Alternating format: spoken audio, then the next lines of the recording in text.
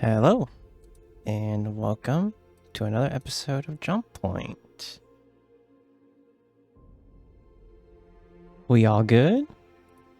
You think we fuck with you now? Like it's been 2 weeks and I forgot. Like I still fuck with you or something? Yeah. What's going on? You thought I was gonna respond and be. This guy thinks we're still friends. That's cute. Oh, a lot happened last time. The party battled against Captain Pocky and his crew, the Bullhorn Pirates. It was a hard-won victory. But during the fray, Dimmy was killed by Pocky himself. And as Pocky fell, he mentioned a general not helping him, as he too slipped into the afterlife. With sadness in their hearts at the loss of their friend, the crew of the Dark and Stormy made their way to the city of Sharn on Eberron. And meanwhile, at the end of life, Dimmy refused to go to the Obsidian Keep and instead followed a strange path into the Hells. There, they made a pact with the Archdevil, Elzid Magdelson, who promised that in exchange for stealing some items from the clerics of Mott, he would return them to life and give them metal from the Feywild.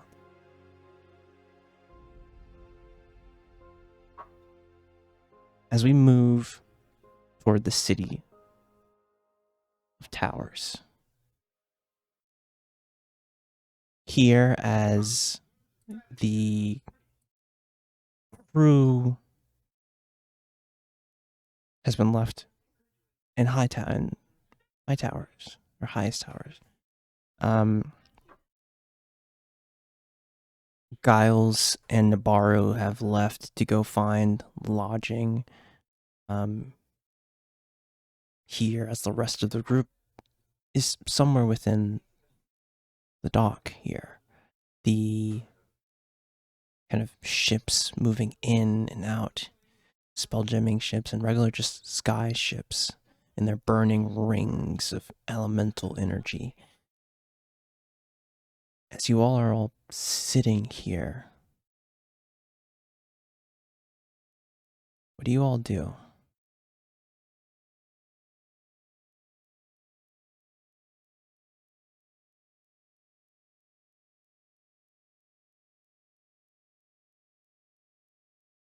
I was unprepared for that question.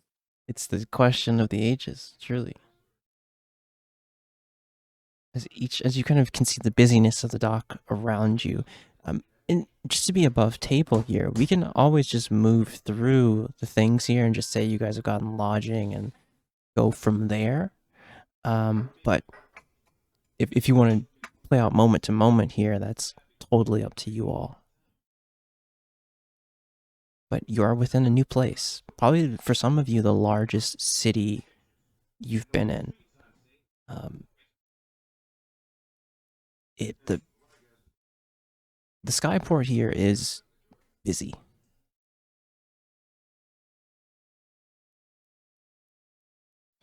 On the upper ward, I'm sure. Oh yes, I can move you guys over to the map actually. Just give me one quick second.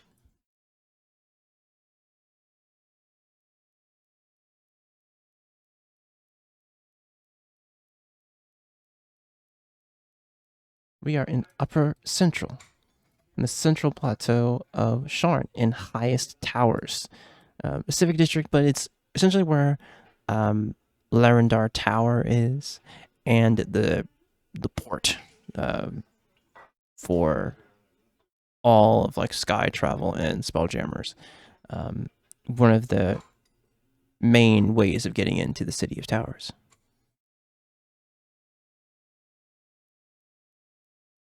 Word.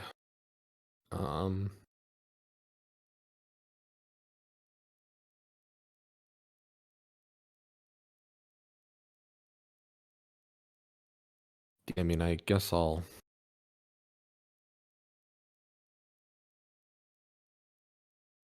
step off and be like,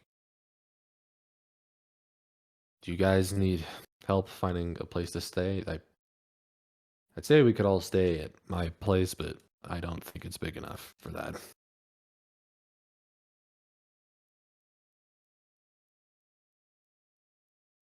You kind of see Aerith. I put me to like, yeah, the place I have in Valia Tower isn't gonna cut it either. I guess Nabarro and Giles should be able to find a place in Middle Central that could accommodate everyone. Uh,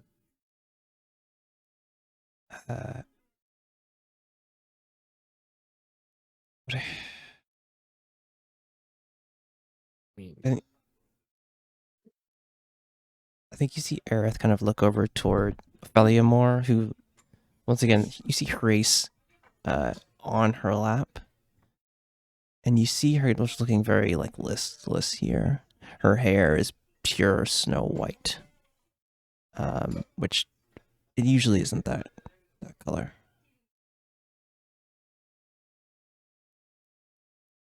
I mean, there's probably some places close to my place over in the Underlook. There's a lot of inns around there, but I don't know.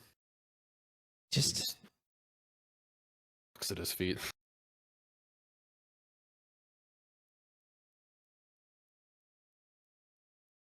I think you see my Something though, right?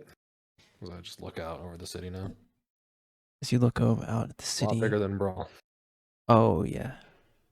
I think you guys are near one of like the sky dock kind of things where you can see like a railing where you can look over here. And for you, Thea, looking out toward the city itself, you can see across and see some of the bridges here. And more than saying much bigger than Brawl, like truly. The Central Plaza itself and maybe a bit of like the Dura is probably about the size of what you can see across from here is like the size of Brawl. But the whole city itself is massive.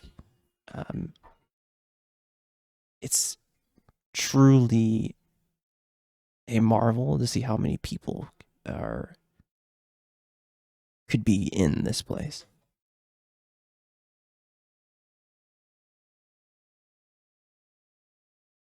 And as you're all sitting here, we see Mycroft kind of move off of the ship, like, I've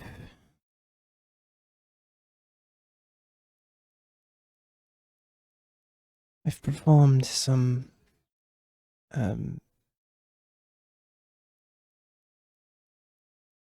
rites to preserve me, and yeah, until you figure out what you want to do. And you can see that there's like an awkwardness there of like how to sugarcoat the process of that. But and you can see that they even like move over and like kind of see the city itself, and also kind of are shocked by the vastness here, and they speak into your mind. Are you all right? Have you been to a place like this, Thea? This is overwhelming. Mm-hmm. Mm, I shall speak out loud to you, Morin. So, what's the plan? Are we to stay at the dock the whole time, or you hear kind of Aerith pipe up like, I should probably check into my post and make sure all that is taken care of before any questions are asked. It's in the neighborhood. It's in this area, so um, but if if none of you have to come with me if you don't want to.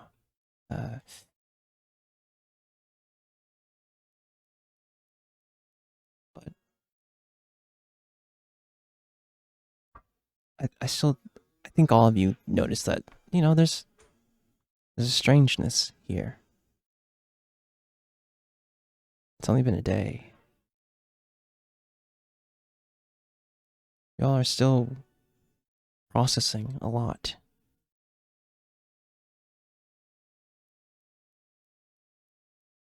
This kind of Aerith looks over toward the rest of you, kind of, Autumn, what are you doing in this moment?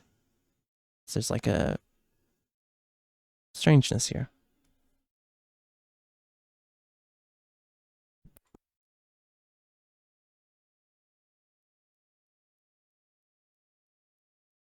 I think Autumn is, kind of stealthily checking the weight of his feather on him. Hmm. It's its usual weight. Featherweight.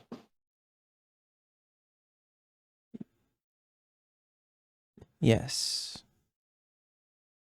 But you know that even with it, the ability to be seen is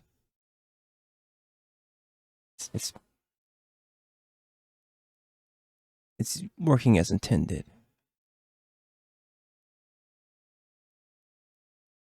Mm. But in this moment, Just seems normal to me. yeah, you would know, feel a sense of change if you had to make an exit and have a meeting with Thalia. Mm. But as of right now, no change.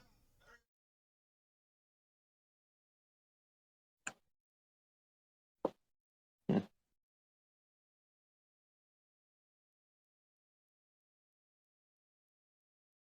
All right. How about you guys grab Giles and everyone else and go find a inn? Uh, Aerith will take care of what she needs to take care of. I'll go take care of what I need to take care of. I'll drop off the shroud, and Okay, yeah. we can have like a night's rest on real beds, Mm. Yeah. and we can meet in the morning. Okay, that's fine. Uh, you see Ophelia and Mara kind of look up towards you. I don't want to leave them. And you can see like a hurt look on Aerith's face. It's like,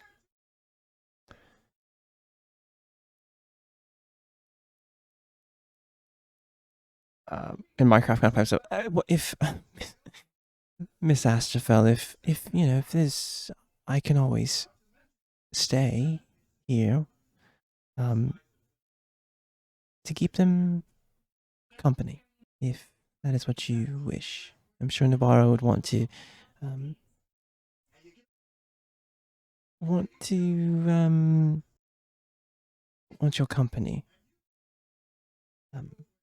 I don't mind staying with the ship.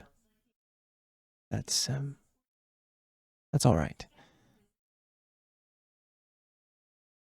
You see a nod from Ophelia Moore. She kind of stands up. Her ace flies onto her shoulder. She'll go with you all to find a barrow and find lodging. As you all move from here, who do we follow first? Morn and his dealings, or the rest of you as you find your way to the central plateau? Hey, you tell me. Hey, sure. Give me a someone from the first group. If you would give me a d20. If everyone's following each other, that's Autumn, Thea, then Ophelia Moore, and then Morn would be on that second group. I can D20 for you. There you go. A 9 from Morn. Oh my god, this is still rolling. It's still going. 13 from Thea. There you go. Love that. Jesus Christ. It's still going. It doesn't. Oh wow, it's almost a 1 also. Okay. 13. Hey, it's meant to be. The two of you guys kind of break off. Here, Mycroft does stay with the Dark and Stormy as it's in port. You step out from highest towers through the streets here. And I think Morn and Aerith with some giving them you all some guidance. You know that you can either take some of the kind of the lifts to get down into the lower kind of layers of the city of this plateau, or you can take the it's gonna be a little bit of gold, but you can take the kind of small skiffs that kind of fly around the city and can take you to some of the other levels here. The lifts are kind of like public transportation here as you step into the streets of Sharn. It is a bustling city. Going through the streets is, even on the highest tier of the city, it is an experience. If you would, I need one of you leading the charge here to just give me an investigation check.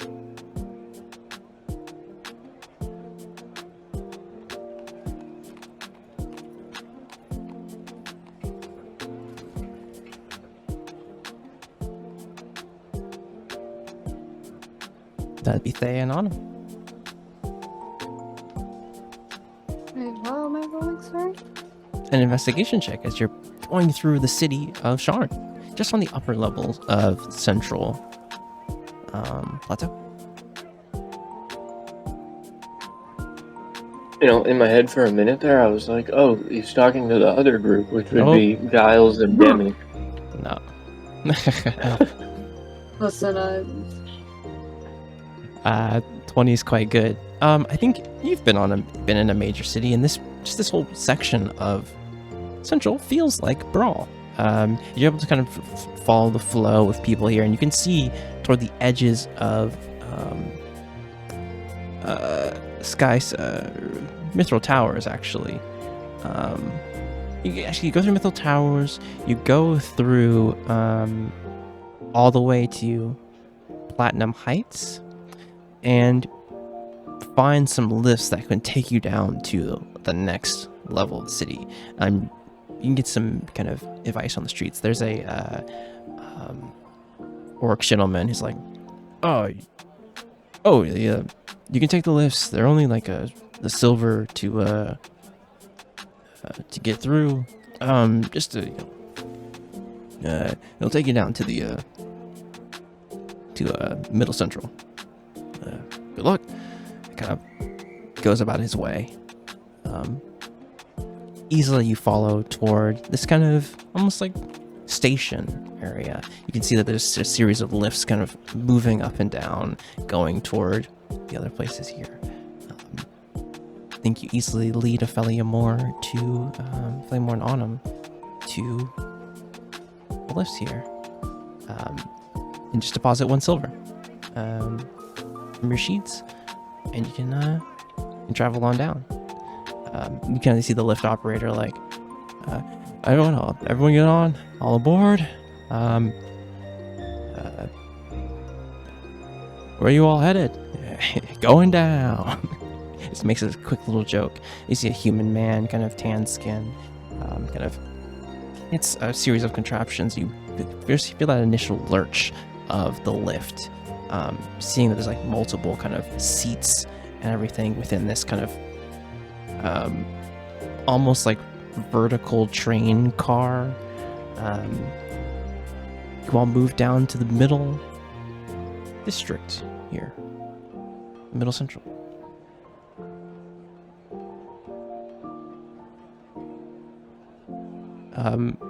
Exiting out in Trade Fair. If you guys would just give me another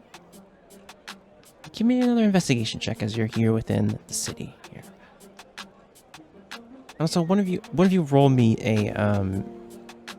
someone give me an investigation check, and another one of you just give me a luck check as well.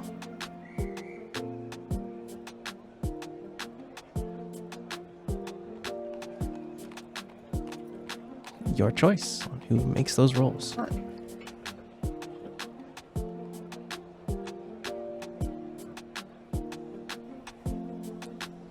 Jesus Christ, my roll 20 is lagging so bad today.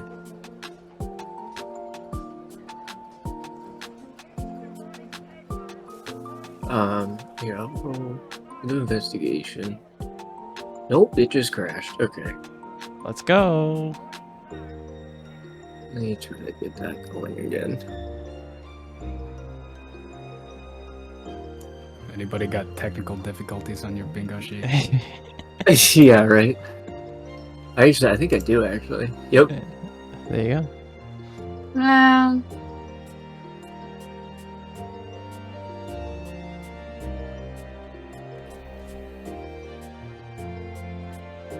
Alright, that's better. Okay, well, make your choice. Who's making the investigation check and who's making the luck check? Wow. Four That on was the, a bad choice. 4 on the investigation. One of you roll me a luck check, please. How do I do the luck check? Just a d20. Just roll. Okay. Well. Yay! Okay. Yeah.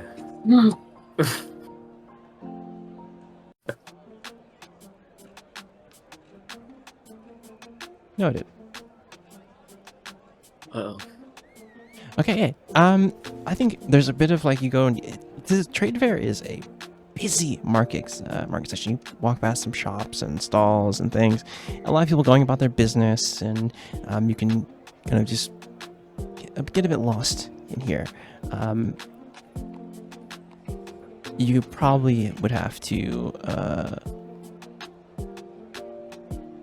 ask a bit for some directions directly here. One of you, just give me a persuasion check here. Try and flag someone down. I will say, Anna is very unpersuasive.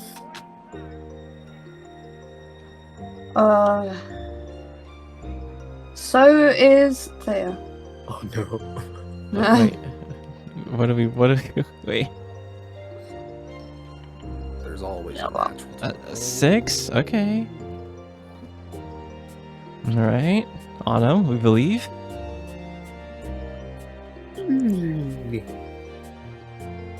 Oh wow. 0. A goose egg. Nice. 0 Hey, ring. yeah, right. Anna remains Rizless. It's on my bingo board. Rizless. No Riz. I think, Thea, you go up to ask someone, but, there's people just moving here. On him, you directly go up to ask someone, and as, like, a blue dragonborn, as you ask him, like, oh, yeah, can I get directions? Like, closes in, he's like, he doesn't even look towards you. He's, like, kind of manhandle, like, pushes you to the side here and goes about his way. Yeah, I might just go back to the ship, honestly. Truly overwhelmed here within the City of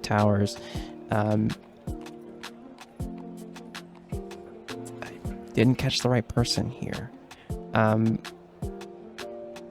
will say that as you move through the trade fair here, just following the flow of the crowd, it does take you.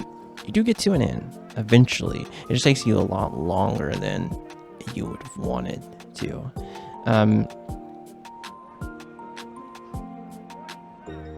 You head toward a kind of section.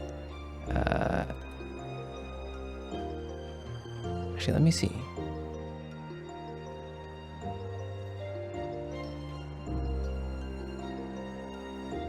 There's a lot of things in this good old place. You get turned around here, and you start to realize that you're not going to be able to find anything. Someone kind of, as you ask for directions here, and kind of getting turned around, someone's like, "Well, actually, you're on the wrong kind of part of Central if you want to get to find some fairly priced inns. You head down one more layer, head down to Lower Central, and you should be able to find some stuff." As you've wasted a fair amount of time here, probably like 2 hours of like wandering around within Middle Central. You have to spend another silver to head down to Lower, and someone actually points you toward Bouldery's Hearth. You can find a respectable inn there. Or Olidra's Kitchen as well, if you want to find food in a tavern. But mark another gold off your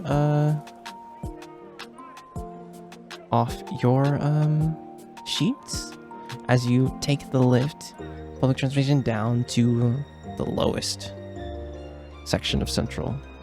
With a place in mind, do you guys head toward Olidra's Kitchen or Boldry's Hearth? Is it Heart? It's Hearth. I see it in the book now. Don't trick me, person who made this map. Okay.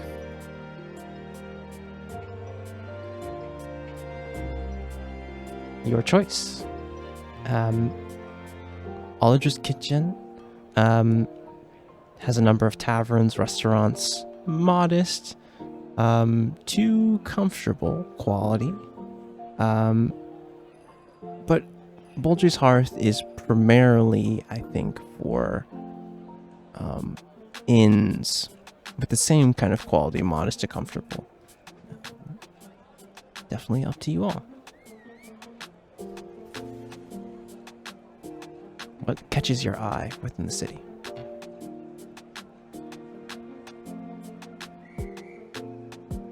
Autumn and Thea, talking to you. I think Autumn will see the Bouldery's Heart sign, and while he's looking at it, it changes to Bouldery's Hearth. And he's like, "What?" Love that. And then Thank you. immediately Thank you who just did that. continue in that direction.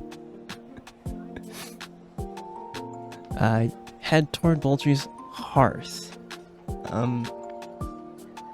I think you pass close here to are you looking for modest or comfortable lodgings here?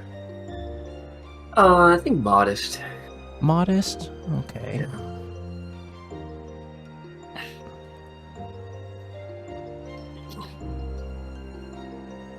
Uh-huh.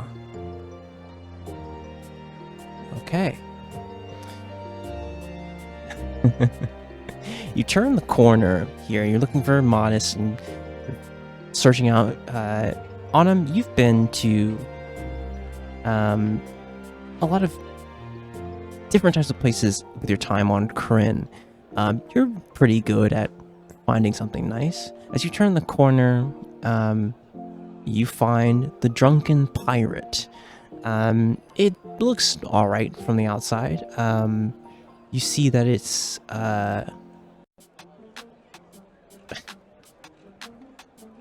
As you are on the lower kind of part of the central plateau, you can see that there's a bit of mud and it looks a bit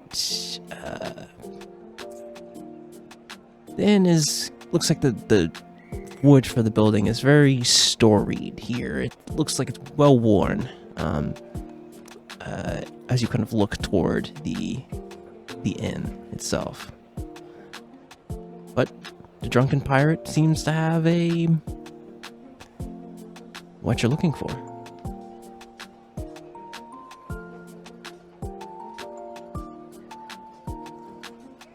Do you make your way in?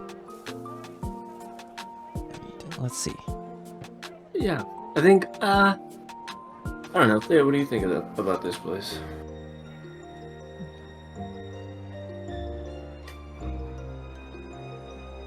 Just eyes wide, staring into the distance. I'm gonna be like, all right, we'll check it out then. Could have got Thea in with me. Yeah, Thea and Ophelia more follow you in here. Like I said, it's kind of smooth stone floors, very, very modest looking.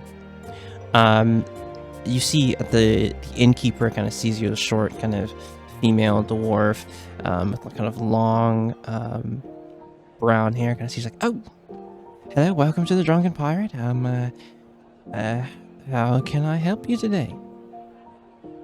Oh yeah, we were looking for a couple of rooms for the night. Couple of rooms, all right. I got you can see that she has a bunch of keys. Oh, I have 2 available. Is it just you 3? Yeah. All right. That will be. Let me see. It's gonna be 2 gold a night. Works for me. I'll pay for those. How many nights you planning on staying?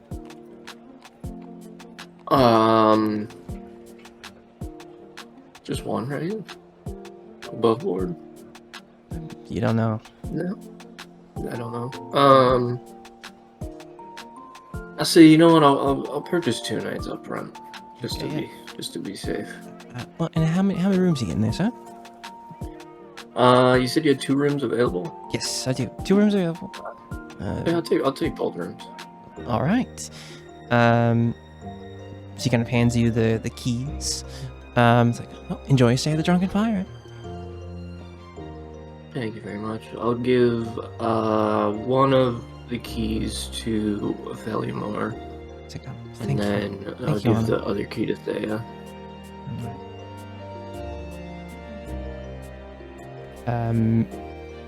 Do you, from here, do you try to explore some of Lower Central, or do you simply stay here at the Drunken Pirate? Okay. Thea, do you follow on him? Yeah. So you leave Ophelia Moore here at the Drunken Pirate.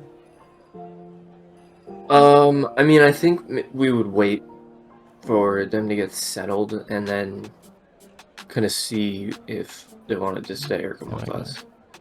I think you see that I don't mind staying, and I'll send Trace to Nabarro and Giles and see if they found some accommodations near here as well. Sure. Go and enjoy this place. You've never been here, right? No. Just be careful. I think you see a very serious look. Ophelia Moore. No, all right. Thank you. Yeah. Okay. And you get settled in. Try to, make yourself comfortable. We'll be back shortly. You see that Race kind of like is in guard mode here, like looking at every face, every person in this lobby. His 4 eyes kind of, or actually 3. The one, his kind of front eye, that long scar across it, just like eyes you carefully, and then like starts looking around here and stays with Ophelia Moore as she goes to the room. from here, from Baldry's Hearth, you can head toward North Tower. There's a myriad of shops there. Also, there's a bit of residential here, as well as taverns for food and etc. Down below you from Alandra's kitchen. Where do you go? Is there like a shop I could get potions from here? Very much so. You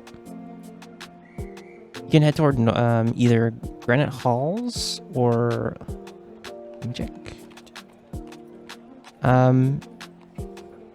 Yeah, I think Granite Halls could definitely. That's kind of more for the builders and makers here. So probably North Tower is probably your best bet. Alright. Just you have to go through a few neighborhoods here and a few shops to get up toward North Tower, but it takes you maybe like 15-20 minutes to walk to get up to there.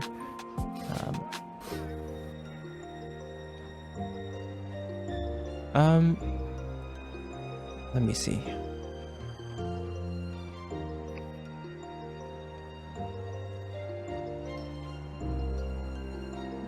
And this is here. Yeah,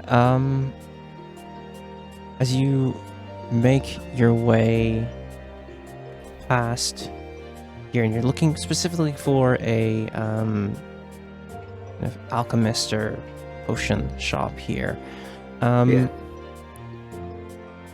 You do find one, though. Like I said, 20-minute, 30-minute kind of jaunt through North Tower. You see a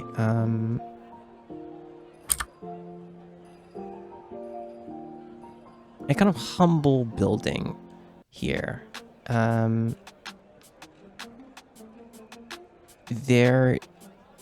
kind of built around it, or built in front of it. There's like a pool, and there's like a small like kind of rope bridge that connects that little pool to the front of this really humble like 1-story shop.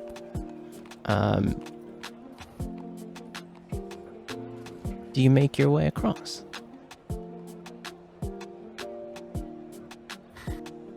Was that a question? No, yeah. Do you make your way across the this kind of rope bridge to the shop? Oh yeah. Yeah. Thea, are you following on him? Yeah. Okay. As you move past this kind of rope bridge to the small kind of humble shop, there's like kind of that the ding of the bell as you open the door. You can see that and smell, honestly, different varieties of scents as you walk into the doors. You can see bubbling on like a table. There is like 2 burners going, and there's like a almost like pink liquid and a vial, and then a kind of large kind of beaker that has like this blue liquid. And you can hear a person in the background saying, "Yep, I'll be welcome. I'll be right there with you. Just go to the front counter and yeah, just wait there. All right?" Yeah. And for a moment, you see a young halfling woman, kind of has these kind of like longer kind of leather gloves on, an apron, and kind of pale, freckled kind of skin, almost like red hair, quite long but tied into a single braid. It's like, "Oh, welcome to the alleyway. My name's Jane Galley. Is there anything I can help you all with? Any Yeah, we're potions just or? curious about what you had in inventory. Sure. I'm just mixing up something right now. I got a couple. I think I got a couple potions of healing done. Well, what are you looking for? I'm sorry. Don't get me to list I guess everything I got. mostly healing potions. Kind of, I don't know, kind of looking to shop around a little also though. All right. You know, actually, I guess on the subject, just kind of a weird question. You don't happen to have any potions that could like bring someone back from the dead, right? Unfortunately, alchemy does not do wonders of the divine. So, Just figured. if only I would not be in this small shop if that was the case. But you know, Fair. if it's Thank potions God. for strange things and potions of healing, I got that. Yeah. I do like strange potions. Well, But I think mostly I should probably invest in trying to prevent more people from dying. that's always a good plan. Well, you see Jane kind of pulls down and grabs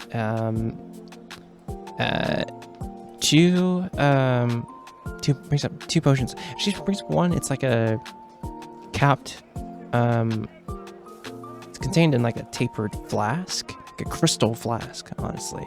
And you see this like almost like coppery liquid in this.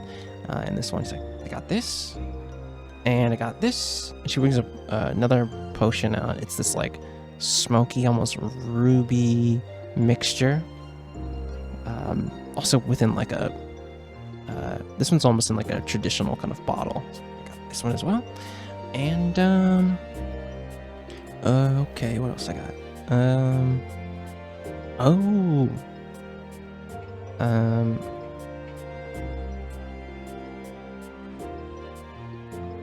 So I got two potions of healing here. I mixed this one up. Both these up. They're a bit different. But two potions of healing. And I think I also got in stock. Let me see.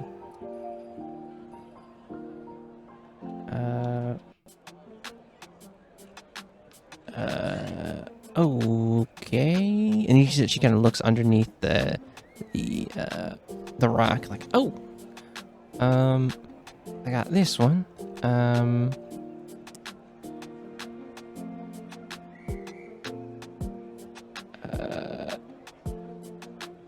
Sorry, I'm freaking scrambling right now. Your GM is scrambling. Oh, okay.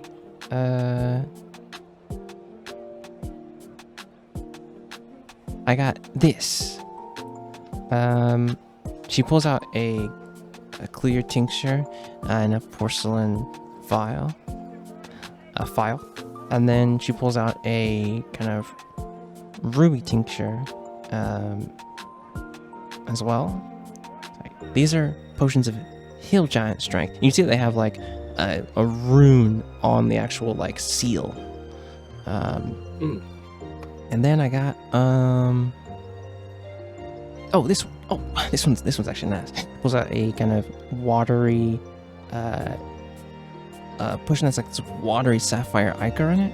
This one is good for protection from like mental attacks and things like that, things that'll joggle your mind. And then I got two of these, and she pulls out these bigger kind of drafts, like a bigger flask, and you can see that there's like the flask is these geometric patterns carved into it. And she pulls out another one that's like a swirling kind of mixture, always spinning. And these are two potions of superior healing. And this is all I got for right now, before I get some stuff. So two potions of hill giant strength, two superior healing potions, and then two potions of healing. That's what she has currently. You said hill giant strength? Yeah, potion of hill giant strength. Hill giant strength. Yeah. Potions of healing are gonna probably cost you about 50 gold a piece. Potion of hill giant strength are probably a bit a bit more. They're a little bit more expensive. They're gonna probably be about 400 gold. Which I can be, I can be persuaded to part with them for 350, but 400 apiece. The potion of superior healing is gonna be a flat flat 500.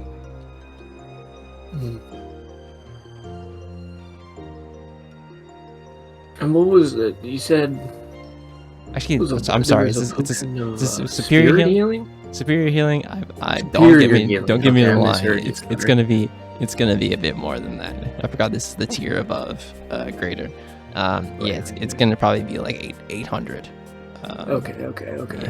Yeah. Eight to 900. I'll go with hmm. You said you had 2 potions of healing? Yeah, They're just 2 50 potions each? again right here. Yep, 50 each. Oh. I still have the most gold with me. I'll grab one of them. I'll grab Yeah. one of them. Do you grab the kind of the almost a silver flask? Like it looks like almost like an alcohol flask. Do you grab that one, or do you grab like just the plain kind of potion with the ruby kind of mixture in it? I'll get the one with the ruby mixture in it. A Okay, plainer so- looking one. Oh, all right. And kind of slides it over to you. Oh, 50 gold. Alright.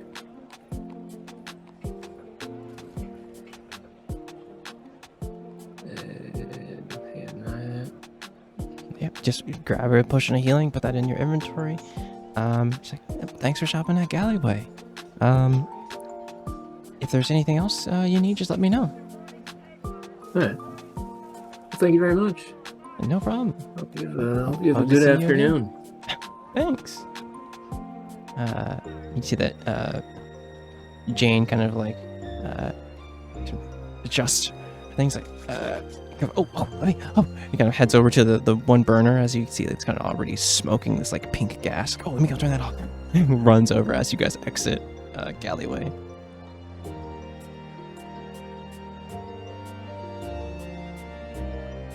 Is there anywhere else you guys want to go?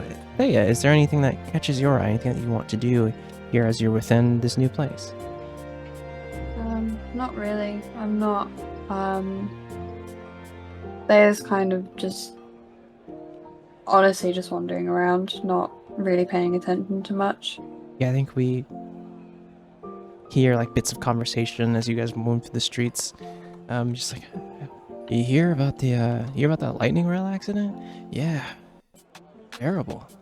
You can just hear like, when is the King of Breland gonna give his speech? And you can just hear like other things. It's just the general buzz and news around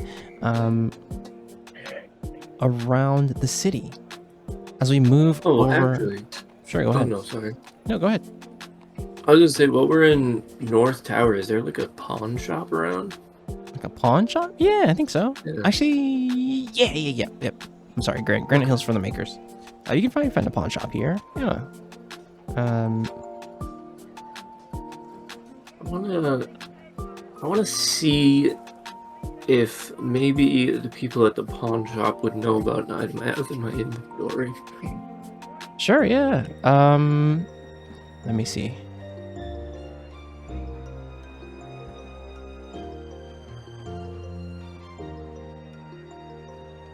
Okay. I think as you follow through the city and get directions, I won't make you roll for any of that. You find a pawn shop. It's called Crusader's Gate. And you can see that there's like a sign of like a like almost like a knight, and you see he's like kind of scratching his head, like he's trying to pick an item. There's like a sword in front of him, a mace, and like a suit of armor, and he's kind of like scratching his head like he doesn't know which one he wants to pick.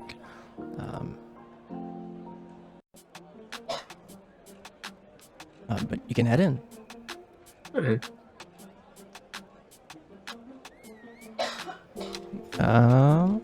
As you move past kind of the main, it's a very common looking place. You can see there's some people kind of in here. Actually, there's not a customer in sight in here. It is pretty dead in here, at least currently right now.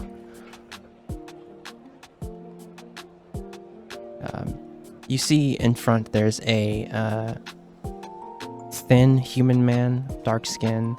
You see he kind of has like a low cut hair, kind of shaved on the sides. It's like, so you can see him kind of just looking out the window, and he sees you, and he's like, oh, he's like, hey, what's going on? Welcome to Crusader's Gate. How can I help you? As you can kind of see that he was like in the midst of daydreaming, and you kind of just like snapped him out of that. Is there anything you guys are looking to get? How can I help you? I was actually gonna look and see if maybe, I don't know, you'd be interested in this pendant I got, or I don't know if maybe you knew anything about it. Pendant? I'm gonna pull out the white stone pendant I got from the... Oh, yeah. Was it the first mate? Yep. Or no, the Spelljammer from the Bullhorn Pirates. Spelljammer. Oh, yeah. You see, he kind of looks like nice little pendant. Let me take a look at it here. All right. You see, he kind of like grabs like a magnifying glass. Kind of looks at it. He's like, not bad.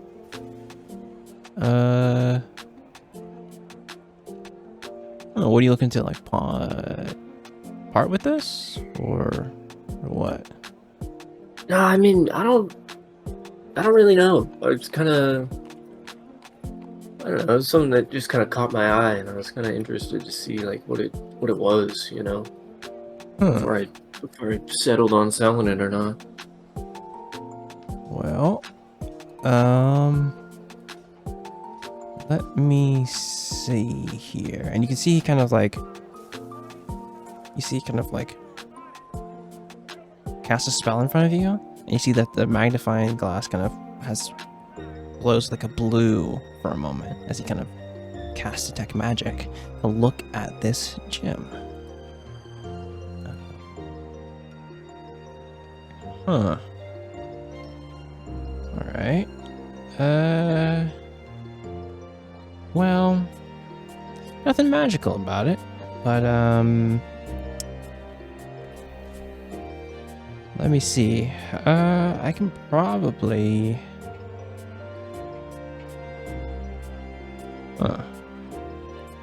I can probably give... I need to give me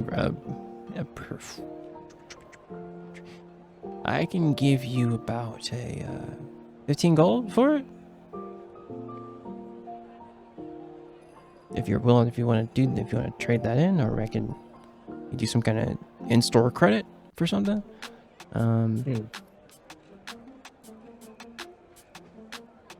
What are you looking to do? Right now, it's probably about 15 gold that it's worth. Nice little gem. Nothing, or stone. It's nothing really magical about it. As he kind of clicks pulls the little magnifying glass, sets it down on the counter. But yeah, best I can do is probably 15 gold. Okay. I don't think I've ever seen anybody. How do you know if it's magical or not? Oh, what? Just use a little spell. Just channel it through the little magnifying glass. Nothing special about that. What about this? I'm gonna pull off the jade ring. Kind of very obviously change the subject away from selling the pendant. I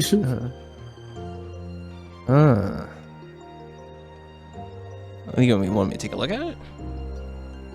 Yeah, I mean, I don't know. I was kind of...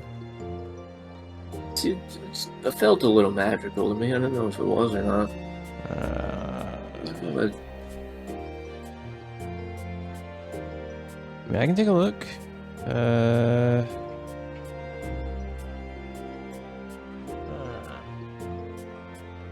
He kind of looks at it. So,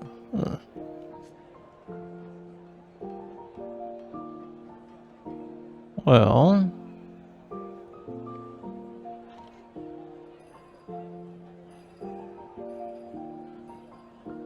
when I have to make a big decision right now above board. I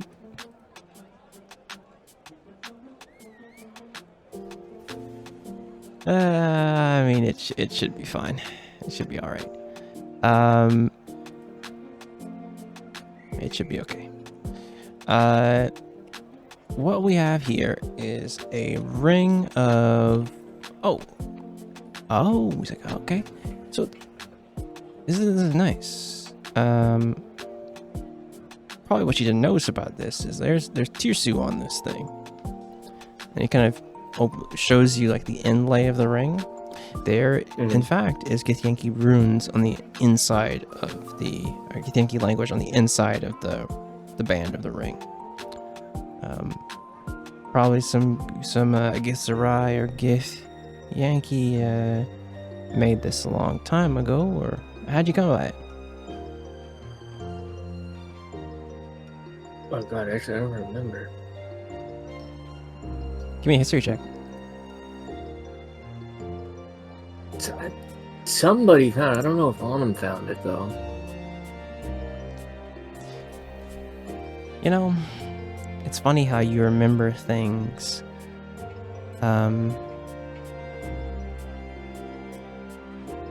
You start to remember the small things about a person in those little moments when they're gone. Dimmy gave you this ring as a gift.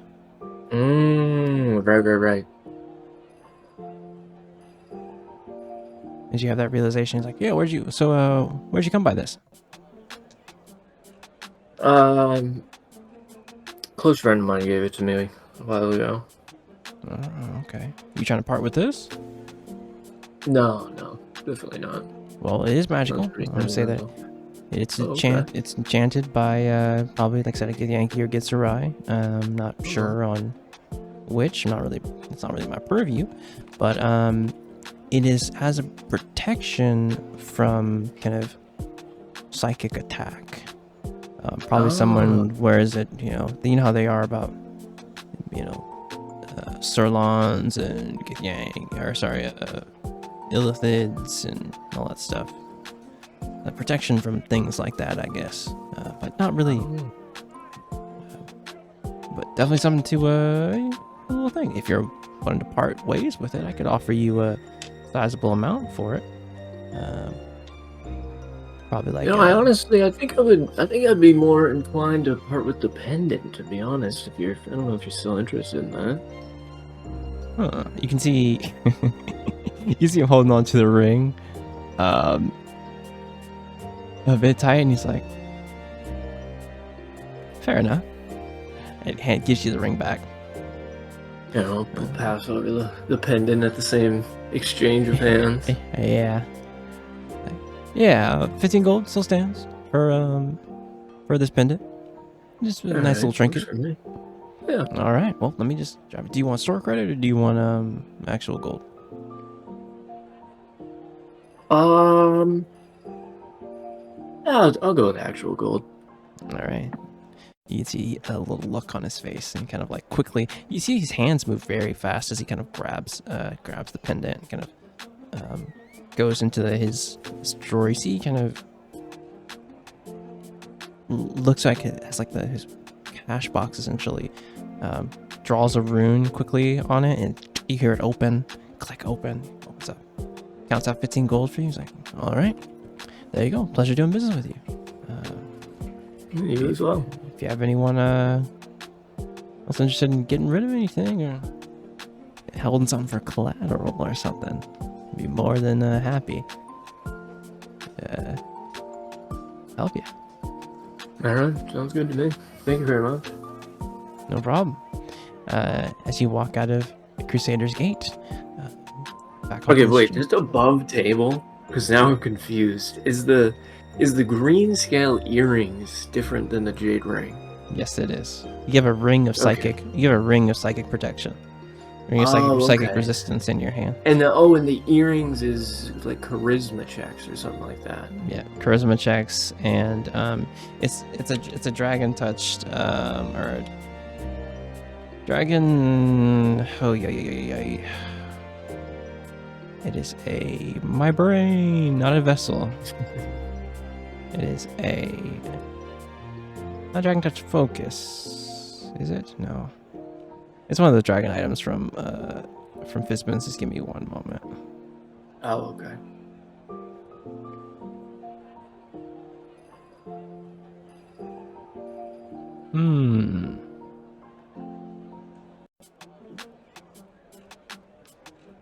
As I look up stuff furiously, it is a scaled ornament. So it actually has like a piece, like the green scale earrings. They have like a little green, small bit of a green scale in them. Advantage on avoiding the charmed and frightened condition. Saving throws. Oh, okay, right. So you can attune to that. I think also the ring of psychic resistance is an attunement item as well. Yeah, I think I actually was looking at that a while ago. There's a ton of it's an attunement item as well. W rings in this. Yep, it is the ring of psychic resistance. And you know, it's a rare, but like it's just resistance, so it's fine. You can have it. W ring. Quite good, but like you said, I would say set with jade, Tirsu runes and its inlay, well crafted by I guess Sarai or Githyanki. But you can attune to that when you have time to do so. You have short rests to do so. Okay. Was there anything else that you would catch either of you guys' eye, Thea or Autumn, as you move through the central plateau here? So we move through North Tower, even. If not, we move back up. Yeah, I'm all good. We move back up toward Upper Central, some hour back. Morn as you break from the ship. Where do you go here?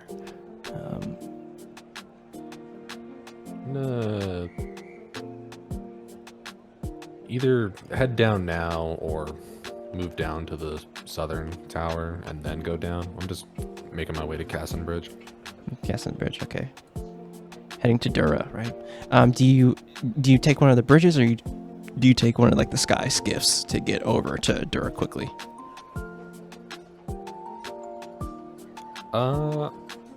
I'm not in a hurry. I would do whichever one I know is cheaper. Yeah, I think hoofing it is probably going to be a bit cheaper. Maybe you can probably hail like a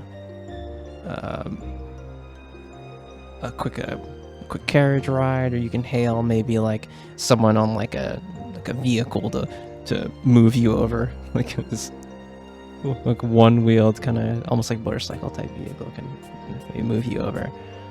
You need a ride? Actually, wait. Give me a. You can roll this at advantage because you're from here. Just give me like investigation check. I hate this guy. I know what he's. Just give me investigation check. Yeah, I'm doing digital today. Let's see how it treats me. Pretty good.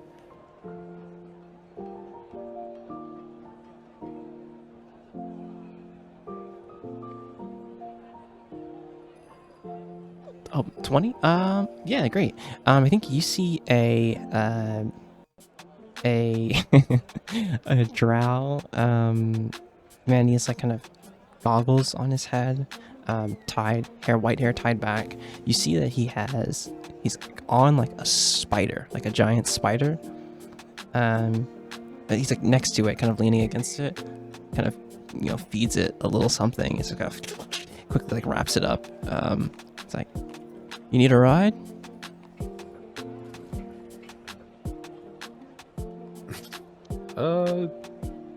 How much are you gonna charge me to get to Casson Bridge?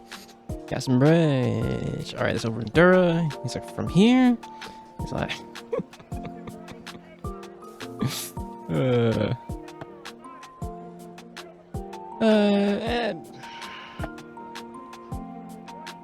about 8 gold. I can take you over there. Yeah, fucking inside check. I'm being scammed. For sure. That's a natural 2. Or 15 on the die. You can't tell. It's like, or knows. yeah, that's about the best I can do. His red eyes kind of like looking, glaring at you.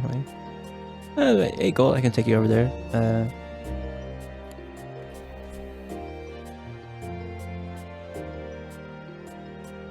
I'll just climb on. Give Yeah. me gold. Yeah, you climb on this kind of this black spider. He's like, all right. He's like, all right, old girl. Let's go quick.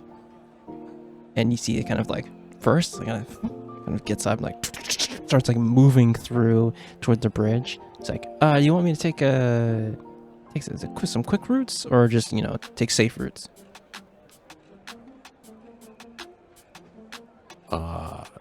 Let's I- save for sure. Oh, fun. As you can always see that he was about to like take the spider off one of the bridges and like swing on its way. We never get to have any fun, do we, old girl? It's like you see like I'm not trying to get hit by a rail today. fair enough. And you see like kind of spider moves quickly through the street, and you see like some people like he's kind of like yells at someone like, get out of my way, come on. Like people are kind of walking in between here. It's like the weirdest ride that you've had of like, you've probably been on worse. Where he's no regard, like moving through people, almost you narrowly miss like a vehicle, narrowly miss like a carriage, moving through here, and you make your way to Castle Bridge. That's going to be on is it Middle Dura for Castle Bridge? That is like south. Yeah, you see it on the bottom of the map there, not highlighted. Okay, let me go to oh, in Memphis. Oh, in Memphis. He said, "Dang, I took the wrong guy to Memphis." I took the wrong guy to Memphis. So it's gonna be Middle Memphis, right? That's right. Yeah, yes. Middle Memphis. He's like, climbs. You go through the Everbright, a bit through the Everbright district, head and kind of stop at the edge of Castle Bridge. He's like, all right, that'll be 8 gold. And so how do you, he's like, oh, my employer wants me to do this. How do you rate your experience on spider riders? It was very safe. 5 stars? Yeah. As he kind of pulls out the paper and you kind of jot it down, he's like, yes. Like, all right, enjoy your stay in Castle Bridge. And he's like, all right, let's go. He's like, you see the spider just like quickly just move off as you are here within the district, shopping district right here in Castle Bridge. Where to? Going over to Gallery Shop. You make your way through the streets here and find your way to a fairly modest, to some degree, 2-story office building here. We see it's marked with just a number above the door here. I need you to give me a perception check, though, as right as you went into Castle Bridge.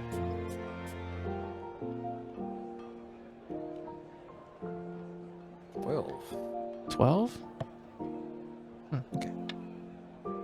As you look over, you notice a rat kind of, as you're walking on the street, it stops. You can see it kind of stop, look at you, like clearly look at you, and move further in. What do you do?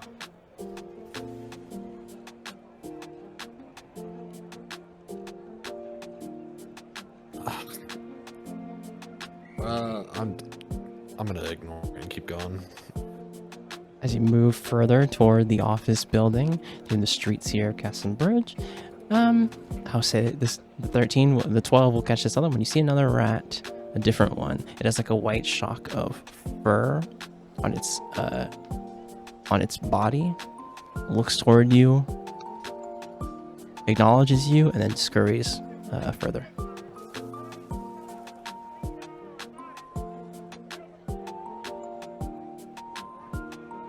It's just a coincidence. I'm gonna keep moving. Okay.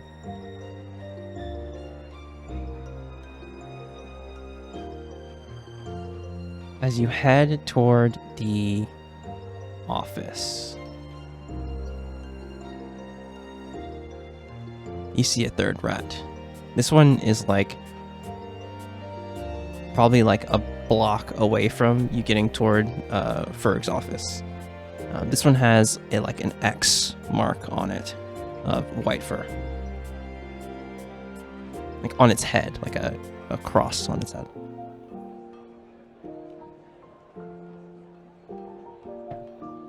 Okay, roll below. Sigh and go over to it. Over to the rat. All right. You see it kind of, it acknowledges you. Kind of sniffs your boot here. And then it will crawl onto your, like crawl up you and crawl onto your shoulder. Can I help you? You see it kind of pull your collar and then point toward a man who is like leaning up against the side of the building of Dallar's office, because there's like an alleyway in between the office and the next, you know, the next kind of place. It's like another kind of shop here. You see a Githyanki man hooded. He has kind of his arms kind of wrapped. He has kind of some simple clothes on, a dark cloak. You see that he has like a pistol and a short sword on his belt. You see he's kind of just like whistling to himself, and what you also see is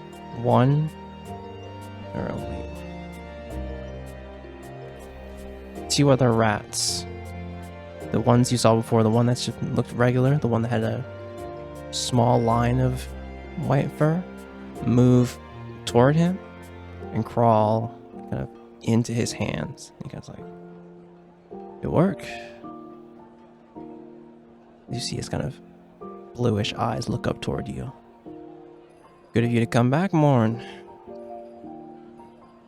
What's the name of this person? Your associate.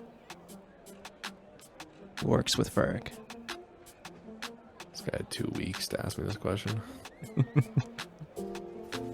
His name's Go Fuck. Last name yourself. Gith don't have last names. It's Go Fuck. Go.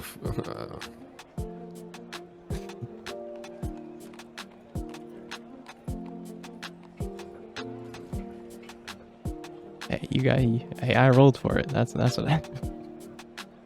Yeah, I'm on it. Don't worry.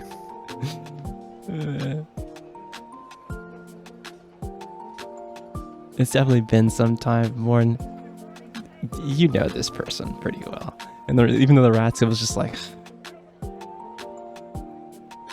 Yeah, I mean, this is just Vic. it's really the most like Sharnian name. Mm.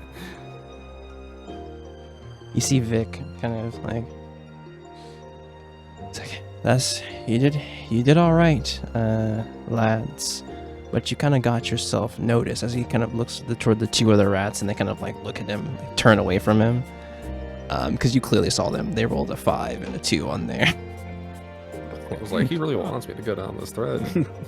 Nope, they just suck. And he's like, "You guys got seen by Morn. I thought you knew how to play the game a little bit better than that, you two." And you see the rats kind of like turn away from him. He's like, "I guess you don't want any little snacks or anything."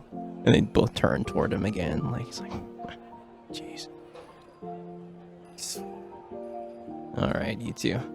Puts him on his shoulder as he kind of walks up toward you.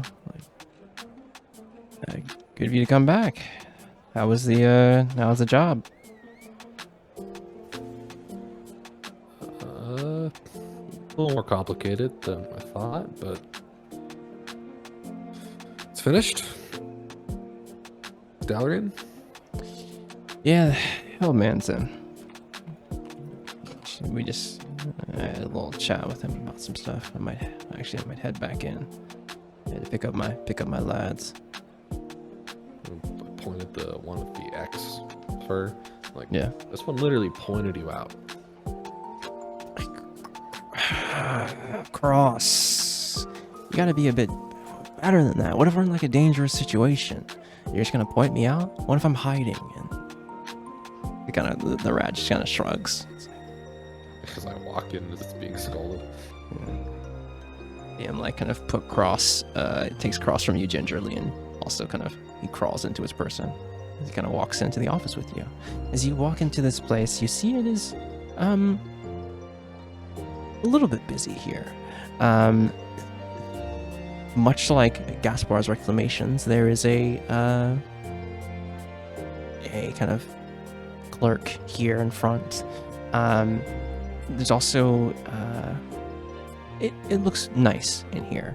Nothing too fancy, but still nice for the surroundings here. And you see Vic kind of like head into one of the wave toward the clerk and head in toward an area and kind of like sit down. Like, if you're talking to him first, you can go on in.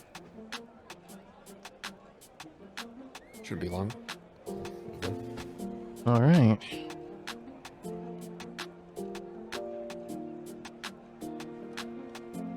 You step in through kind of one of the upside. You kind of walk past, and there's like another clerk like filing stuff, and they kind of see you and like, oh, Lauren, hey. You see a kind of just a human man. Like, oh, good. I guess. How'd your mission go? Yeah, it was a little more complicated than normal, but I take off the Inverness cape and reveal the Scarlet Shroud on my shoulders. Oh, Take that off, put back on the cape, and hand it over. Oh, well, great. We can get this to the client. Then I'm sure Dollar will be pleased. There's been some, some things happening as usual. I'm not going to get into too much gossip, but he's in the office if you want to see him. As you move into kind of past some other kind of small offices and through here, heading upstairs to the main office. We get to like a common door. And you know the drill, you can knock. Yeah, knock and just wait.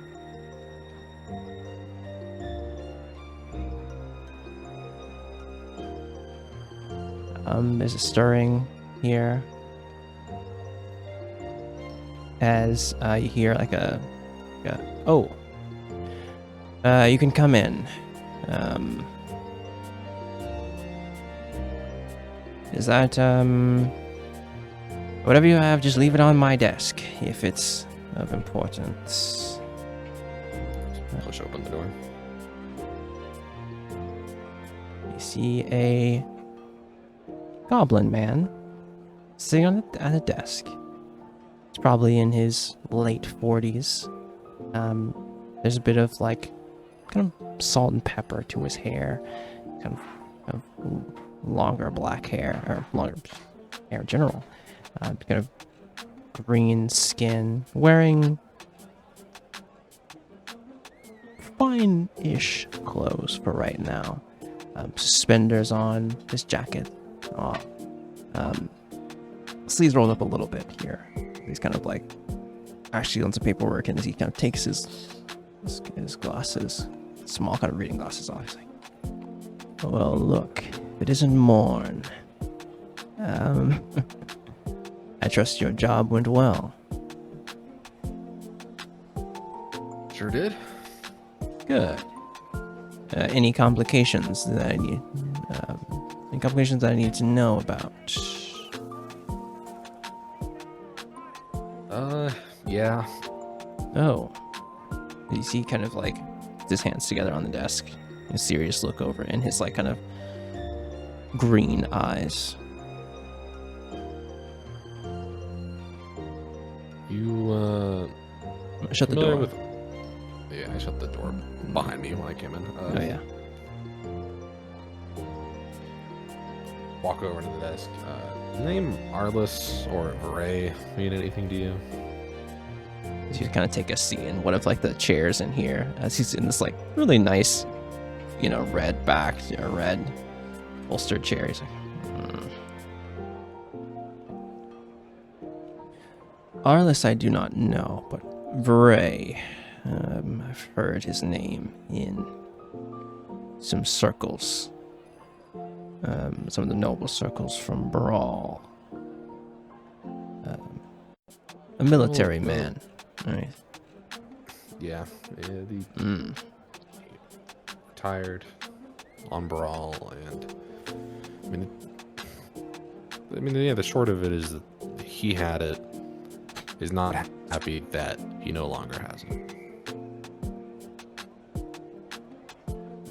Could be trouble.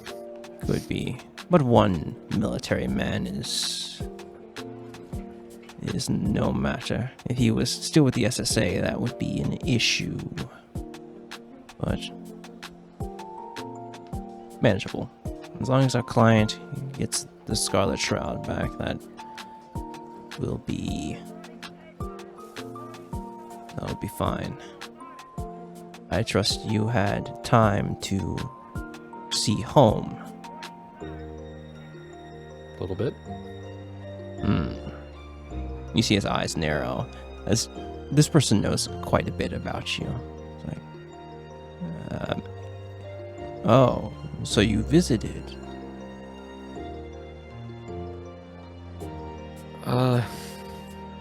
Yeah, I stopped by once. And how is Malin doing?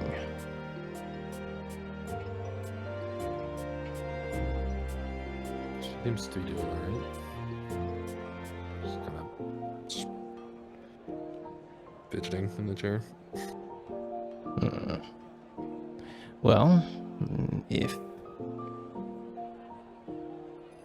I trust that it was a rough job, I will say I do not have any work for you currently, but Well, that's good, because I was gonna bring up that I need some time off.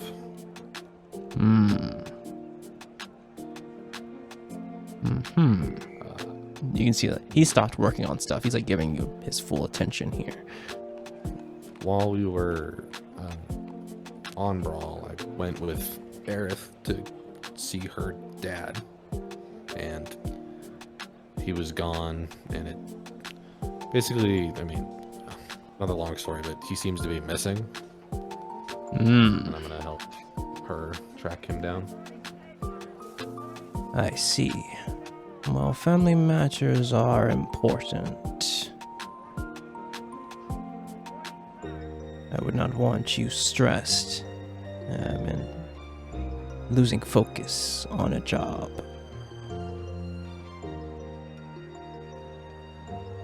Yeah, we're gonna start looking on Kryn, so we won't be too far.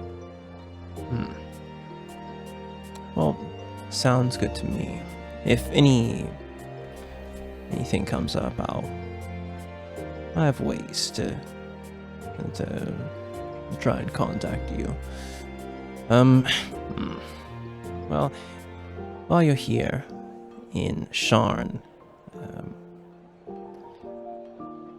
if Vic needs any assistance here, offer it if you can. So, enjoy your I don't time. know how long I'll be here, but yeah. Oh. Well, I'll keep you updated. Were you able to make a stop and speak with Feyre?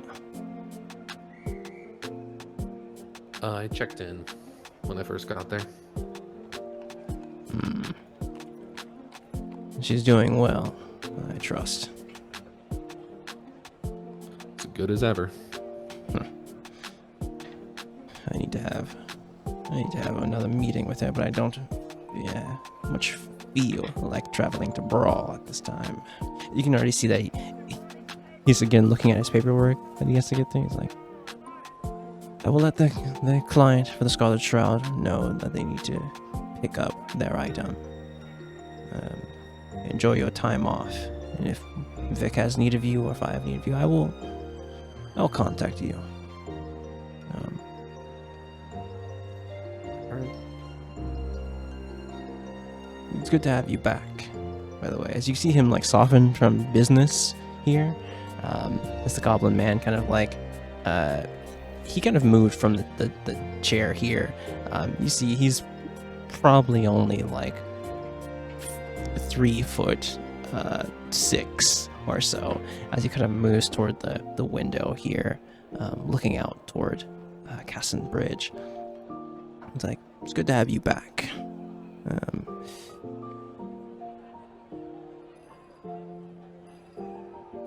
Yeah, I wish I could stay longer. That flew so far out of the tray. Give me a I'll ask this. Is Morn open with his feelings right now? In the presence of Dallery? Or is he strictly business with Dallery?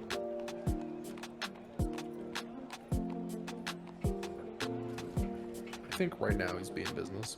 Yeah. You see he like notices something and he's like, well, enjoy your time off then. Pick up any missives or anything that have been left. Ask the clerks if I made sure any letters sent to you were collected here. Make sure you pick them up. And he kind of gets back to his work. He's like, gives you a slight nod and heads back toward his desk. Puts his reading glasses on and begins more paperwork here, as the office of Dallery Ferg is ever busy here on Eberron and far. As we see, kind of get a shot of you exiting the office and heading downstairs, we see Vic with the 3 rats kind of like kind of chilling on one of the chairs. It's like, how'd it go? Fine. Oh, cool. Yeah, so what's next for you, Marn? Stay in town for a couple days and then move on to Kryn. Kryn? What are you going out there for? I gotta find someone. Okay, hey. Don't let a dragon elf freaking eat you or something, man. I think I'll be fine. Wait. As you can see, like, he's like, wait. Hey, I don't know what they're like, but if they're like wyverns, man, they're a little temperamental. You can see, kind of like, gives you a bit of a smile. He's like, stripe, cross, plane, come on.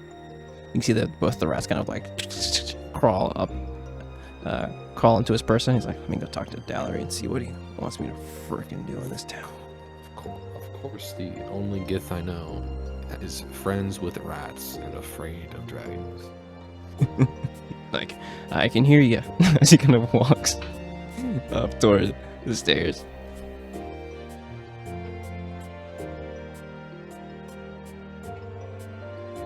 I'll head over and just grab all my notes before heading out.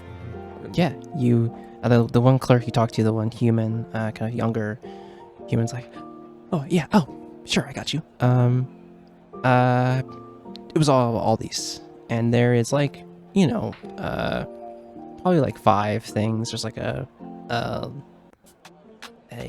just like a almost like junk mail. One's like just junk mail, like come to it's opening season at the tracks, or like at the betting ring or whatever, and it's just some silly stuff like that. Though there is a letter, one that jumps out at you. There's a letter from the Adventurers Guild. It has that emblem on it. The Zindric chapter of the Adventurers Guild. That kind of is strange and jumps out at more.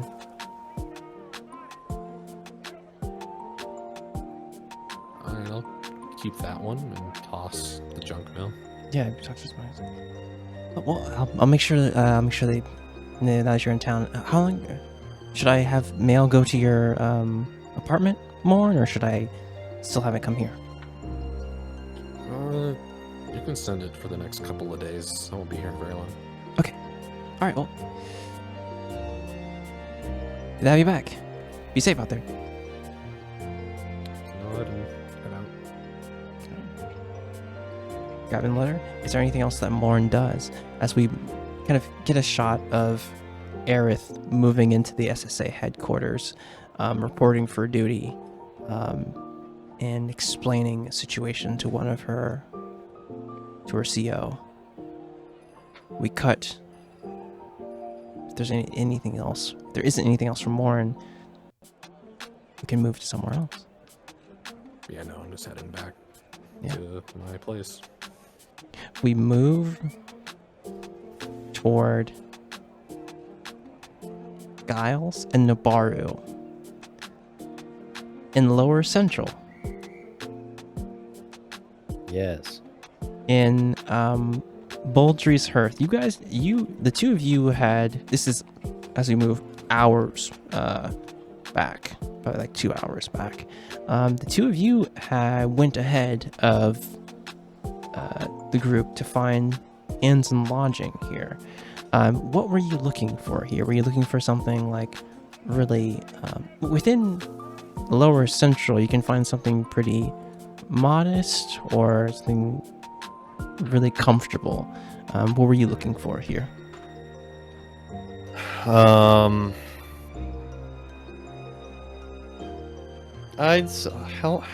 long are we staying here? A couple days?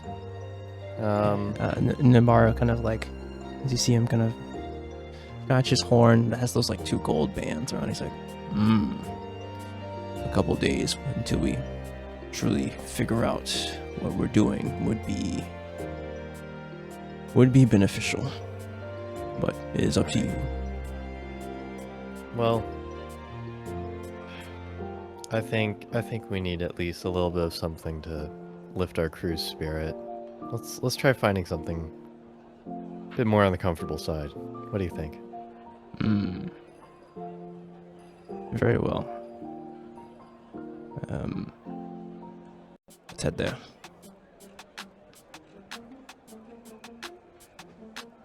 As you move to a very comfortable spot, passing the drunken pirate, heading toward the nicer inns, you find an inn called the Crow. And as you kind of step in, it's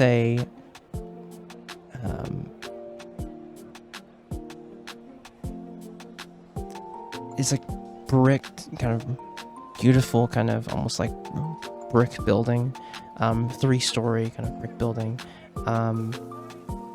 You can see out front there's like these like crystal kind of chandelier, like almost like posts, and you see this like kind of blue flame inside each. And as you move through, kind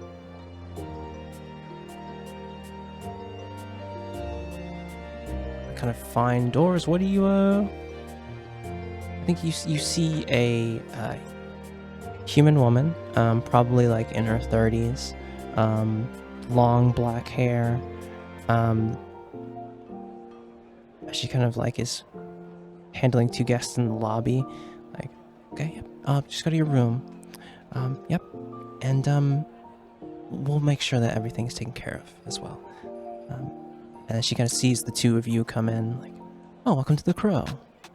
Give me a perception check, Giles, as you get toward the counter. 12. In the main lobby, in the corner, there is an owlbear laying down, kind of lazily sleeping here. How big is this owl bear? This owlbear is like, it's a main kind of big lobby here. This owlbear is like probably moderately sized, so not as big as like a fully like a rather large owlbear, right? It's like probably maybe the size of a small bear here. So it's still an owl bear large. going through its teenage years. Fair enough. It's still large though, like still quite large. Still like if it stood up on its hind legs, it would be like as tall as you, right? But it's not massive, right? It's not towering over you.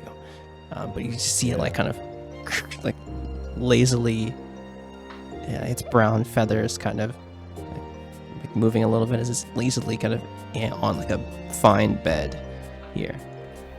And you can she's like, welcome to the Crow. It's like point my thumb at the owl bear. It's like, wow, you guys really are putting in an investment on security here. I can see. Oh, that's my. Oh, that's Baltha. Don't worry about him.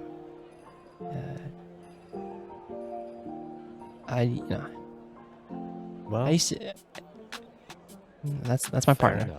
That's my partner.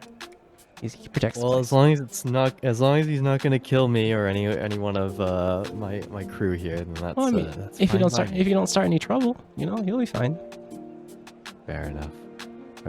On the wall, Giles, you see that there is a short bow, kind of pinned to the wall.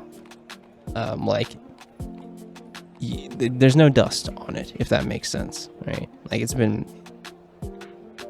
used quite a bit.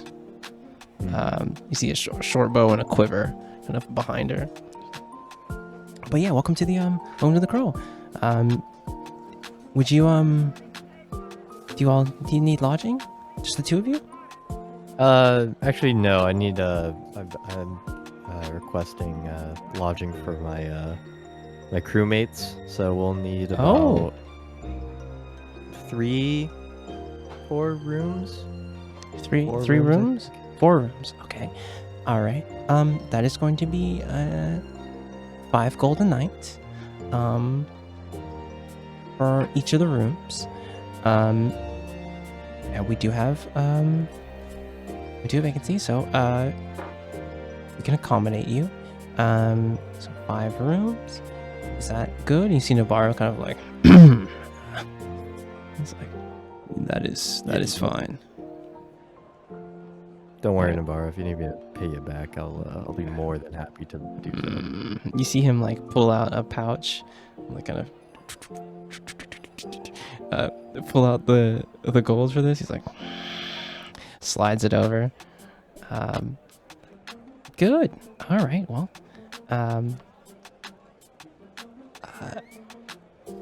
here's your keys and trade time with the Crow. I'll make sure to have some of the attendants. Just ask any of the attendants, and I'll get you anything you need. Great. And it's at that moment where you see flying through an open window mollymawk race kind of flies in on Nabaro's shoulder. And you see it kind of like nuzzles onto him and kind of like makes a seagull kind of cry. It's like, oh.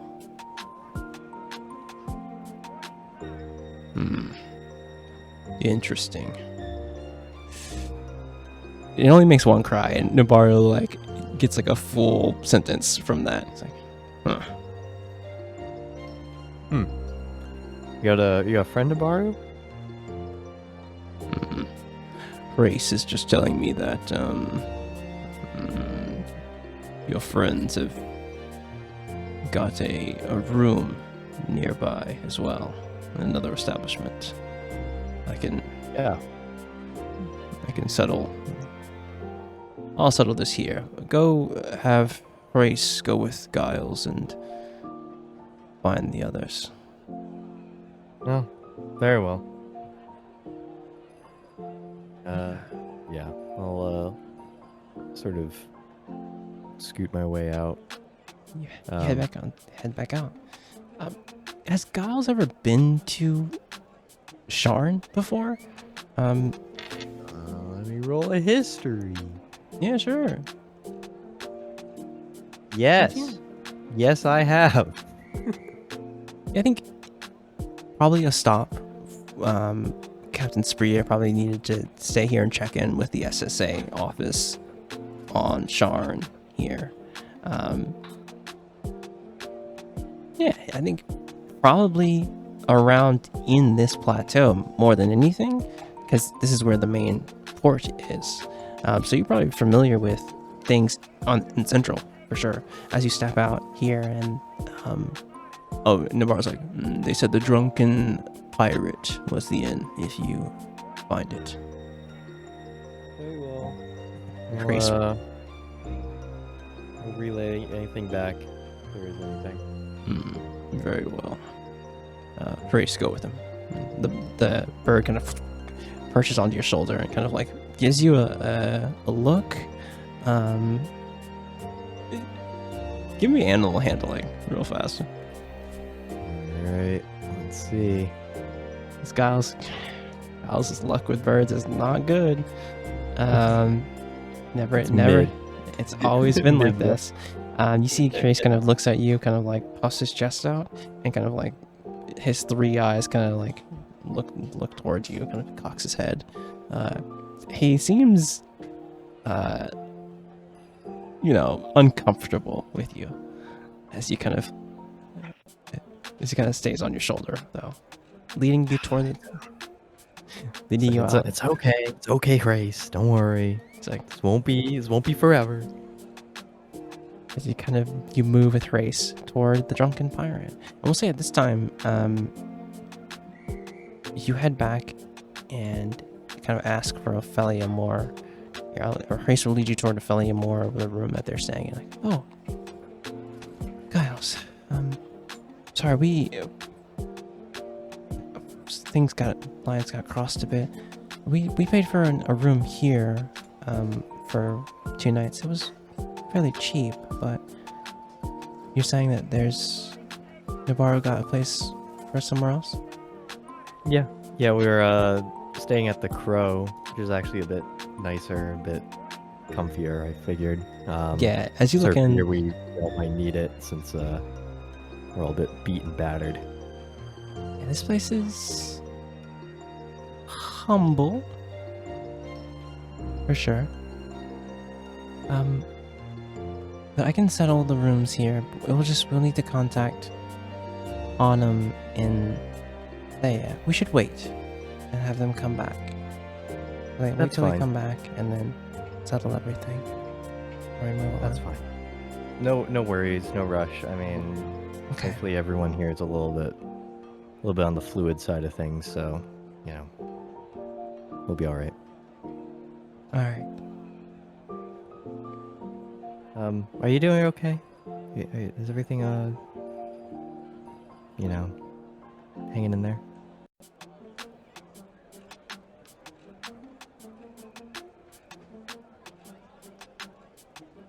To be honest, no. but and I don't know what's next. I understand. I'm apologies for sort of asking a question where the answer is fairly obvious, but I just wanted to make sure, I appreciate you trying. But thank you. But like, I think we at least have a plan for Demi, and what will be right, and we'll have that be our guiding beacon through all this,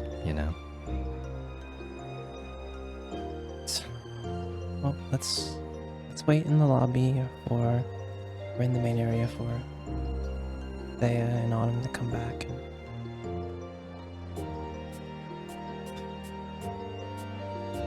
Very well. Very well. Okay. Yeah, if you need anything at all, please do let me know. All right. Of course. You see Hrace moves off your shoulder and goes to Opheliamore's shoulder and kind of gives you once again like a dirty look. Wave sarcastically at Hrace, like, "Bye, Hrace. It was lovely chatting with you, buddy." Gives you a single kind of just seagull cry.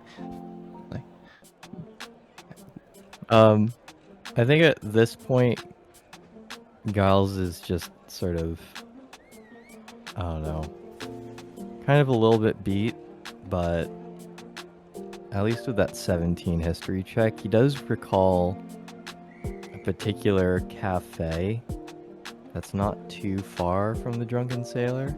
Yeah, you could head into Olidra's kitchen and probably find that cafe for sure. Yeah. And it would be on the main road. If you would see Autumn and Thea. Like if you get like an outdoor kind of seating, you could probably see them walk by. Yeah, I think I'd go in, sort of, just casually order some like, I don't know, coffee and pastry thing, and just plant my ass outside, just take in the sights and sounds. Yeah, you and Philly go to this cafe here. At this time, Autumn and Thea, are you making your way back from North Tower?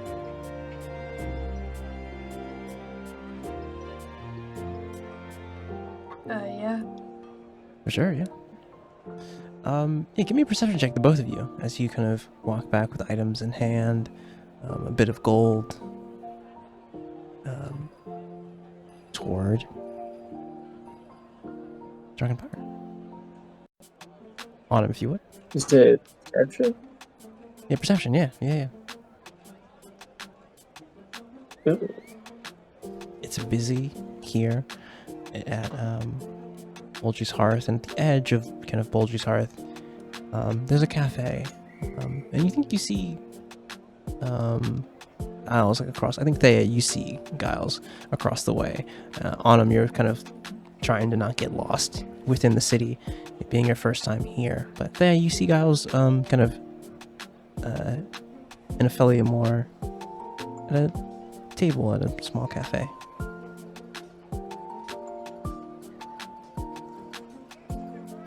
Oh, and I'll roll perception as well in case if I see them too. No, Yeah, sure. I do not see them. Yeah, no. But there you see him.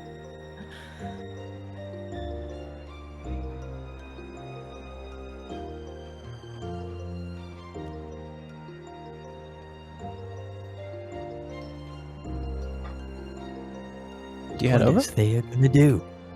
Find out next season. Yeah, truly. You notice Huh? Giles across the way as you come back. The part of the game where you tell the DM what you're doing.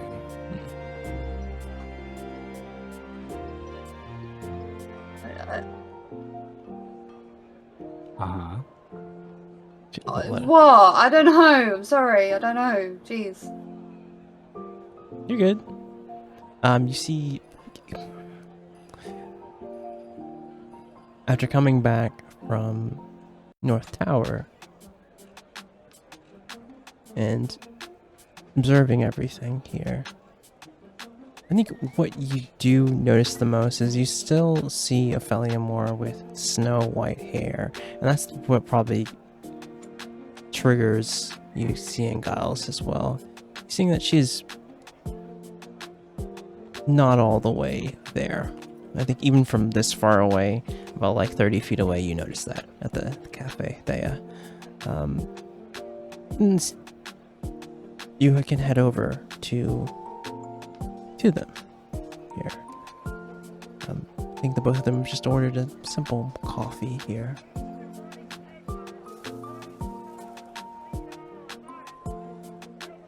As you move forward, and Giles, you notice them as well as they come up.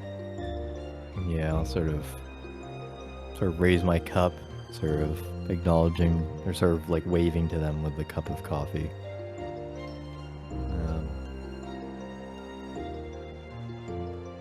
And yeah.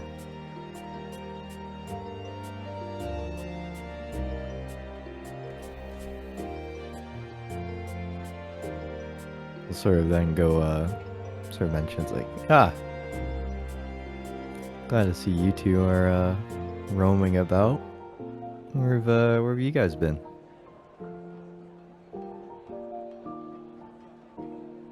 What? Where We have were you trying been?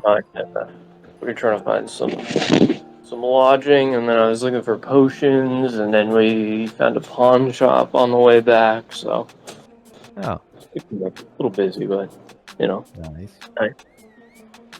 Nice. Well, yeah, I heard you guys sort of settled on some lodging at the Drunken Sailor. But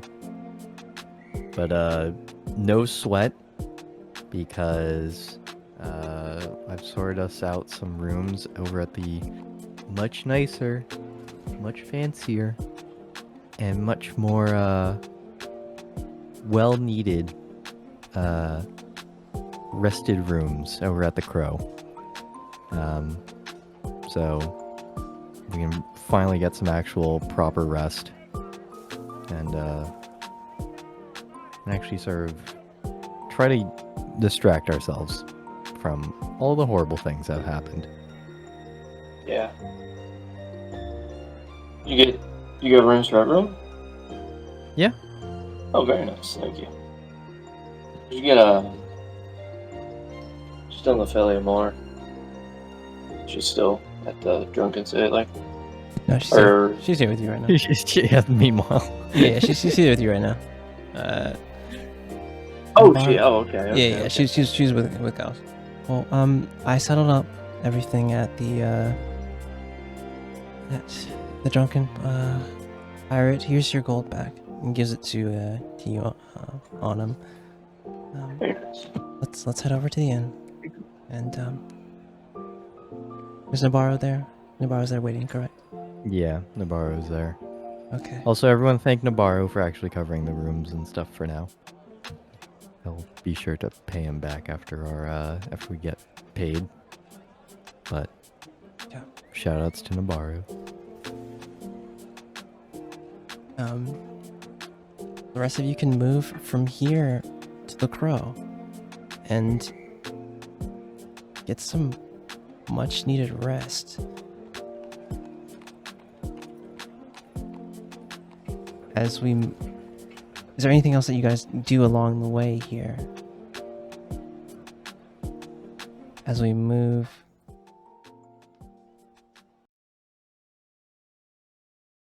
Or do we just move toward night?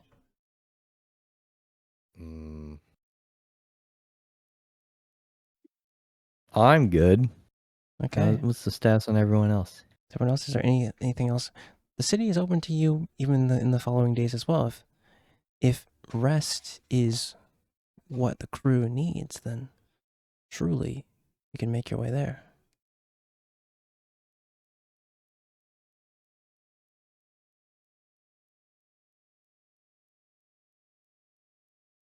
Very well.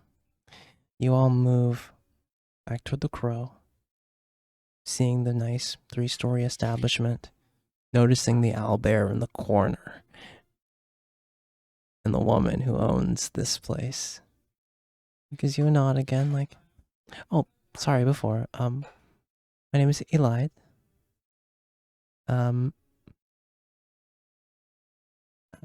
Pleasure to have you at the Crow. Enjoy your stay. Thanks, Elide. Oh, question. Yes. Is there breakfast included with our rooms? No, but we do have a partnership with one of the diners in Aladra's kitchen. Actually, one of my former adventuring buddies owns the place. So just tell him that Eli sent you, and he'll take care of you. Ah, lovely. Thank you. No problem. You move up to the rooms. What's the spread of the rooms like here? You got 5 rooms. Wait, so above table here. Yeah. Is Morn heading back to his place? Yeah. Okay, so it's like each person is gonna have their own room. Is what's happening here. So you Yeah. probably only really need like a room for Philiamore and Nabaru, a room for Thea, a room for Anna. Yeah, that's 5. Wait, no, that's 4, right? Yeah. Mistaken, right? Yeah. Well, I think I originally ordered 4 rooms, not 5. Not 5. Okay, 4. Okay, It's good. fine. Check. Good to know. Yeah, you go to your separate rooms here, and get some much needed rest. It's been a journey. It's been a long 2 weeks. And tomorrow you'll have to head to the SSA headquarters and collect or meet up with Captain Rip. But that's tomorrow. And tonight, finally sleeping not on just a cot in the ship, but an actual nice, soft bed. Does sleep come easy for each of you after everything that's happened?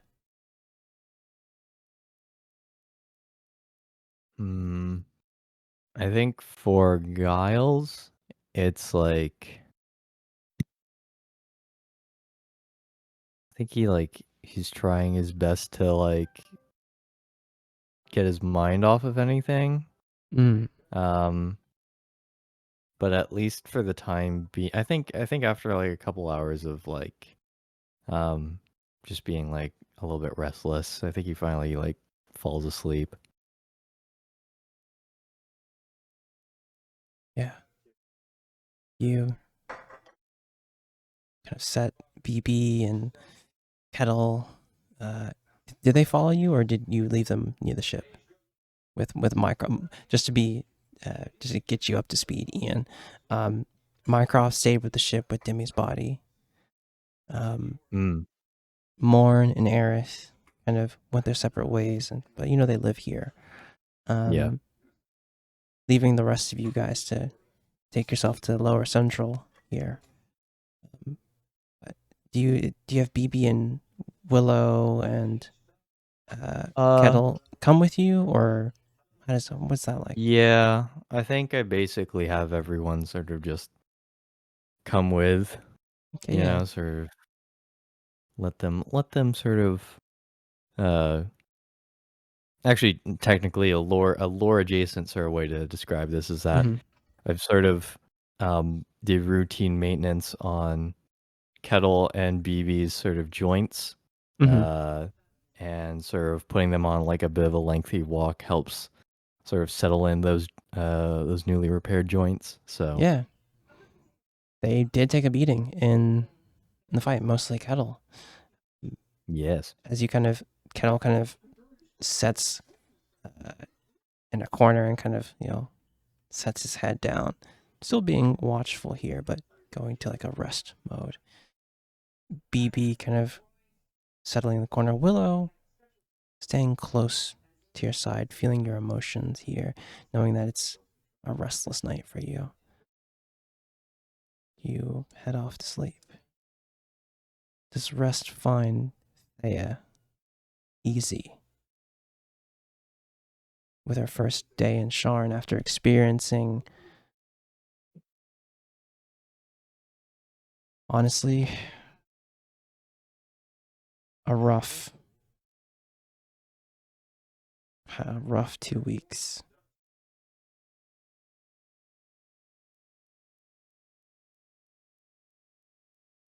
Does sleep find her well?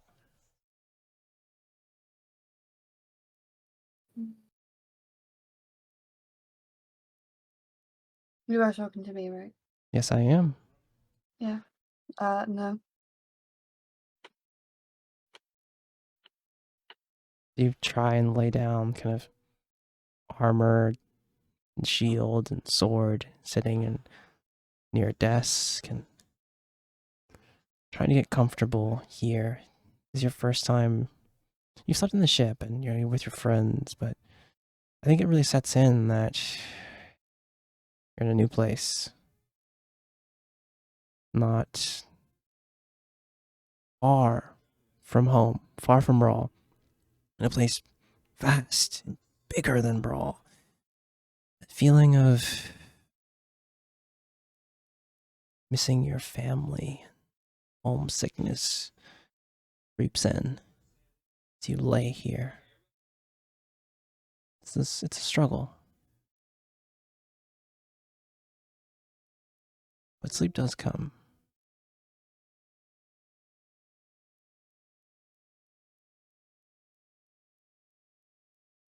But not before you feel that sharp pain in your head. Need you to give me a wisdom saving throw, Thea. A 15 is great. You ride this wave. You know a vision is coming. But this is different. It doesn't feel like the others. You feel like your consciousness is being pulled somewhere. As you lay your head down and close your eyes,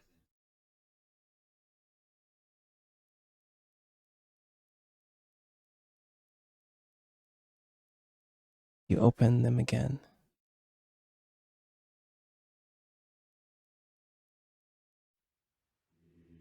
As you're sitting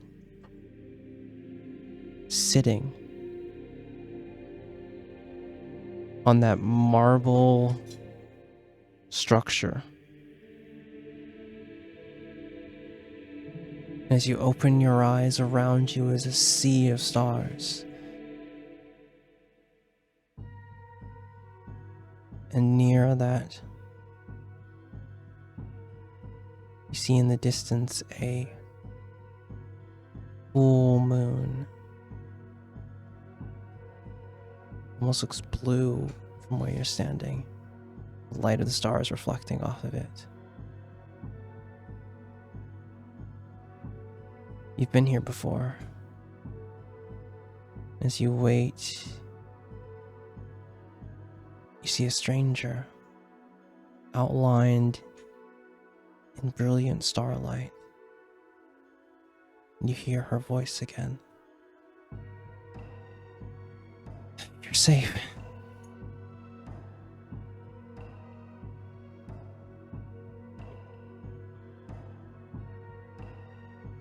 Are you... Something's different. Is everything alright with you, Thea? No.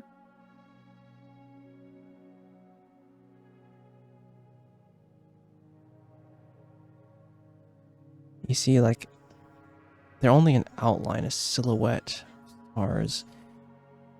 You see them, like you feel the empathy here, like a wave of emotion flow through you as that like sea of stars shimmers and shakes. You feel the care of this unknown person in this moment.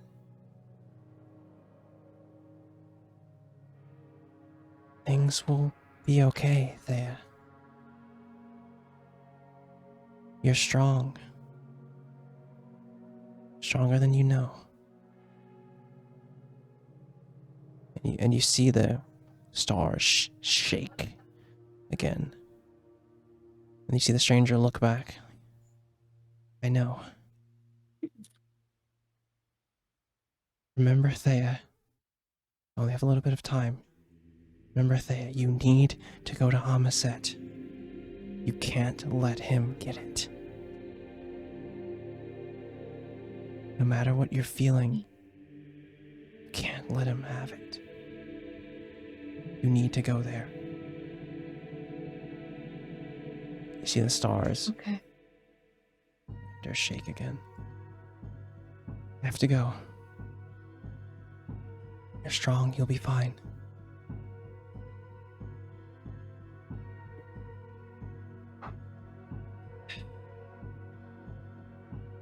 I wish I could offer you more than just kind words in this moment. But you see that they look behind them again. I have to go.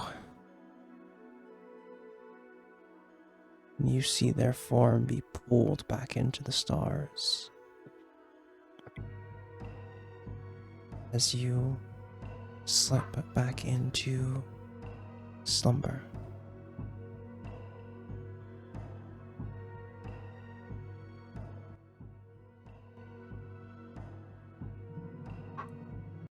Where do we find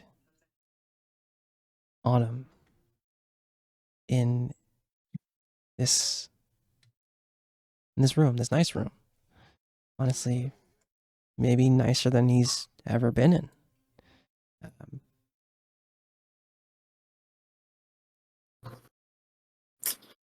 I think Autumn. The Autumn he's beat.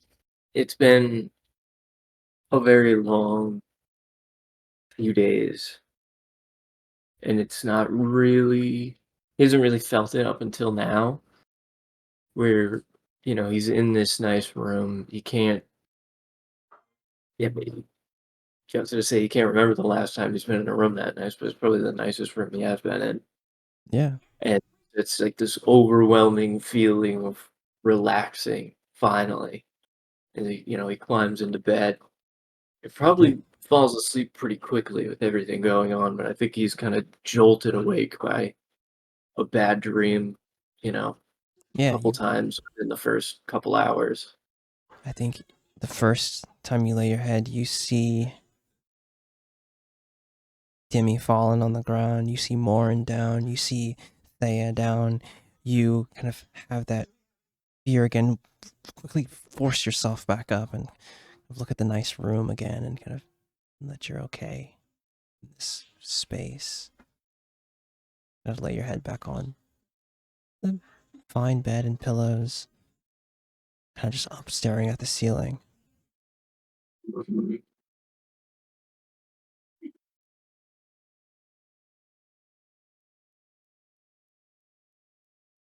And as you stare up,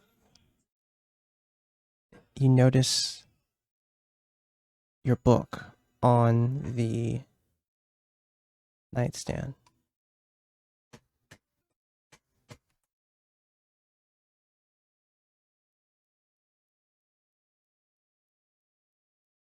Do you take a look at it? Yeah, I think, kind of given the restlessness of his night so far, I think Autumn would kind of want to kind of retry the pre-bed routine again. A little reading, maybe stretch a little bit. Yeah.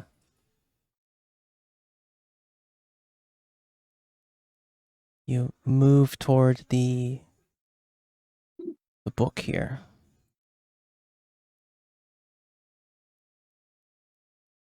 The kind of small bound book as you kind of sorry.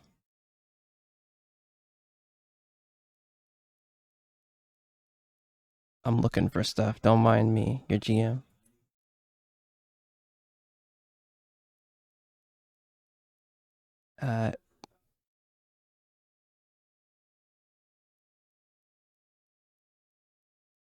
You see the kind of bronze bound book. Do you open it toward one of the pages? Did you say do I? Yeah. Do you open it toward Yeah. any of the pages as you skim through? Yeah. You kind of see the Maybe first. familiar pages, maybe, newer stuff too. Yeah, you go to the familiar pages. You move toward kind of the pages toward the back, the blank pages where you actually made a drawing in it.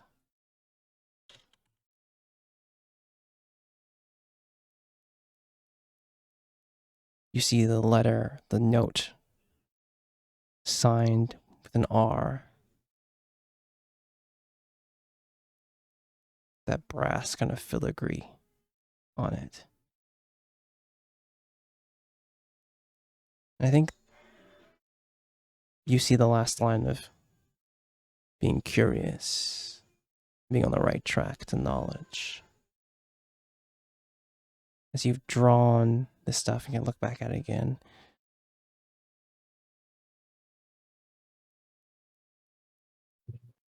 you see a new line there. And it says, seek knowledge where you are in all things. Seek higher learning.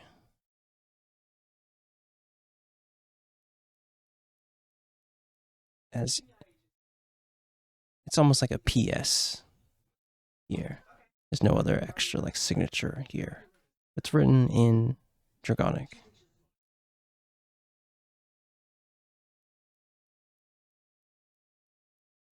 It's puzzling that another line has appeared in the book that you haven't written, but do you kind of look for anything else further in the book? Yeah. Yeah, I think I would check kind of, the next page to see if that's the end of that. But You then also maybe like the beginning of the book, kind of like the blank spaces. Yeah, you go to the beginning of the book and see all of the Draconic writing there, things that kind of talk about the protection here. Remembering, you see like a transcribed healing spell written in Draconic. Seeing like that another line of like, knowledge is a sword, but it also is a shield to those who seek it. And you see that there's power within those words.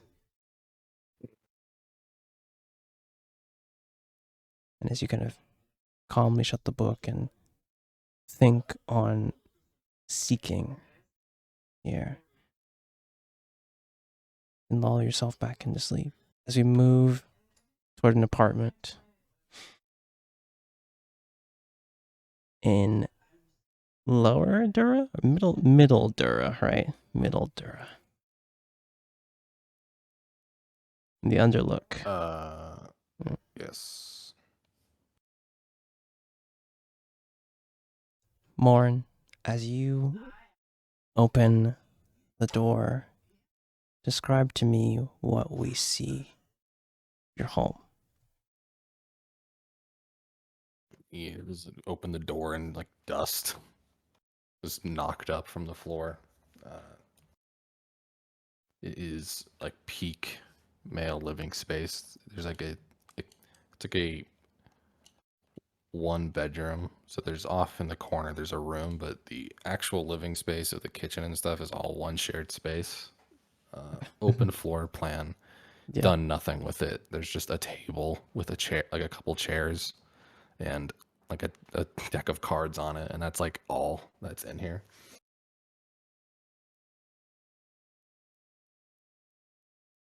As you kind of step in,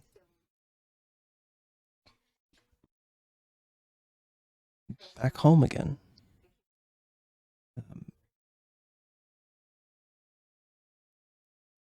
I think some moments pass as you kind of step in and kind of, get a little settled.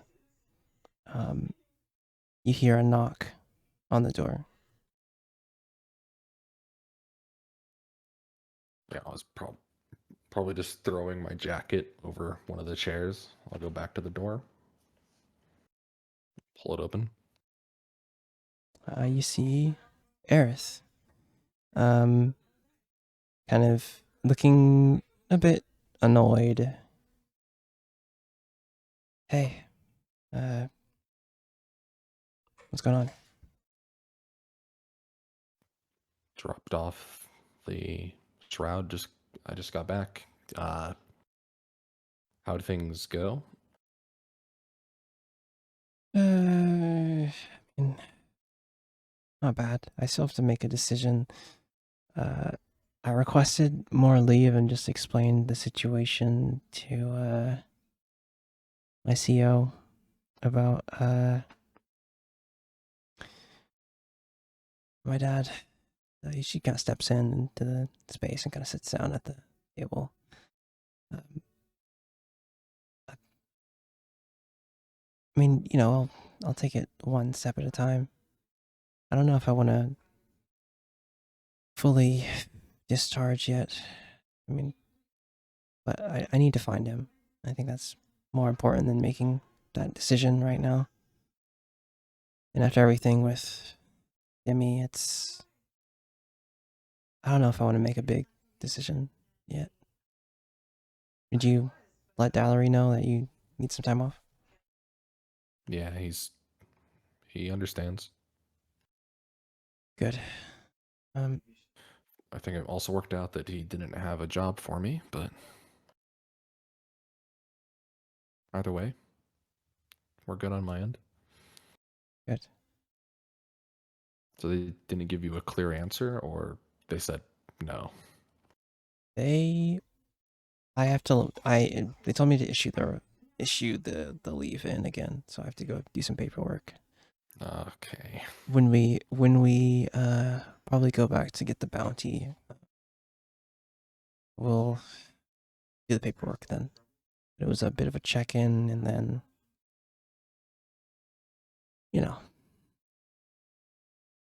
SSA loves paperwork. they do, but you can see that she's once again the annoyed. It's fine.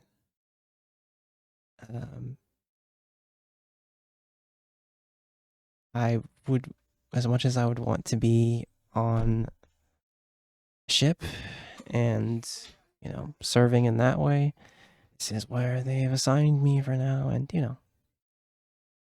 we wouldn't have reconnected. So I guess it's a blessing. We wouldn't have reconnected with everyone. But, Yeah, it's all worked out. I just hate that, not happy with your job. yeah, I mean, I made the choice, right? Like, I know I made the right choice in the moment, but some don't see it as that.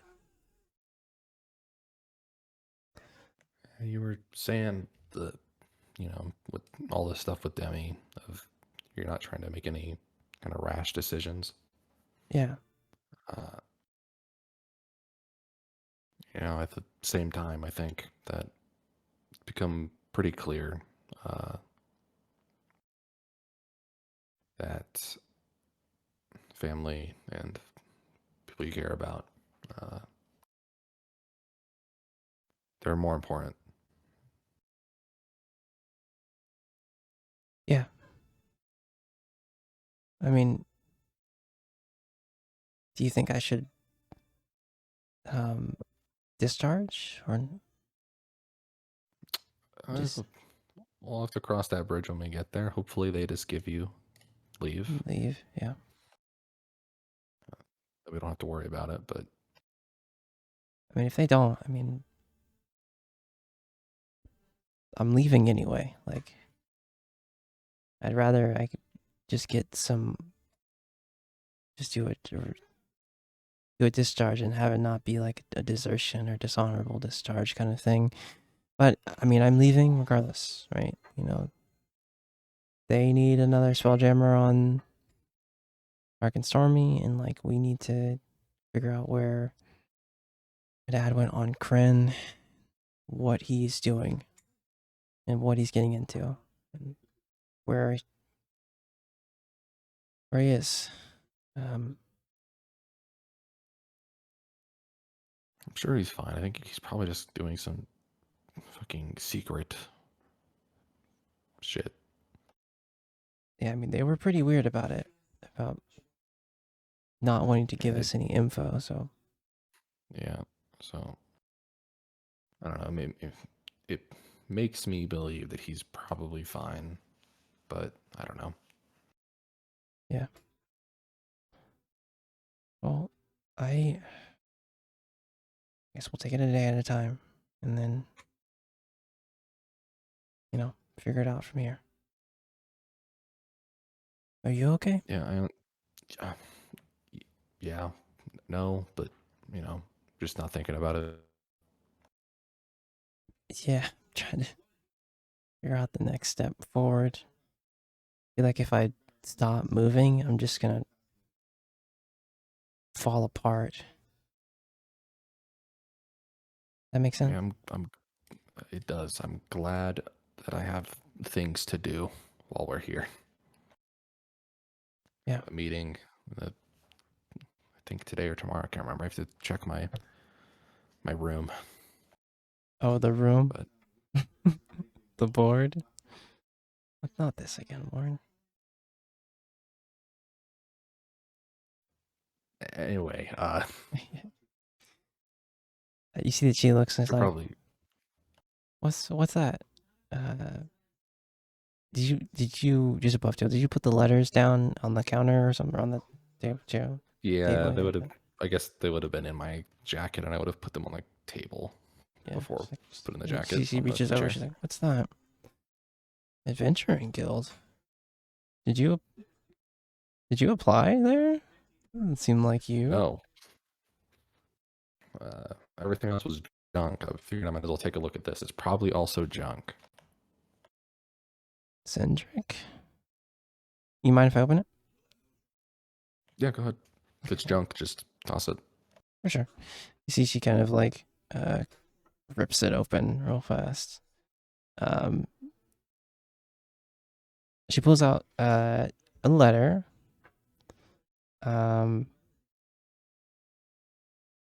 She kind of opens it. You see the header, I think. It puts it on the table. See the header of the Adventurers Guild.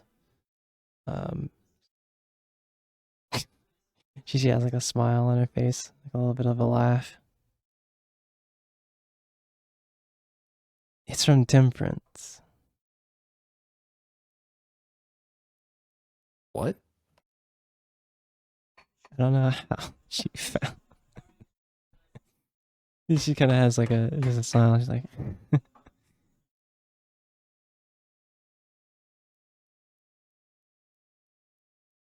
let me read it to you.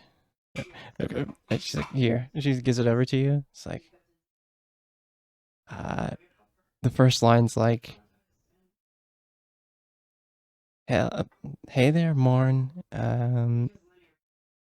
I had to use some connections from a rogue in the guild to find you and figure out that you were still on Eberron. That you were on Eberron the same time as me. And you haven't visited Zendrick. And I hear it. It's like, it's a very like heated opening paragraph. Of like, I had to go through channels of this to find you here. And you haven't even come over to visit Stormreach. Kind of look over the paper at Aerith. I'm like, Aerith is like, Aerith is truly smiling. You know?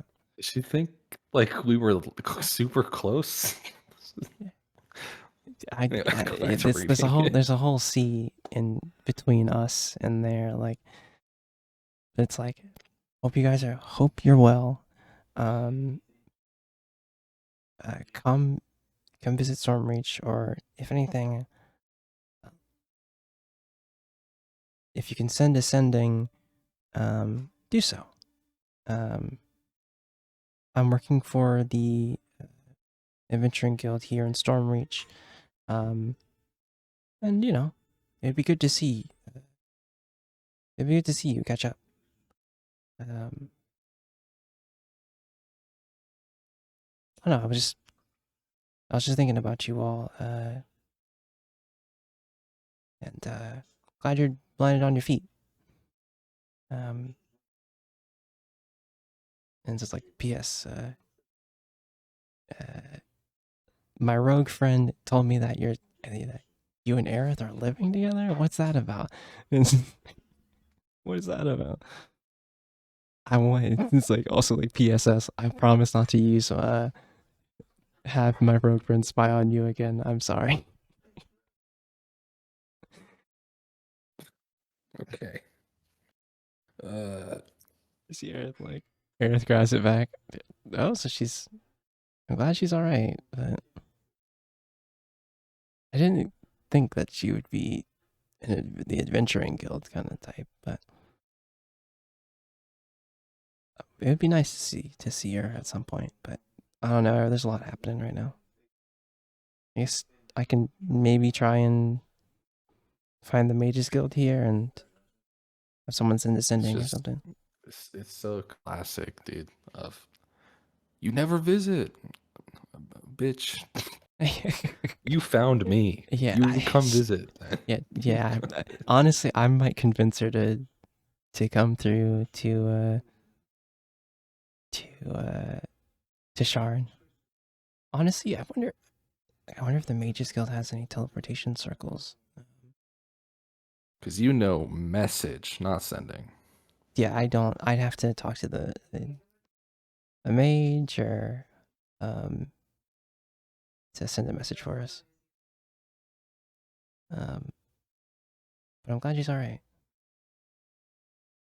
I'd have to tell her about Demi.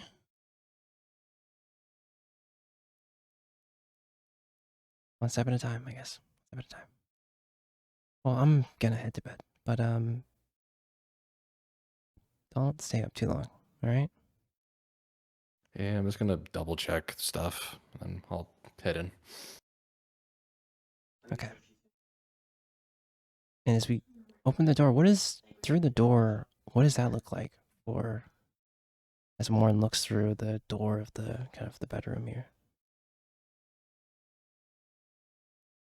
Yeah, the bedroom is completely been consumed by Aerith. Like it would just be a fucking like probably mattress on the floor situation if it was just Morn in here. But there's full bed frame, paintings, throw pillows, nightstand, rug under bed, like actually furnished room. And then in the corner there is a sheet over some kind like a board. As kind of the door shuts, we get the shot of you, Morn, kind of going over things, going over the last 2 weeks, the day. So what's the first thing you think of or do in this moment as you kind of have a moment to yourself?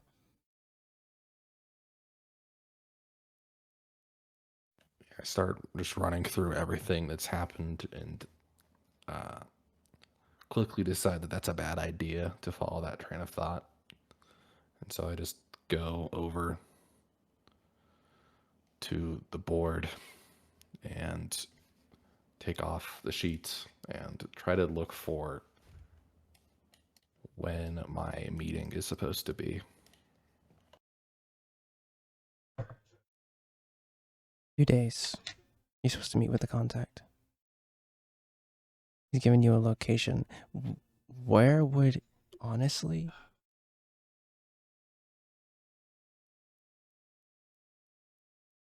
In Lower Dura. In the Fallen. In the Fallen, you would know, is a ruin where a piece of along maybe years ago, a section of a tower, one of the high towers, fell onto this neighborhood and like decimated it. So it's kind of ramshackle. There's essentially like slum area. Lots of ruins here.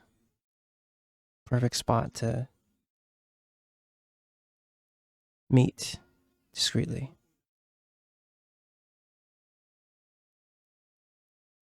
Okay. 2 days. Yeah. Sorry. 2 days. Fallen.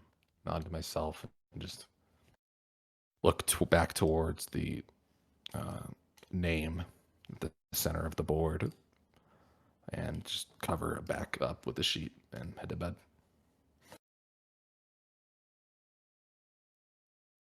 I think as night falls in the city of towers and you all find rest, that's where we're going to take a break. We'll be back in 10.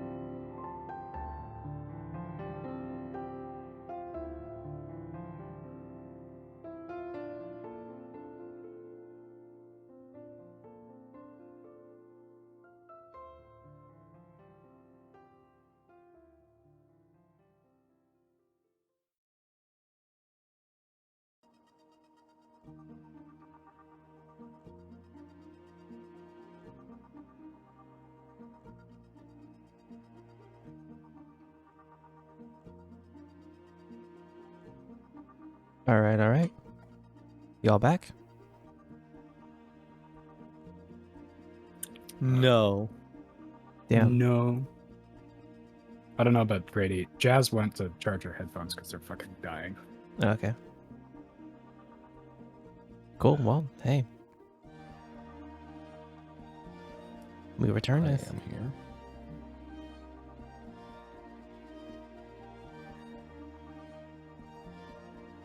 So, a couple things.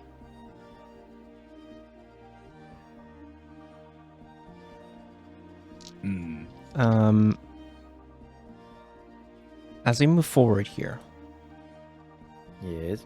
as a group, I know Morn has something to take care of within 2 days here. What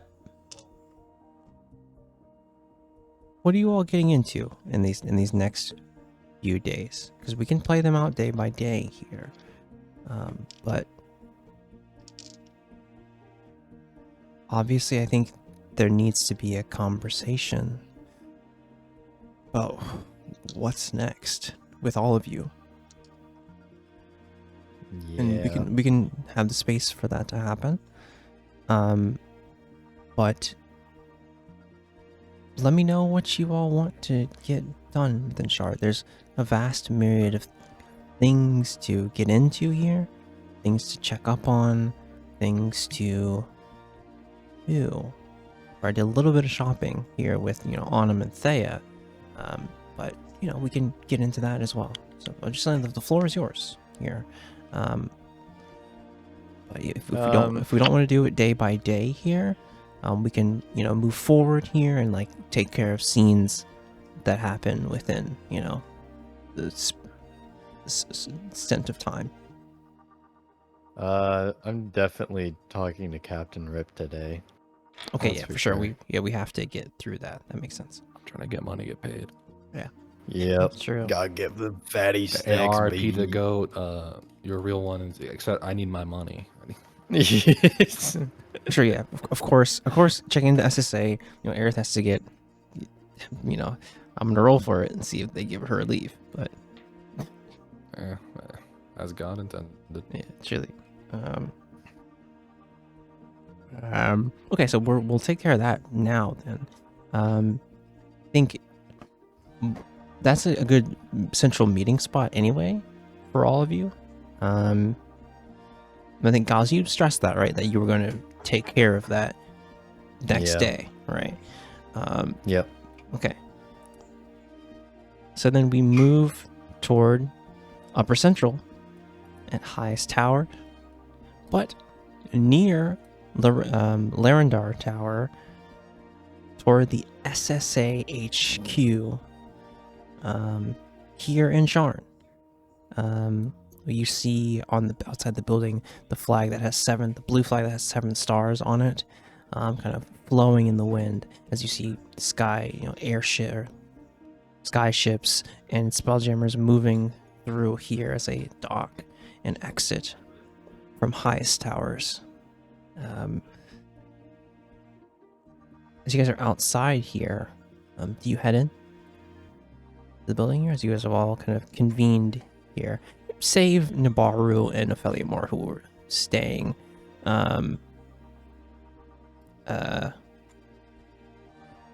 within the place, staying within the Crow. Sorry. You roll, you make up names for these places, and then instantly it's gone from your brain. As you move forward to the HQ. So we have all of the crew here, right? I suppose, unless anyone objects to doing anything else. No, we'd meet up, I guess. Yeah, I think Aerith's here. You see that she's not within her that kind of robe that she had. Her usually wizard robes that she was wearing, the traditional Triton kind of Thunder Sea robes. She's in an SSA uniform, though it's that blue kind of sailor's coat, more buttoned up. Those kind of hands that are rolled up past her fins. her kind of long hair, like longer red hair, kind of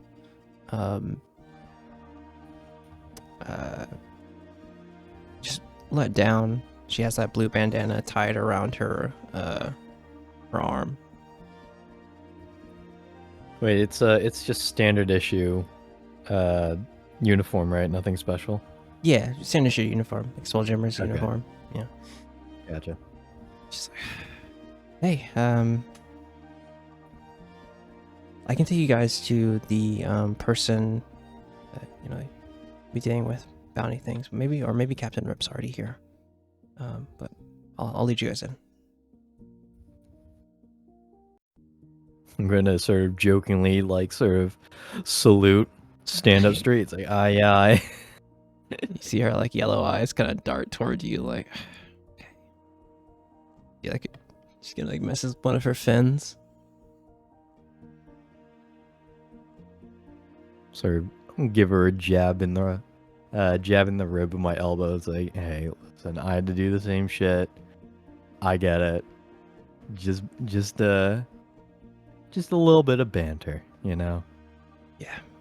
All right. Well, as you guys head into this kind of essentially military base, you head in. You see like the main kind of counter. This kind of checkpoint, where it's like any weapons. If you're not if you're not part of the SSA, weapons, items need to be left here. As you see that there's a bugbear person. He's in like his blue uniform, essentially like an MP. And it's like, if you would unload all of your any weapons, any equipment, magical focuses need to be kept here with us. I'll sort of point to my companions. It's like, are these guys lethal weapons that cannot come through? You see a wood elf. Has like you see a mechanical owl on a perch. Like, yeah, artificer. Yeah, you're Yeah. Both of your mechanical companions need to stay here as well. Just protocol. Very well. Willow, just keep tabs on them, I guess. You see the owl, like, its eyes go blue and, like, almost searchlight over Kettle and searchlight over, do you have BB with you as well? Yeah. Yeah, I have everyone with me. Yeah, you see, like, these two eyes, like, almost like spotlight on Kettle, scan his whole body, scan BB's body, real fast. As the owl kind of, like, then closes its eyes again, and they go back to, like, a regular dull blue. See that? What else? Like, okay. What was it? Weapons, anything of the sort, just leave them here. And you see Aerith, she still has her, like, spell book holstered. Here, it's like, just make sure you guys, follow protocol, and just, you'll get all your stuff back.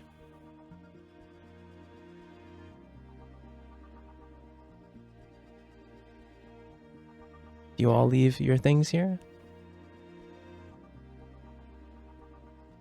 Yeah. Well, I do. Okay. Leaving all your weapons, anything like that left here. As you walk through, you see the bugbear. You kind of walk through these like a section of runes. Like, you feel like a pulse go over you as you walk through, and you head into the main base. Walking past, heading probably down a few hallways, you see a section. Eric's like, "Oh, follow me. If we're talking about the collection of bounties, it'll be over this way." And you move through hallway, and you see a 4'4" or 5" kobold, kind of like patiently waiting, but also like in line. Man, I'm gonna give you guys just above table. I'm gonna give you guys a bit of life experience moment right here. You see that there's like a counter here, and Captain Rip has like a number in his hand, and it's like you see over a speaker. It's like now serving 18 at window number 5. Oh, It's like a military based flashbang. But that's for you guys. That's for the one person who understands that. Boy, oh boy. And you see Rip is like patiently waiting here. Next to him is it's one of his crew. Let me see. Who would have the gall to wait with him here? Honestly, it's Aj. Actually, no. It's Bello, the druid that you guys met briefly. You see that she's kind of blonde hair, kind of just waiting with Rip. Like, our number's gonna come up soon, Captain. It's fine. He's just like, can they just take the bounty stuff? And as you guys walk in, it's like, you see there's a fair bit of people in here.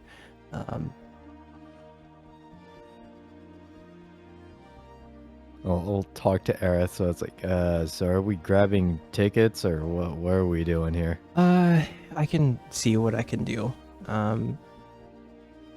She looks over at Captain Rip's number.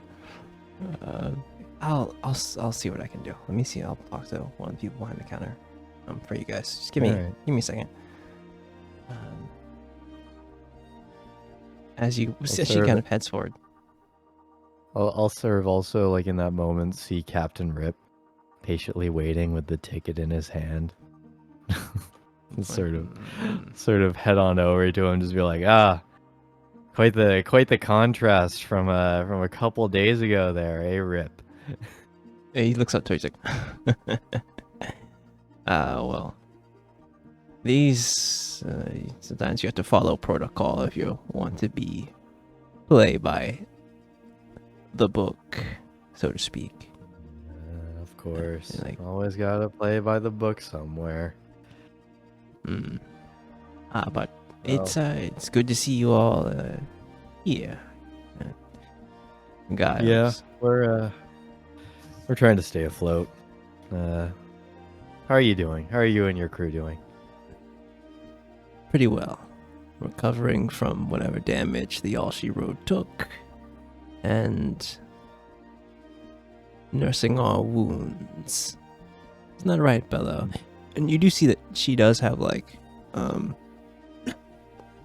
she really doesn't have any like bruises or anything. She's like, I don't know, Captain. I know me. I don't really get involved in frontline things, but you guys seem to hold your own as always. You see Captain Rip actually has like some bandages or like on his side. He's like, if only we could be as skilled as reconnaissance like you, Bello, but that's why we keep you around. But yes, we're doing fine. And hopefully our number will be called soon, and we can get you your pay.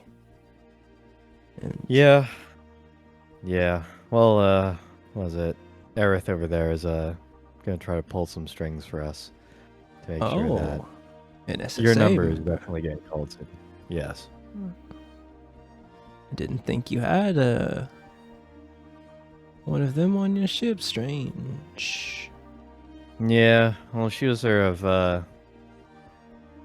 I guess you could say like off duty when she was on our ship. But hey, we're thankful that she's sticking around. Well, good. You see him like kind of patiently waiting here. What about the rest of you? What are you all doing as you're in this waiting room?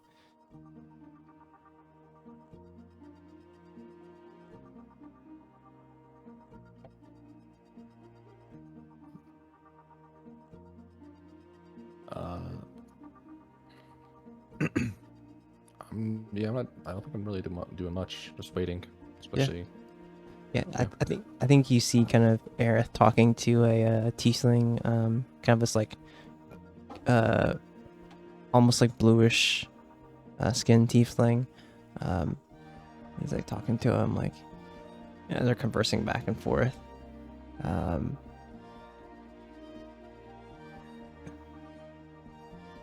as you guys wait for a little bit, and it's like, see Rip scratching at the scales underneath his chin. Like, Aerith kind of motions over toward you, Morn. Or just more toward you, Giles. Sure. Sort of. Pardon me. Be right back. And sort of head on over to Aerith. It's like, yeah. What's good? So Jamie here can expedite the process for you guys. Just don't let Captain Rip know. Isn't that right, Jamie? Yes, ma'am. I will. I'll make sure to do that. Yep. Okay. Wait, you said do or don't let Captain Rip know? Oh, let him know. Just bring him over. Oh, Actually, okay. he has the bounty bill, I think. So. Oh, okay. Very yeah, well. Yeah, let's let him over. I was going to be very confused at that Oh, point if you yeah. said don't let me know. Don't let him know. Yeah, I think what you noticed just from your time on the third chapter, you notice that this person is underneath Aerith's rank. Hmm. Yeah, I'll sort of motion Captain Rip to come over. He's like, he's like, do I need this? That's the number. Like, you seem like just crumple it up and like throw it somewhere. Kind of head toward the main desk here, and some exchanges happen here. It's like, so it's the bounty for Hockey of the Bullhorn Pirates. All right, the bounty was 5,000 dead or alive. Do you have confirmation of life? Here, and he's like, Bello, if you would. And Bello pulls out a bag and opens it in front of Amy. And it's Captain Bucky's head. And Jamie's like, oh, yeah. He's like, okay, yep, that's confirmation of life. That's confirmation of life. Okay, you can put that back. You can put Is that your first heads you've seen there, Jamie? He's like, Better to see a couple more. He's like, yeah. You can tell that he is newer, probably like newer recruit, lower rank, just has been stationed here. He's like, oh, okay, yeah, all right. I'm just gonna grab this and put it somewhere and let the others take care of it. I'm just gonna let me have that. All right. And he does some quick paperwork, and he's like, okay, and slides over like a bag. He's like, and here is the amount for 5,000 gold. All right. The SSA thanks you for your service, and if you have any other bounty bills, just let us know. Thank you for the hunt. And as Rip grabs the bag, it's like, let's not do any money counting in here. As much as we're working with the SSA, let's just say I don't always trust them. But we'll do it outside. Or we'll do it. Sounds good. At least not in here. He finds like a place, within the middle is like a courtyard kind of area. They divvy out the money evenly here, and you guys have in the dark and stormy coffers 2,500 gold. Let's go. For Oh, great. Grady, you got a little noise, Grady. Oh, sorry. You're good. Yeah, shut up.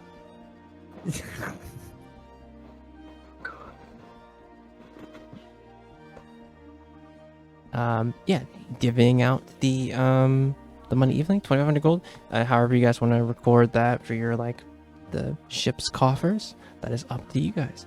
And Captain Rip kind of like, pleasure doing business with you. I am sorry that, you lost one of your own. It's never easy. Yeah. It's tough grieving. But we at least have a mission on what to do next. And that's keeping us motivated and pushing us forward, thankfully. Well, But it nonetheless. It would seem improper. I know we discussed time to celebrate and meet an old friend, but it would seem improper to do that with the things that you have going on right now. So another time, we will head to that to the captain's ship. Yeah. Well, maybe perhaps when we cross paths again, we'll celebrate then. And hopefully at least myself and my crew will be at a much healthier mental state. And who knows? Maybe we may work again. You know how to find me. And if anything, I'll find you. As you kind of see Bello kind of like give you a bit of a sly kind of wink. You all be safe. You have a lot of potential. Just don't go, just be careful out here. As you see the Captain Rip kind of reaches up to shake your hand. Thanks, Captain. I'll be sure to see you around. And if you run into that, firm handshake. Yeah, he kind of turns the handshake up to you. If you run into that sister of yours, give Captain Wintercross my regards. I'll let him know. What? Actually, what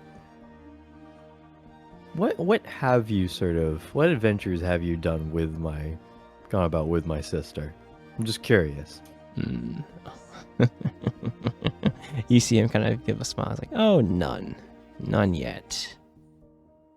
Oh, hey, Bella's like, well, there was that one hunt, Captain. Like, yes, there was. We had, are you familiar with the Lords of Ash? Lords of Ash. I'm gonna roll a history check here. Yeah, give me a history check. You're not familiar? No. Never heard of them.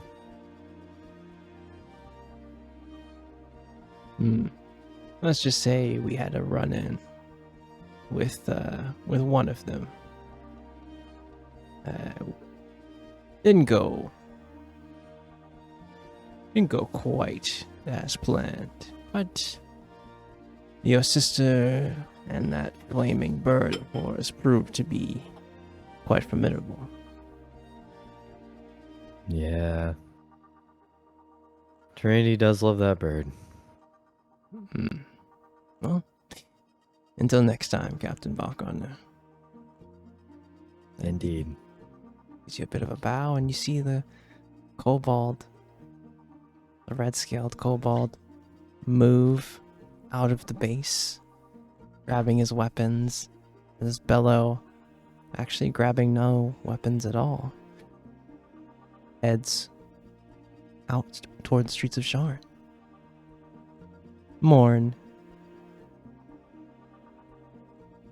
give me a deception check here. Because I know you. Actually, no, you know that name that Captain Rip said. There's no check required here.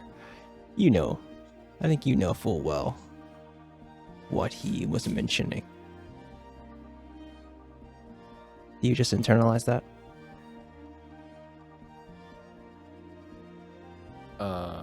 What was the name again? Because my brain is empty. The Lords of Ash. What's that?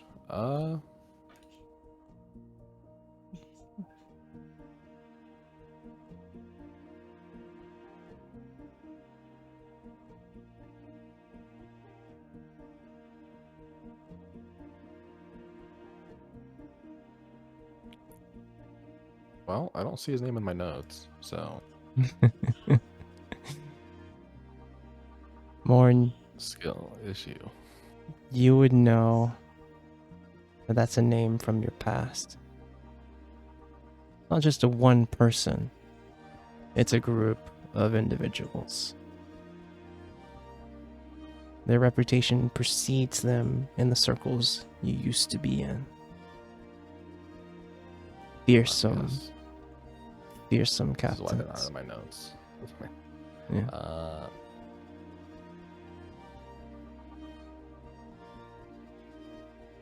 Yeah, I'll keep it to myself. Yep.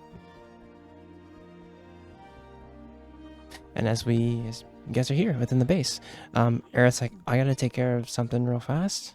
And she looks toward you more like, hope it goes well. You see her, she heads off. And so kind of round the corner, head further into the base. I'm gonna roll this in front of the board. We want high. We really want high. Come on, high. Natural 20. Yo! Natural 20. Let's go.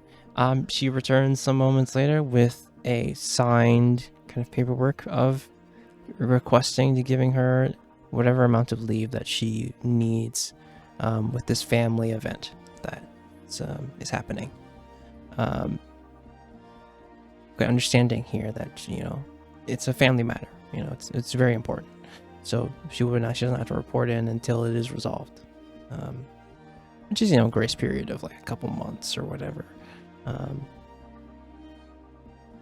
As long as she checks in. Yeah. Meeting went well. Seems like my CEO is gonna let me have this because, you know, it's important. So I'm with y'all for a little bit. Nice. Well, that's good. That makes it easy. It does. Well, I don't think I have any other really duties here today, so I can accompany you guys wherever you guys are headed. What's next? What's next, Captain? Well, this big, huge bag of money here. Well, all right. Thinking rationally, right? I think it would be wise for us to at least take a look at potentially upgrading our equipment. Don't have to do it now, but at least I think as long as we get the gears turning about what we could do, I think that's not a bad idea. Just do a little bit of window shopping with no pressure to buy anything, to put it short. Does that sound like fun?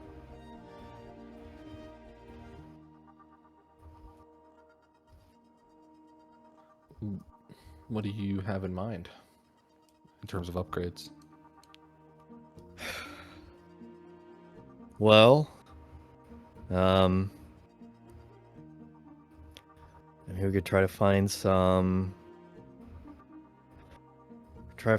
sort of like a some individuals to help maybe, I don't know, we could look at things directly for the ship itself. I mean, we could also look at our own individualistic needs. Like if, like you, Morn, if you want to like look at, I don't know, some tools that would help you in combat.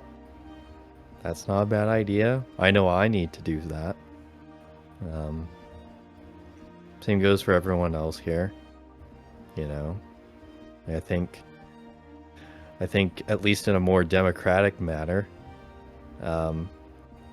perhaps after our window shopping, we can all sort of come back and sort of discuss what we've all sort of found and sort of thought about and all that, and sort of, I guess, delegate from there, if that makes sense. Yeah, I'm just...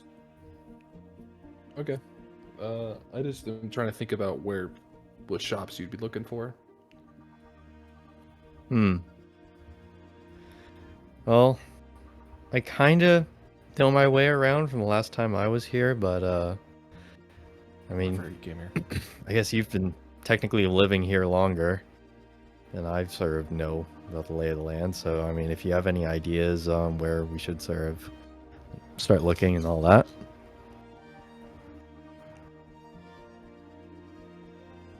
Yeah, I mean, like, the obvious choice is probably going to be the bazaar, or we probably don't want like any of the like nicer shops. So yeah, probably the bazaar. If we can't find what we're looking for at the bazaar, then head over to Cassin Bridge.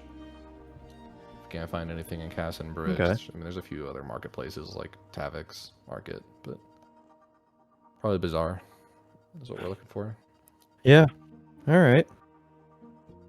Well, hell, I guess let's just start there and then go from there. Where are we right now? Like, You're in highest towers, the civic district. okay. Yeah, the SSA is close near, you know, Larendar Tower and like in this area because, you know, traffic, ships.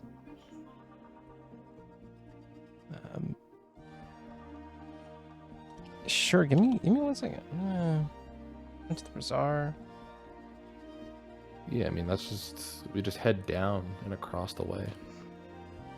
It's really close. It's in It's over in it's in Middle Dura, Middle Dura. Okay. right next to the Underlook. All right.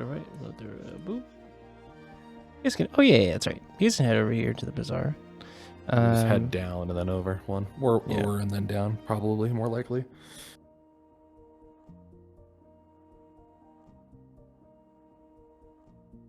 You can find buy and sell used goods here.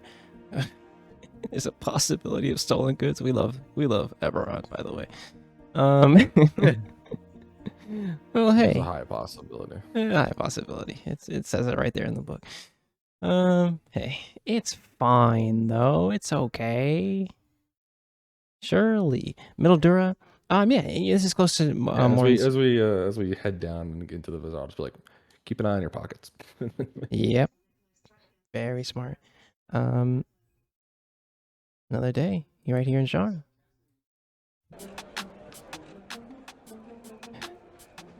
All right. Well, here in the I bazaar. gotta think about what I want, so you guys can lead the way on that for now. Yeah. What are you guys looking for here? We can just fully above table, fully, you know. What is it you guys are thinking about getting here? What do you have a bit of money here? Just so you know, if you're thinking about the next possible step, make sure you have some money for provisions and things of where you're headed next. But Yeah. Actually, I'm realizing I forgot to pick up my fucking pay from Dallery.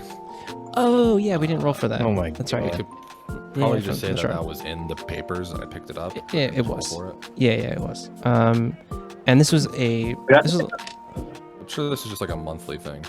this is a longer kind of job. I'm gonna roll 2D 100 and call it there. Okay. enough. plus a number. We think 2d100 plus 50 is probably right. Probably. That'll be a decent amount. Yeah. And I'll add that to my personal, and we have the 2,500 to that we haven't really split yet. But that's fine. We'll deal with that after we shop. All right, so it's this. Okay. My brain, when I roll, me reading these dice, I'll roll it in front of the board. It's fine. 2d100. What's it? 200 gold. There you go. Nice. That's pretty much what I spent. There you go. Expenses All right, cool. covered. Cool. All right. So I have 250-ish. Plus we have the 2,500, and then you guys probably have some pocket change as well. So, yeah, what are you looking for? I gotta look. My inventory. Let's see, what the hell does Giles have here? Hold on. This guy. This guy. Look at Oh, I need me. to delete Shroud from inventory. Yeah, Charlotte Shroud turned in to its given back to its owner. R.I.P. my rare item. Yeah. So what are you guys looking to have?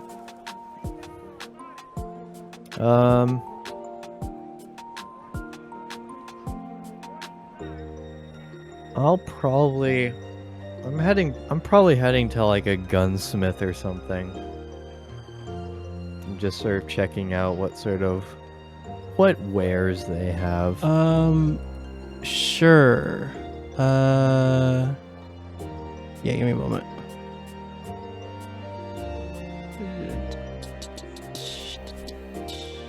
Shopping jump scare. Shopping jump scare. We love that. Hey, we haven't had a shopping episode in a little bit, so it's fine. Since the last campaign, honestly. True. We did a little shopping, I think, in Brawl, but yeah. Okay, so there is a shop. Okay. Huh. Yeah, so you do find a gunsmith here, and it wouldn't be. I mean, this is Eberron, so this would be honestly the best place to find one. You see a half-elf woman outside of a shop, and she kind of like is kind of stretching, kind of sees you. Oh shoot! Yeah, come right in. Sorry about that. No worries. Hi. Yeah. Yeah, I'm just sort of, I don't know, half looking, half seriously thinking of buying something. Huh. Kind of on the fence. Okay. Well, what are you looking for? Well, so I have this musket. Is that right if I sort of show you? Yeah. I'll sort of pull it out, sort of lay it on the table, and like, well, not bad. Pretty good work. thank you. Built it myself, and I don't know. Feel like I could do better, but I don't know. It's not really my concern of building another gun at the moment, unless something comes up. But I don't know. Maybe I just need like tries me. I just need like a professional opinion or something. I've noticed that like so when myself and my crew are in combat, I tend to play more of a supporting role in things. I'm an artificer, so at least I have my companions here with me, sort of fighting alongside. But I just feel like, I don't know. Feel like I made the right choice with using a musket in these sort of situations, but at the same time, I feel like there could be something better on the table. What do you mean? You want to use something like a pistol, something more light? Maybe. I mean, what do you have? What are your options here? She has pistols and muskets here. Kind of standard issue here. If I'm not mistaken, those are the only two really things. Let me just double check real fast. Yeah, she would have a different variety of pistols and muskets. These are all like of elven make, though. She kind of looks up and down. She's like, well, I mean, this is good work. Really don't really have much. Your own personal kind of thing here. Well, so the biggest thing is, so muskets have, pack that punch, right? I know you've noticed that, right? Yeah. Pistol's going to be more versatile. You'll be able to have a hand free to do other things. If that's what you're looking for. That is very true. Well, I mean, like... Okay, so I mean, like, let's say, like, alright, I understand the versatility aspect of at least, pistol being a bit sort of more closer range versus the musket's longer range abilities. But I don't know, throw me a couple situations where you would use a pistol and like have another open hand free, I guess. Well, if you were a spellcaster, hand free, and she kind of like draws a sigil real quick, and like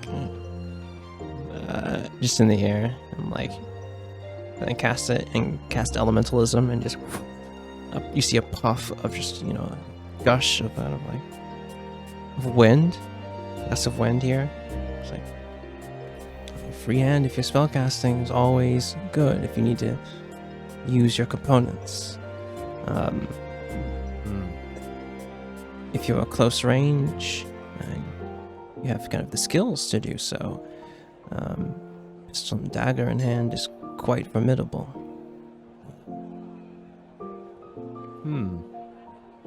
So if you truly need a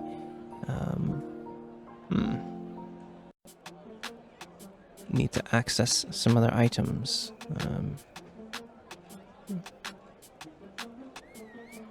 but musket has its benefits. Its range is second to none. Yeah. And it's going to do more damage to targets. That's very true. Well, what you say you're a supporting role in your group. Adventurer? Yeah. Captain of my Spelljammer. Oh, okay. Yeah, like I've tried being that sort of up front and sort of fighting people sort of eye to eye, and I don't know, it doesn't really fit me. And I mean, I've enjoyed my I've enjoyed using this musket. Well, how about this? And she kind of points toward a kind of plain pistol, really kind of beautiful, like dark wood handle and grip. Comes just like kind of, black iron barrel. I do have this. It's 250 gold. You seem to have a keen eye, know how to make things. Is standard issue. You can see there's like an elven kind of inscription in the wood. If you want to see how the pistol works for you, if that middle distance is where you like to be, still close to your allies, still far enough. could be something to look into. Hmm. What? 250 gold? 250 gold, and you know, it starts you with that. Can't say I really have anything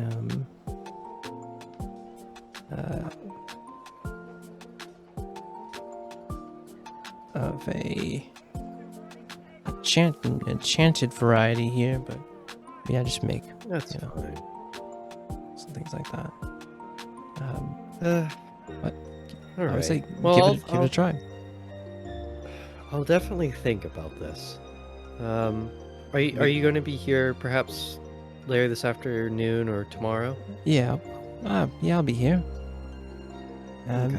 And you know, we could do a trade in value for your musket too. We could. Yeah, I'd perhaps do something like that if I do follow through with going with a pistol. All right. Well, let me at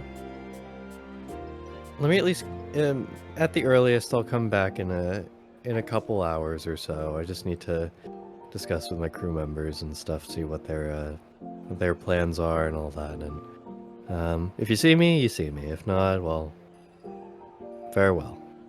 But thank you for your input and everything. Name's Eret. Name's Eret, by the way. All right, Giles, pleasure. Actually, random question. You did speak on enchantments and stuff briefly. Yeah. Is there anyone in the bazaar, or at least nearby, that does specialize in enchantments? Or no?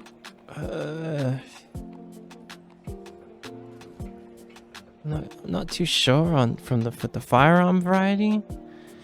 Do you know of a colleague of mine mentioned a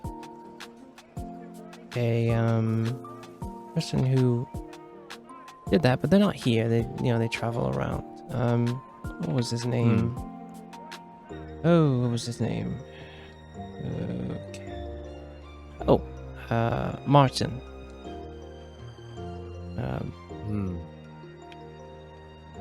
Martin. I feel like I've heard. Rolling a history. Goated history check.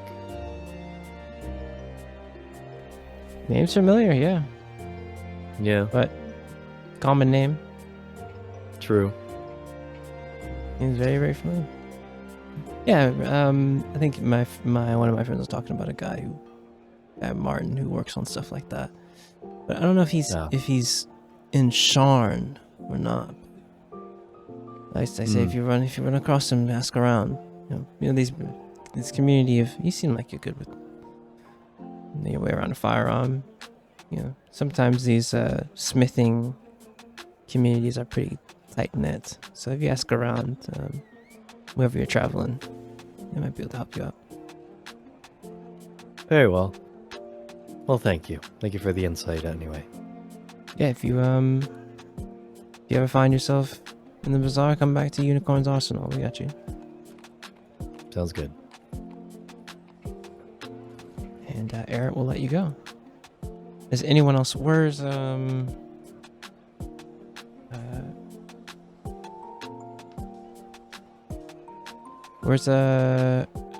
anyone else have anything of importance they want to check in on and they want to find? I think Autumn would want to try to seek some knowledge where he is. Sure, yeah. Give me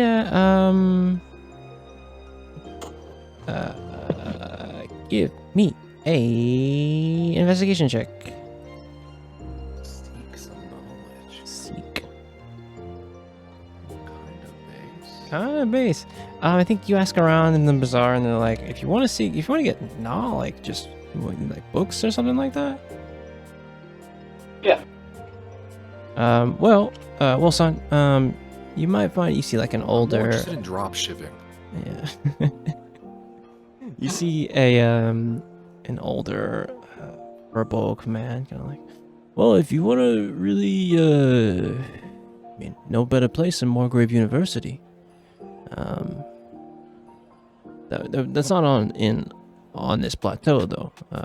Morgrave would be oh jeez.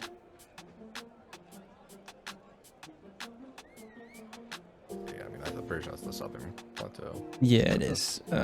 You know. On top side. Yeah, Morgrave is in. Yeah, it's in Memphis. You took the wrong. Sorry. It's in Memphis, Upper Memphis. Memphis Yeah. High City. Yep. So yeah, he's like, yeah, you can go head over to Memphis Plateau and go to Morgrave University. You'd have probably a good place to grab some books or some stuff like that, if they let you in, you know, which they might. Just, you know, but yeah, have a good one, there, son. Yeah, you as well. Thank you. Yeah, you can see the furbo kind of like mosey on to the bazaar. Do you head off and do that right now, or do you stay within the bazaar with the party? I think I would mention the idea to the party and just, I don't know, not the biggest fan of the idea of splitting up at the moment. Fair enough. So, feeling pretty upset. Fair enough.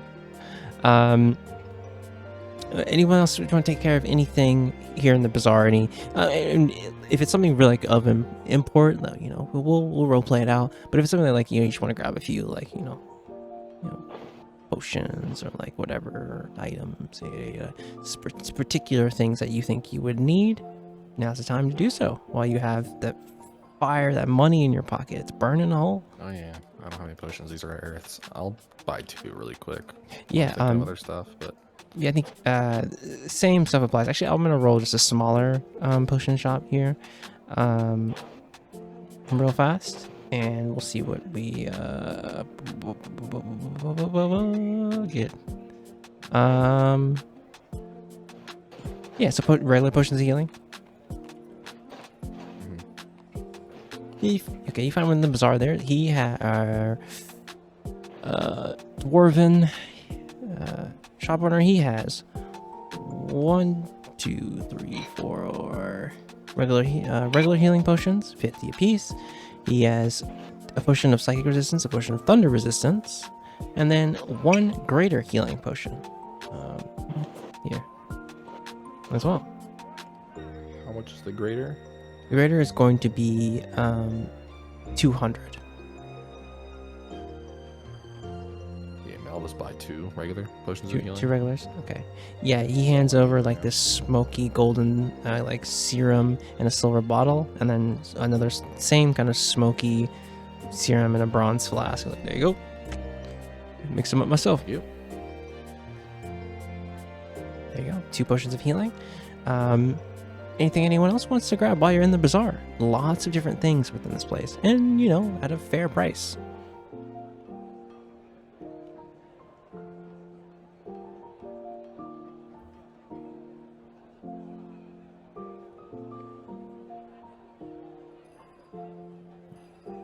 You gotta forgive Oh. them. They're all depressed.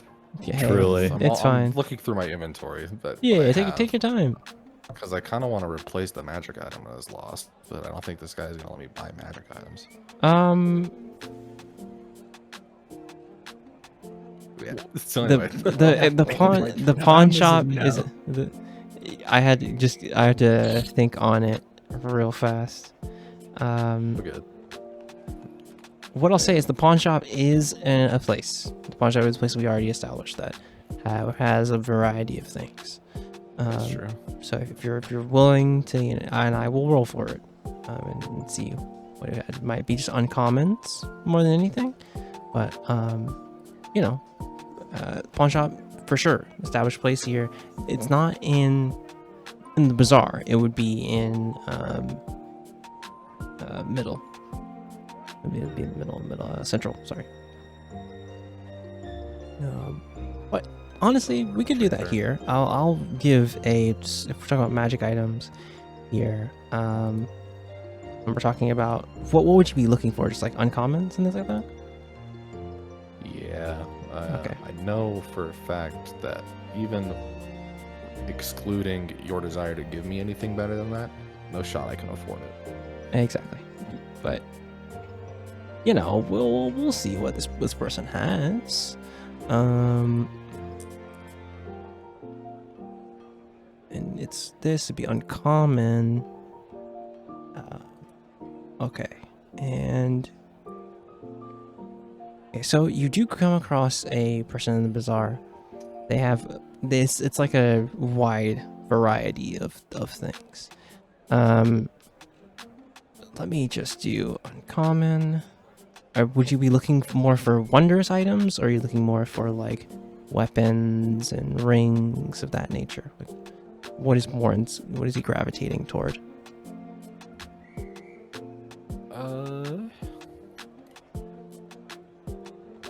Yeah, probably wondrous or rings.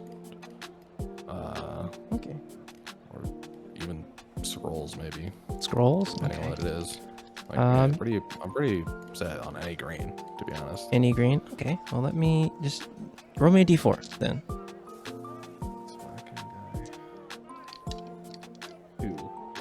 Two? Okay. Alright, so what they have is a parapet of wound closure, a potion of hill giant strength, a potion of resistance for radiant, a scroll of hold person, a +1 dart, the staff of pythons, a guardian emblem, a ring of swimming, and a bag of holding. And honestly, you already know because you're from here, these are stolen goods. They're hot.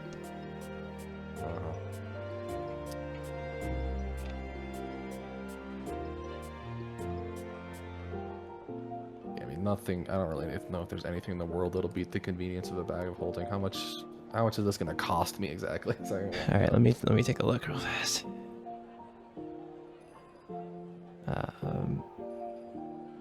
Bag of holding is a common. It's an uncommon. Just like a lot of uncommons, like immovable rod and it's one of those ones where it's like, yeah, it's an uncommon item. Sick. Okay. Truly, this one's gonna be probably within like the 400 to gold range, probably. Because of its utility, right? It's one of those. My cut. That's all within my cut of what we earned, so Yeah. I'm fine with I'm gonna haggle though, because this is stolen shit. For sure, yeah. You could definitely try and haggle down.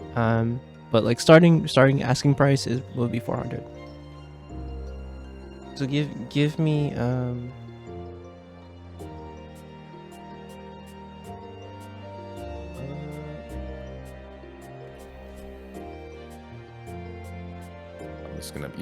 look, man, I'm leaving Sharn in a few days. They will never know that you had this. I'm doing you a favor taking this off your hands. You see a goblin guy like, oh word, you're helping me out, okay? I need you to give me a persuasion check here. The starting DC will be set. Oh, that's standard. You rolled pretty bad, so it'll be standard. Starting DC is 15. Oh, nice. 19. 19. All right, he goes down. Let the haggling begin. Engage. It goes down to 350.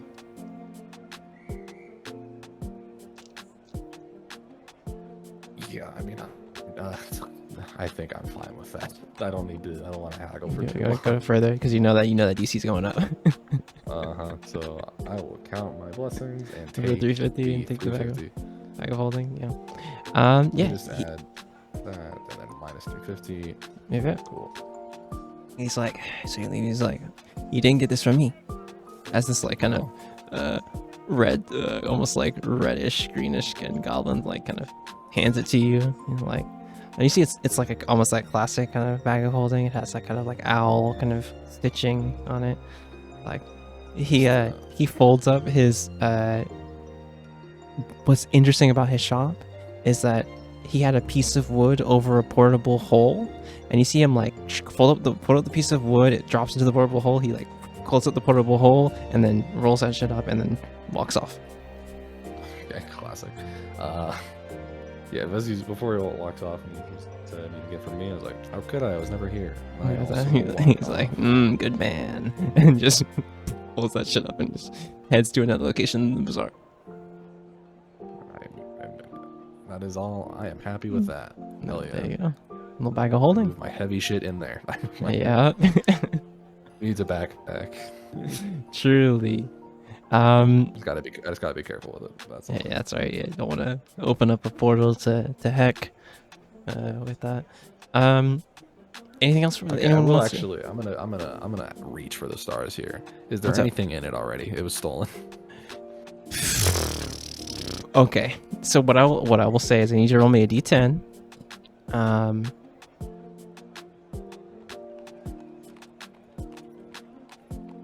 Actually, to be really funny here, and I'm gonna give you one of my favorite weapons.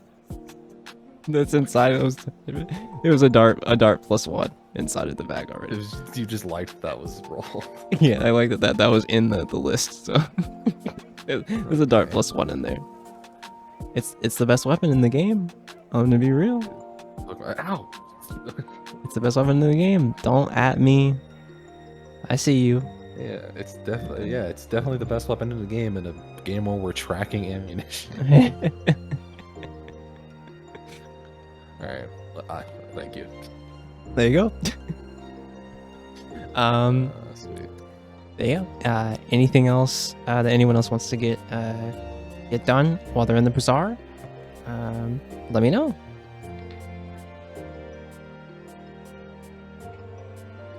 Anything, any items you want to grab? Anything that you think you would need? Anything that you want to spend the coffers, the community coffers on? And you know, we'll go through provisions once we have a heading and shit like that. But if not, just let me know. Autumn, you said you're moving toward knowledge, toward the Morgrave University, correct? That's where you're headed. Yes, yeah. Okay. Okay, sick. Cool. I think if there's no other shopping here, we can follow Autumn toward Morgrave. Yeah. I think at least before stepping or following on to Morgrave, I think we all sort of at least huddle around, sort of discuss what things we're gonna like try to do, and like sort of purchase perhaps or whatter.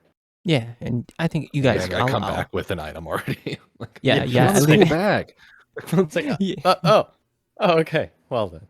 yeah. I leave it up to you guys to what you want to spend. You like as far as like how you're moving the money around. Just run it by me, obviously. You don't understand. I opened the tiny like fucking handbag ass bag, and I pull out a crowbar from it. Like, you don't understand how good this bag is, Giles. What? Surely you can Hold just on, attach it hold to on. your person. Hold on, you pulled out a. How does that work? And then I reach in and I pull out 50 feet of rope. No, how does that work? No, actually, I'm telling what you, is it's a good bag. I'm telling you, dude, this is a good bag. Bro, I want a bag like that. What the fuck? God damn. All right. I call it the bag of lots of space. Yeah, a bag of deception. Jesus Christ. Yeah. All right. For me, and because I spaced out, is this a new bag of holding? Yes. Hell yeah. It's brand What new. do they mean by that? It's off the lot. You found it dropped off a wagon, as they say. Truly. Yeah. Anyway, yeah, we then at least begin to follow on him. You guys, his book adventures. yeah, you head to Memphis. And it's a long ride to Memphis, as they say. I don't know who says that, but Fuck it, bitch. yeah, he has good buttons. Anyway, University District. Here, as you get to the campus and the just surrounding area of Moorgrave University, honestly, huge college campus. What are you looking for here? They have a library. They have I many think teachers. first I'm just gonna kind of find an open space on campus that I could like sit for a while Yeah. and see if there's like a uniform people wear or Oh, like their like robes and like class. yeah. Yeah. Oh, geez. Yeah. Give me a perception check. Right.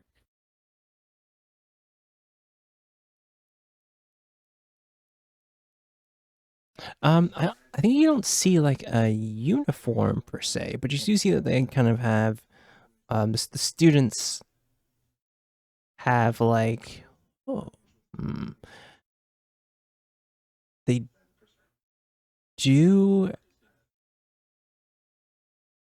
all have like it looks almost like a medal like on their person, like you can see it. It's almost like a badge type deal, something they kind of have around there, like on their belt. Some people have it around their neck, some people have it like just in general. It's like almost like a signify that you can get into the school itself. But Right. yeah. I will. I'll keep it simple.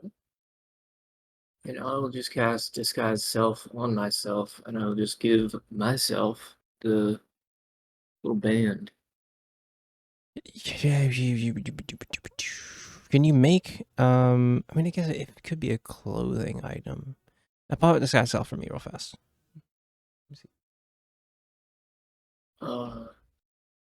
It should be. No? Scroll No, down. no.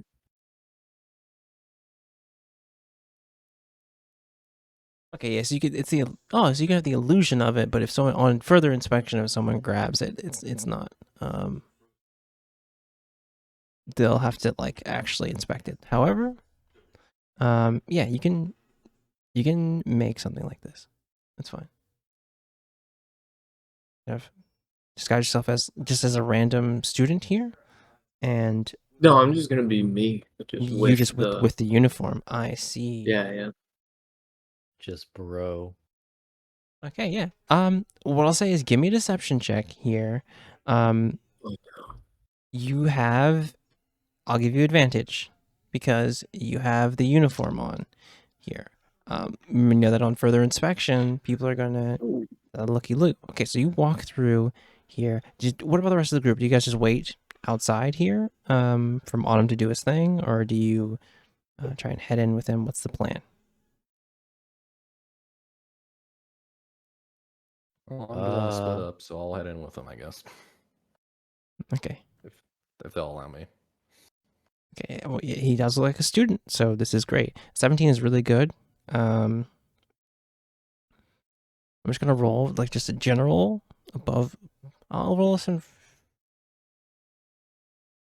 Let me just roll it. Okay. You head through the main kind of doors here of Moorgrave University, heading through like the big main hall here. As you move forward, you notice you see everything seems to be fine. No one has stopped you yet. You look like a student, and you have another person with you, but that's fine. Where do you head? Do you head toward the library? Do you head toward any of like the actual lecture rooms? No, I think straight for the library. Library. Okay. Heading into the library, what are you looking for in here? I think I'd probably start with, I don't know, maybe something on like the Divine Dragons. Okay. Hmm. All right. Give me a history check at advantage. Actually, no. This would be on the Divine Dragons itself. So this would be either a religion check or a nature check. Your choice.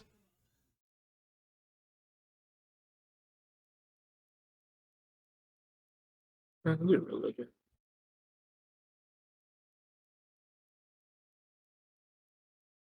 Oh, Religion.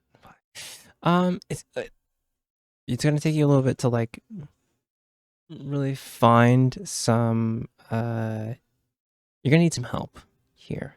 I think you're a bit overwhelmed by the vastness of life. This library is as big as the Library of Spheres, if not bigger, honestly. You're gonna need a bit of help. I was gonna say I would help, but I want separate advantage. My mom worked in a library. Yes, she did. Big reach. advantage. Yeah, and the system of filing things is honestly universal. Give me what would you be using to help out here? I think this is more like a knowledge kind of based check, intelligence check, but investigation, history, however. Yeah, I mean, whatever you want from me there. Yeah, give me I'm reaching a history check here. to recall the system. Right. Exactly. Well, it's not 11. 11. You do know that Wait, no, it's sorry. 12. 12. This one was actually higher. I thought it was a 6, but it was a 9. Okay, all right. You, it does work on the same system, but like I said, it's a bigger library. So it'll take you a bit more time, but you have an idea of where to go of looking for the Divine Dragons. I'll just help tell Lana. I'm like, we should look over in this section. Yeah. Okay. Maybe this section that's bigger than I'm used to. Yeah, you kind of move through the Find our way book, over there. move through the bookshelves, noticing that like much like others, a lot of scholars use the same system just to have it be easier. So if you're in any kind of vast collection of books, that it's safer. You don't get lost. And as you move through, no one's noticed you. You're fine here. You get to a section on the divine dragons themselves. What particular information are you looking for here on them? As you kind of round the corner of a section, it's a moderately sized section. It's probably like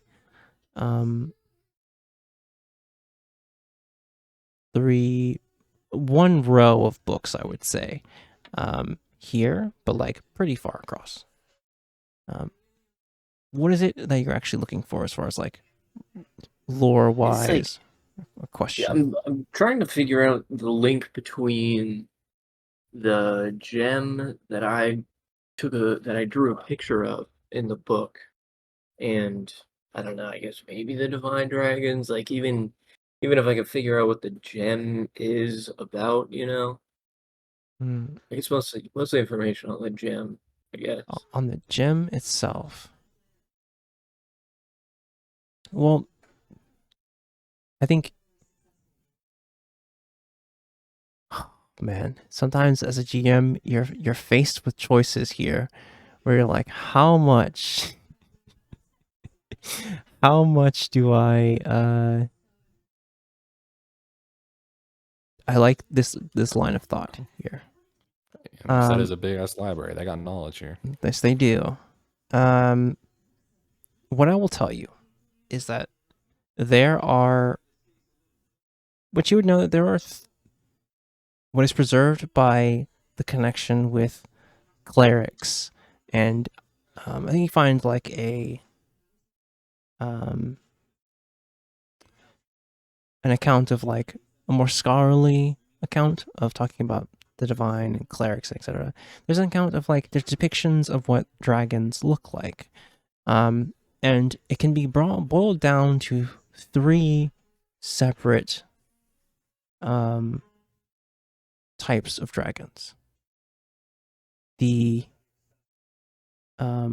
chromatic, they take after they have all colors like black, blue, red. You know, Syrah would be considered that, red. And then you more, and this sticks out to you, there's the metallic, brass, bronze, copper, silver, gold, Novant being a copper dragon. But then there's a third category here, and some outliers as well, the gem dragons. People depict Mott, Dragon of Death, with there's a drawing of her quite different. She looks like a humanoid. But there's a image of her pale face, eyes closed, with a topaz gem in the middle of her forehead.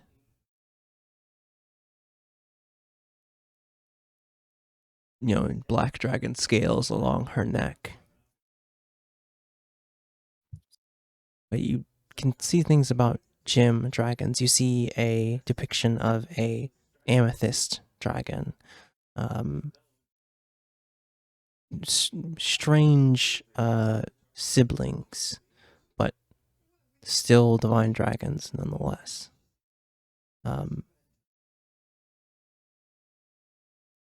But nothing about a gem that you're looking for. I think you need you may need an expert here. Books aren't giving you exactly what you need.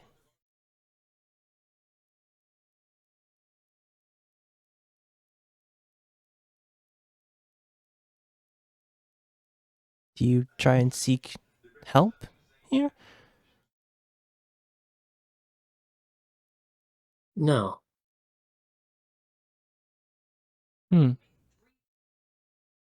No, I think Autumn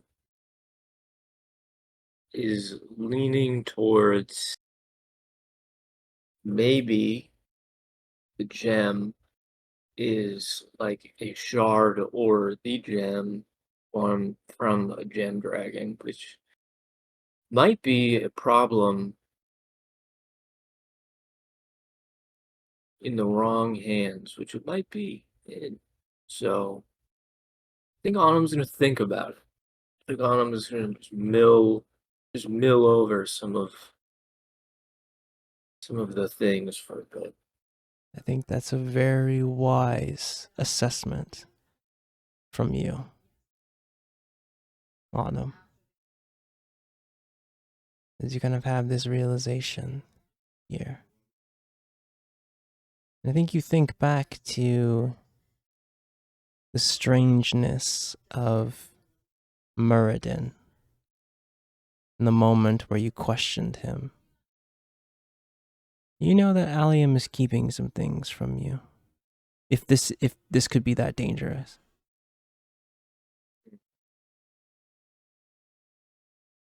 More, I think you kind of just see a bit of this lore. Some things that you're learning yourself. I know you took out some books on the divine dragons.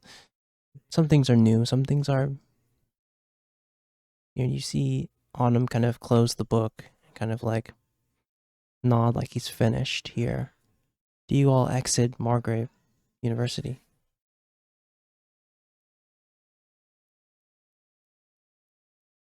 Yeah, I guess so. Yeah. I think I need another. What was that deception? A 17? I'm just gonna roll something up. Okay, you exit with nothing, with no trouble at all. Disguised as a student, walking through here. You can see some of the students here. some of the professors and things moving through. You exit, putting the books back to where they need to be. Heading out. Never mind. Heading back out to the kind of main courtyard, you see your friends here. Is there anything else that you guys are doing as Autumn is taking care of his business here?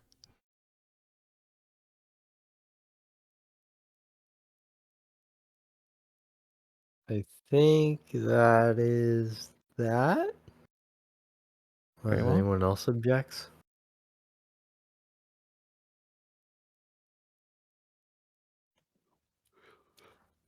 Okay. This is, we need to, saying this to everybody, we need to talk about what we're doing next. As you guys make your way, Aerith is kind of changed out of her uniform. Kind of just has like a regular kind of shirt on. Yeah, I mean, we could do that back at the ship, I guess, too. Mycroft is over there.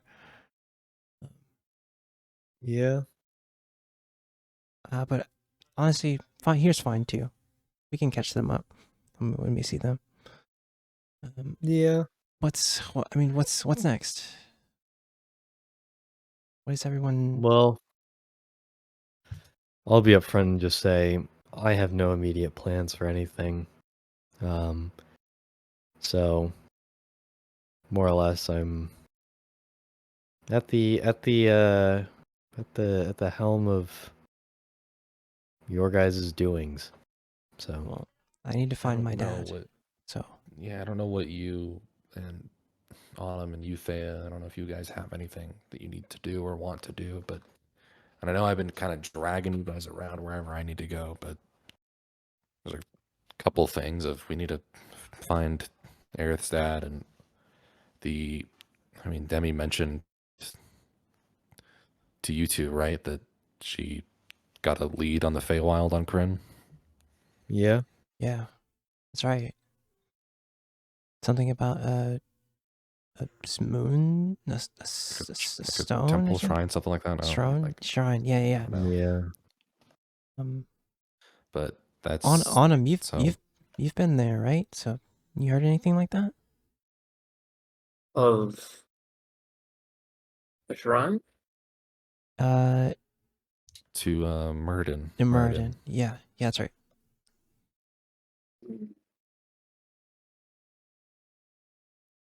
I don't know, DM, have I? Fucking bitch. 16, I think maybe. Yeah, 16's great. There's a place that you'd be familiar with. It's called Arthurxmedic Fall. And you would know that name. Demi didn't really know the name of it, but since you've been to Kryn, you know that is a place. Honestly, share that name. Yeah. Everybody. Oh yeah, Arthurxmedic Falls. Arthurxmedic Fall is keenly named. Anyone here? Actually, none of you really don't have knowledge. Only the cleric would. only the cleric would have this knowledge, so it makes sense that he knows. Why it is important is you stay with the Dimmer Nesty, for the most part, at least for some time, on them. But there's the Qualinesti, or the Qualinesti, kind of forest, kind of wood elves on Kryn. Arthurxmedic Fall was once their capital, but it has been turned into a large wetland and swamp, and is a holy site for the for the Black Dragon siblings. The legend goes is that one day a black dragon fell from the sky and hit the area, and her body bore 3 children, and she perished there, leaving the elven capital and the surrounding area into what it is now, swamp, a ruin. That's a legend, though.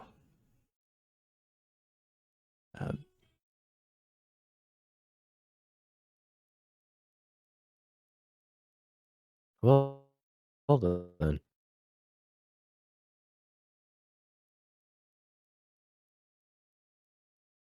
But known to you, yeah.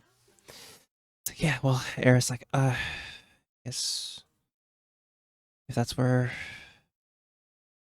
if that's where they were headed, then We'll figure out the lead right. with your dad first and then go there. Yeah, I think we find the Mages Guild on Kryn and go from there. Yeah. Unless anyone else.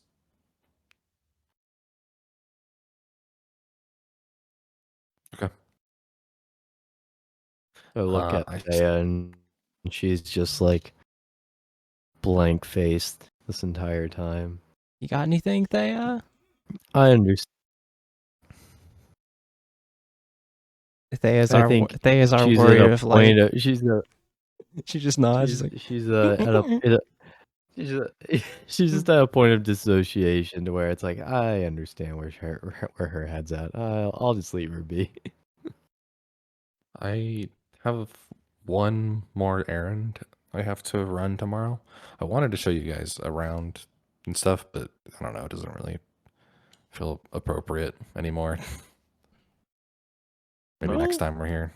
I mean, if we still have time, don't mind. I mean, Sharn's gonna be here. Well, I guess Kryn it is, and then we'll go from there. I think you all kind of break from here and go your separate ways. If there's nothing else, we move to the next day, morn, and we move to about 20 minutes to your appointment. As you make your way through Lower Dura, heading toward Fallen, the ruined slum. I would have gone as much on Middle Dura as possible until I had to go down. Take a lift down, yeah. Taking a lift down, heading in through the ruins here. You know the signs. You know how to get to where your contact wanted to meet.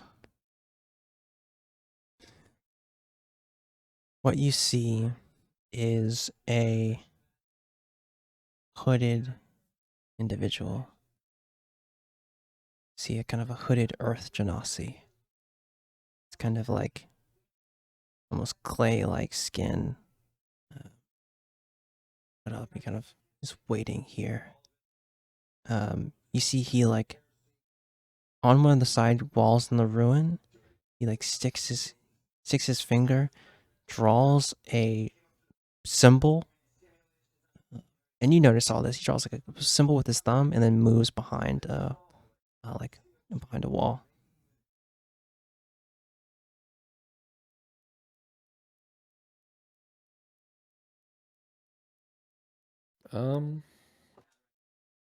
Before I follow, I want to do just a quick scan to see if anything feels off about this Yeah, give me environment. Give me a perception check, yeah.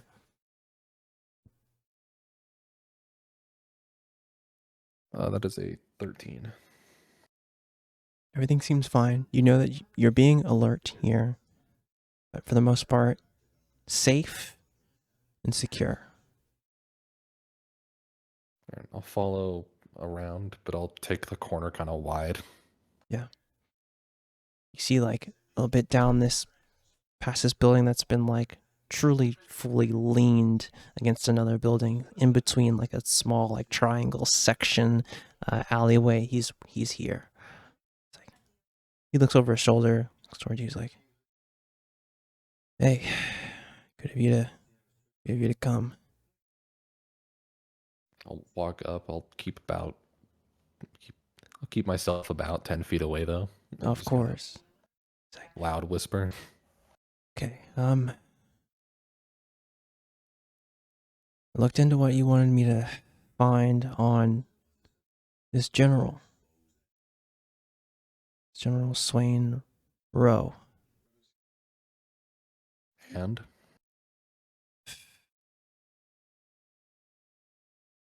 Okay.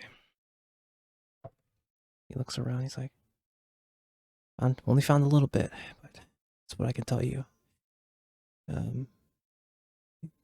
GIF. Those who've seen him, he's a GIF individual. I heard he's looking for something. He's looking for some sort of item.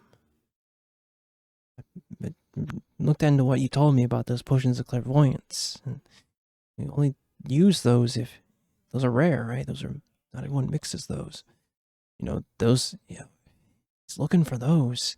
He's has to be trying to spy for something. And as I was doing a little digging, trying to be very safe, he's looking for an item, some sort of weapon, some sort of gem. And that's all I a know. weapon, a gem. Which one is it? I don't know for sure. Whatever it is, he's willing to kill for it. I've already dug around too much, so I'm gone after this meeting. I'm heading across the Thunder Sea and heading to Zendrick.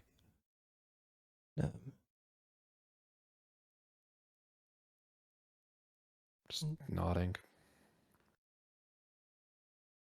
What Do you have any like timeline on like when he started looking? If he's already found it? I don't think he's found it. Because he looks over his shoulder again. He's like, because I listened through, got someone a little drunk and paid the right people. What I hear is, I'm just gonna roll some. Okay. What I hear is he got an expert to help him, someone whose study is in gyms. And I don't know if it was all above board. Maybe it was some kind of coercion or something. Yeah. All I know is I think you can take care of yourself, right, Morn? Yeah. You go to Zendrick. If I ever need anything, I know where you are. Okay. This guy doesn't seem. He's not like the people in Sharn. He's different. Militant. But I've got a little too close to the grain, so I'm gonna head out. But like I said, all I know is took some expert on gyms. Take a look into it. I'll be seeing you. All right. Hopefully we don't need to. But Gives you a nod. Quickly scurries into that like kind of place. You see he kind of like uses his merge with stone, kind of like, or he uses elementalism here and like kind of moves the stone like that kind of broken debris, kind of heads into it and like kind of shuts it behind him. And mood disappears into the ruins of the fallen.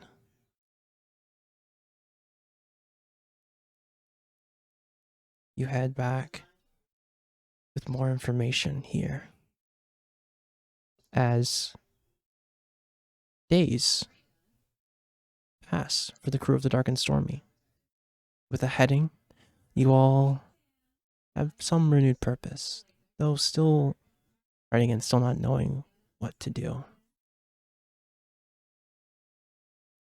Yeah, I would. On the day that happened, when I get back to my place, I would go take off the sheet, Yeah. jot down the new information, Mhm. tie a piece of string over to it, and I would hold down that string with the +1 dart. Mm-hmm. Put that in. That's Chekhov's dart. It's gonna be in my house. That's right. And then we see the days go by here. 2, 3, 4, as you guys getting settled and getting your provisions, getting everything ready to possibly to move out. I think one day, as about a week and a few days have passed here, feeling like you've finished everything that you need to do. Giles, as you make your way to check on the ship, and you kind of relieve Mycroft to kind of go ahead into the city on one of the days here, so they can kind of find some things.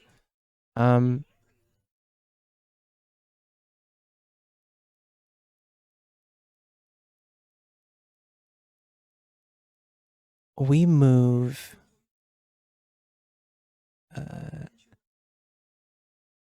We move somewhere else here. Two things are happening at the same time. Dimmy. Hey guys. As Hi. you walk on the wasteland.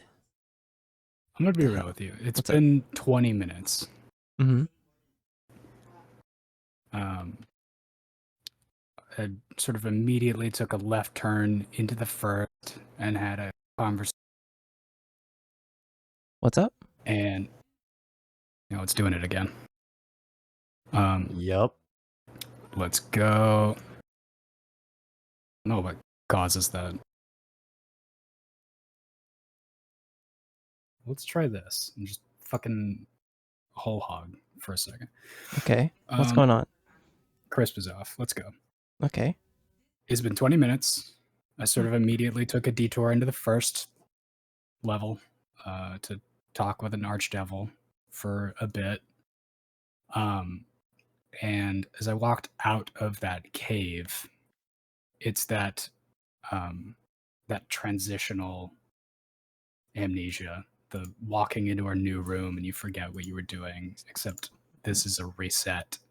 What I will say here is that you can't go back to where you came from. If that makes sense. You can't go back to that place at the border of the keep. If that makes sense. There's only 2 places out here from, or 1 way out from the shop, and that's into the hells. If you slipped out from the workshop, you slipped out onto the wastes. Interesting. That path is closed. You've made the decision. And as you all of this sort of revolved around being on the deep ethereal. That's fine. I'm on the wastes, and seeing that this is a different space, I think I just feel like I'm falling, and my knees buckle, and I collapse, and I'm going to cry for an hour. You hear, as you're on the ground, you feel a rumbling.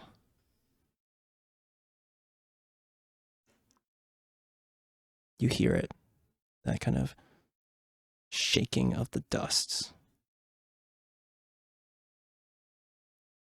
And you hear in the distance a metal on metal, an engine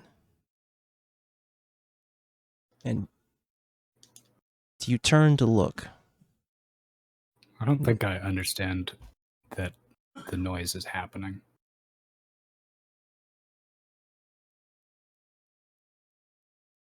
It gets closer. And you hear you see it now. A two-wheeled vehicle heading for you. And you see on it, you see LZ. He kind of fully just and stops toward you. Glasses off. You see that there's like 3 imps, kind of, and actually 2 imps in a bag. It's like, hey, I told you not to just, leave the workshop, but that's fine. You're already out here. As he like kind of pulls the glasses off, and there's like goggles off, and there's a bunch of just dust. Do you need a ride?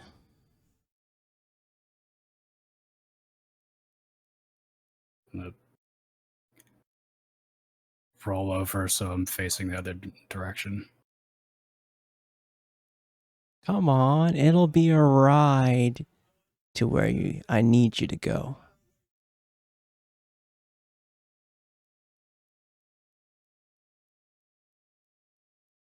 You want to see him, right? Those friends of yours, yeah?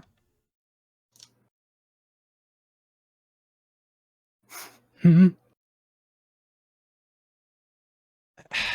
Come on. Like you see, he fully kind of gets off the bike. He's like, "Come on, it'll be an easy trip, and I get to get out for a while, which is nice."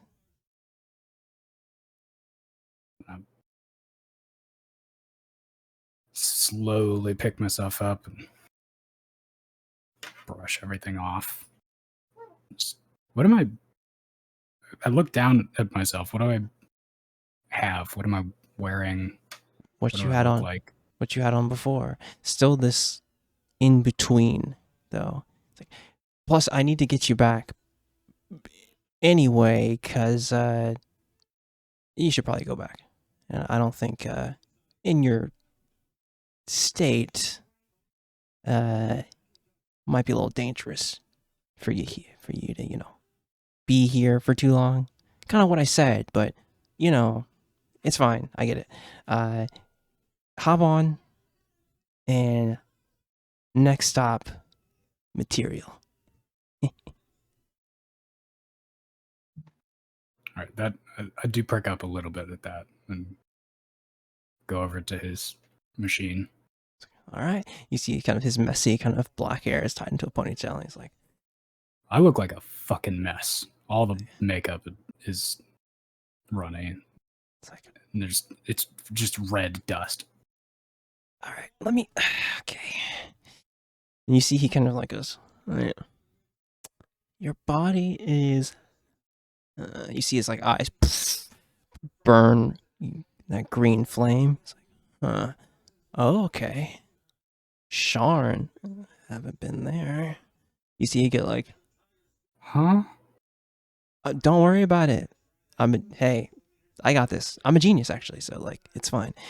You see, he in the air draws an infernal rune, and you see before you a burning green portal. He's like, all right, that should work. Sharn, hey, you two. No, I still need you. Never mind. I was gonna tell you to go back to the shop, but it's fine. Hop on, Demi, and we're going for a ride. You can see the smile here as he puts the goggles back on. He's like, you'll be fine. You don't need a helmet. It's all right. It's all right. You'll be okay. Look at him like the most disappointed. What? You want to drive?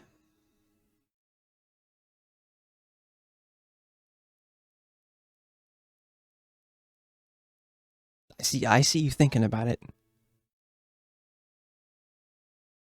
You should drive. Okay. See, it kind of like revs up. You see that this is like this two-wheel vehicle has like this burning kind of engine. You can see that like a exhaust, this fire spits around it, but it doesn't hurt you or him. How could it? It's like, all right, let's get going. As you guys ride through this portal,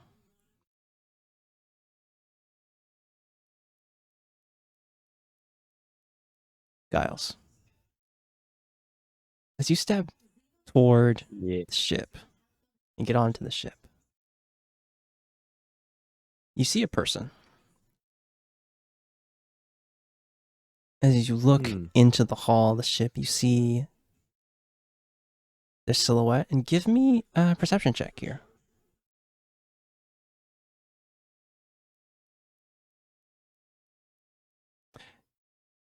Looks like Demi. You see green skin for a moment, and maybe you're hallucinating.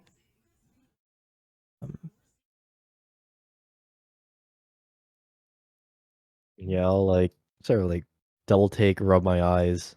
Yeah. Is Kettle with you? Step a bit closer. Is Kettle and BB with you? Yeah, Kettle and BB. Kettle, BB, and Willow are with me. Yeah. You step forward. You call for this person, or does you kind of like wait a minute? You're in the hull of the ship here.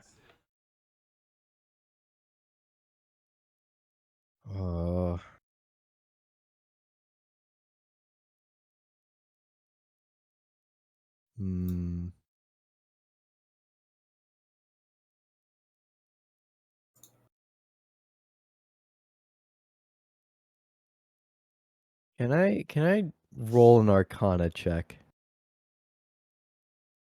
For what are you looking for? I just want to see if there's like any sort of like, I don't know, any sussy energy coming from this figure. If there's an illusion of some sort? Yeah. You gotta yeah, phrase basically. that differently. There you go. you go. Yeah, I see. Yeah, give me an Arcana check. I like that.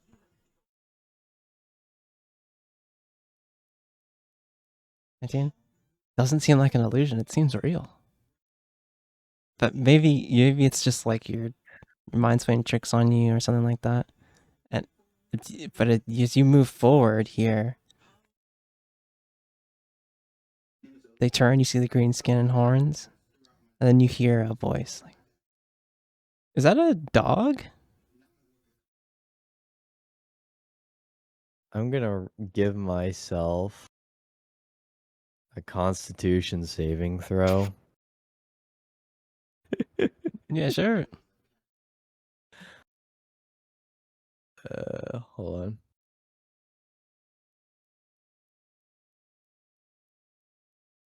Is that good? Is that good? 10? Probably not. I What does would Giles do? have said this was gonna be a DC 15. Yeah, sure. I see that. Giles is just gonna faint and pass out.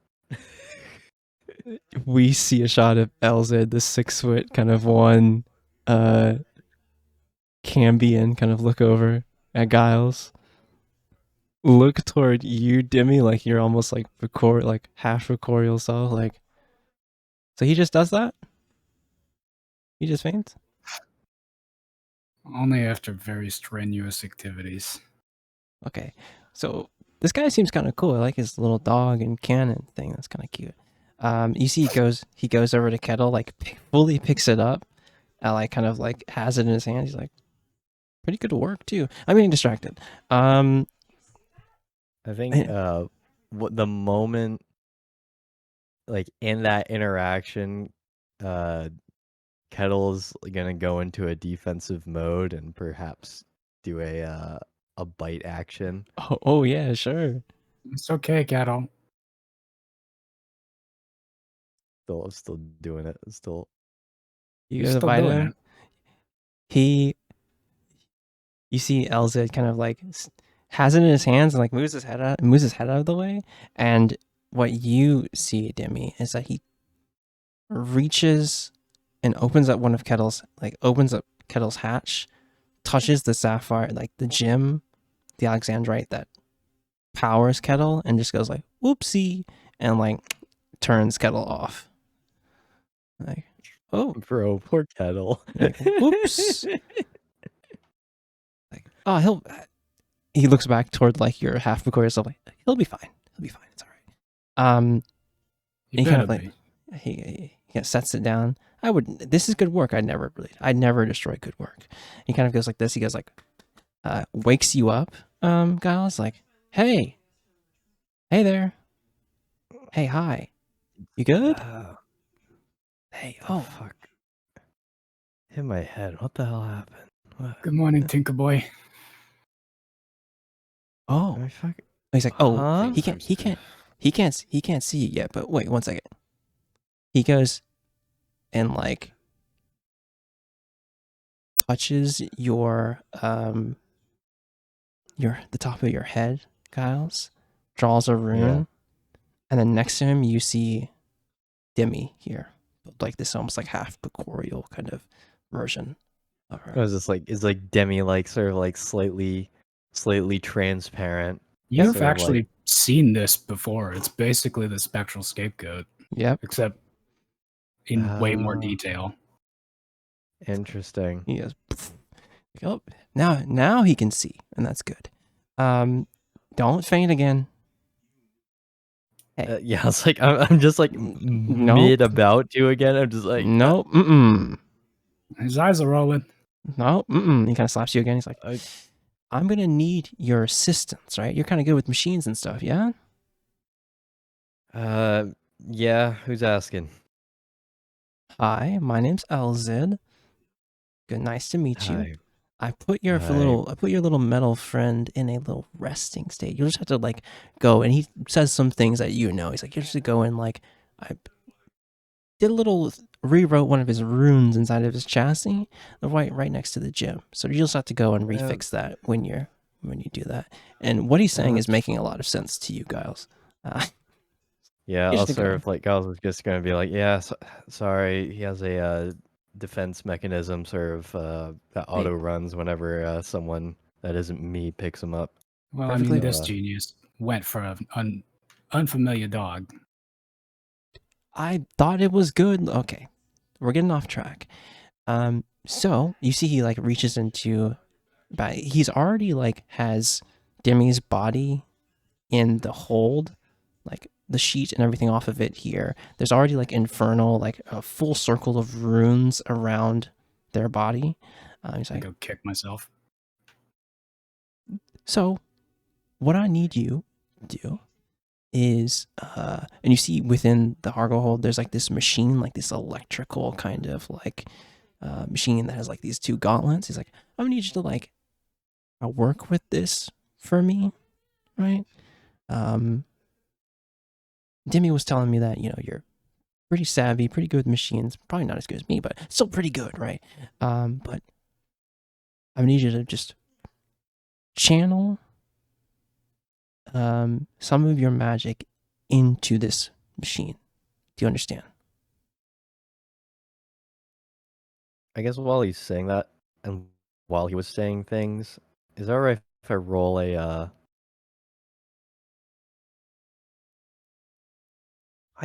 maybe a religion check? Yeah, sure. In Give me a terms religion. of, Oh like- yeah, it would be a religion check. Yeah. He looks much like a tiefling. So it's, you know, natural 20. Oh, You're standing in front of a Cambion. He looks a lot like Demi, but looks to be deceiving, right? His eyes are burning green flames. He has like, his horns are a bit more pronounced. Here he has wings. You see his like tail here. Right now you see he has just like his kind of simple shirt on, kind of that dark kind of leather apron. But you're standing in front of a devil. would Dark skill. with the natty 20, would I know? How do I phrase this? would I understand how Demi perhaps got to this current point and what they had to potentially do in Yeah. order to get to this point? What you see on the corporeal version of Demi on their arm is a series of runes that are hidden within their tattoo. What you see on the wrist, there's a bigger infernal rune. I think you know that some sort of deals might have been struck for this to happen. It's like, so, I- all right. Hold on. Oh, While Giles is interrogating the ideas here, I have walked over to myself and full kicked myself across the face. And it's not loud. It is in the same tone of voice as when you're holding yourself for dropping something. Fucking stupid. But I am just berating my corpse. hey now, none of that. We're gonna fix this in a moment, okay? All right. So, hi, my name's Elzid. You know, genius artificer, yada yada yada. From the hells, introductions aside, I need you to channel some of your magic into this machine and make sure it does not explode on itself. Right? While I Okay. use these gauntlets here to physically grab your friend Demeter and force their ethereal self and their material self back together. Does that make sense? I tried to explain that as layman as I could. There's a lot more jargon in between that. Okay. That's fine. That's straightforward as can be. Thank you. Okay. All right. Cool. Before we begin though, Yep. what was the deal that was made? I'm not sure you can ask me that. Well, maybe you could ask me that. That is how it works. That is how it works, right? It's the person who made the deal that if the contract person has it, they can make them not say it. Okay, well, I mean, is this your friend, Demi? Is this your friend, right? You like this guy? Stupid bitch. Make your mother cry. What? You like this guy, right? Yes. Okay. Well, yes. It was. Yeah, he's. Well, can I tell him about our little arrangement or no?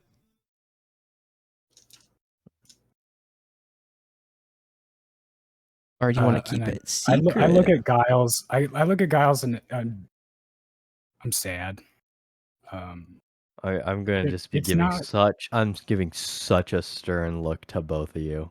Like I don't think you see any. This is not a guilty look. I have never had a guilty conscience in my fucking life. But I'm trying to run two trains of thought at the same time. I'm mad, I'm sad, and I'm trying to decide whether or not this would upset you. Why? I think I see that sort of contemplation at least.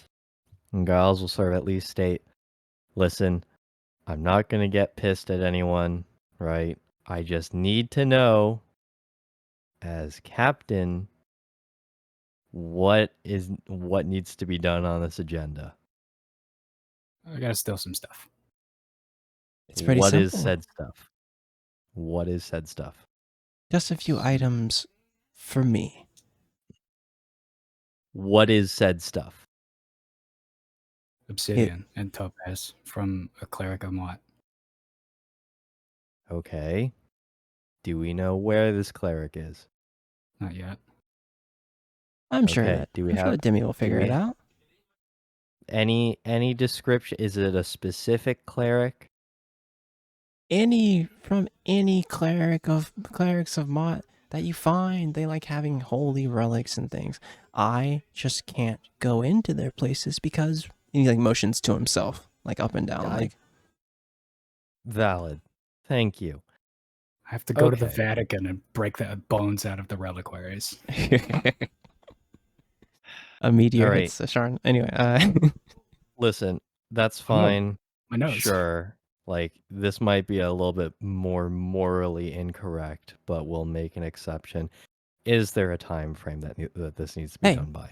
no time frame, but I would like the items soon, and I've done Dimmy a great service. I'm doing Dimmy a great service right now of putting their soul there, putting their body back together again. Aren't I? Out of the kindness of my heart. Anyway, the machine, your magic, my hands, gauntlets, Yes. their ethereal all right. body. Okay. I Fair. walk over and stand so that, like, at my feet, Yeah. facing away, and then just when he gives me the 3, 2, 1, I'm gonna tip back in. All right.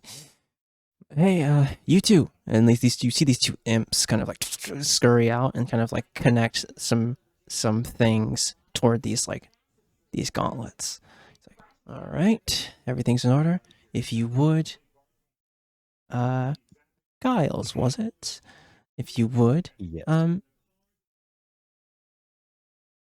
I need you just to attune or just send some magic into this channel here. And above table, you'll have to spend a spell slot for this. That's for fine. things to go well. All right.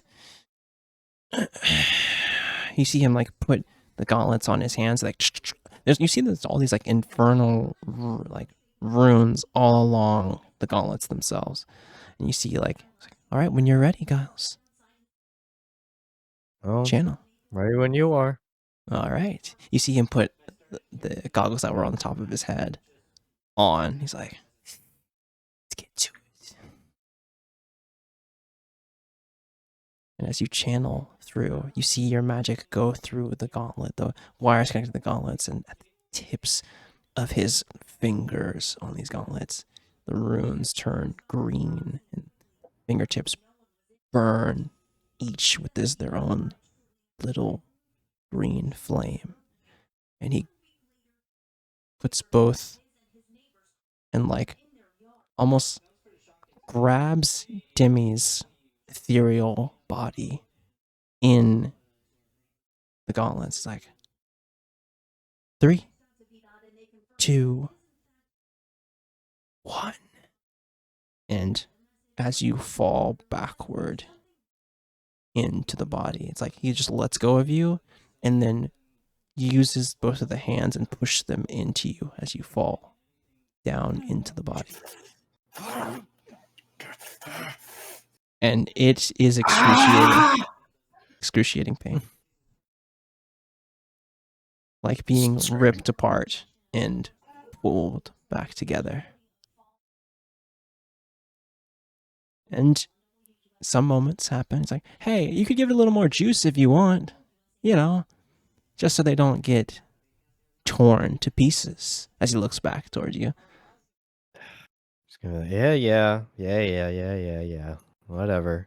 Let's get this over with. You see he's actually smiling this whole time. Some moments pass, and you see like the gauntlets like spark and like contort and explode, and he's like, and both smoke.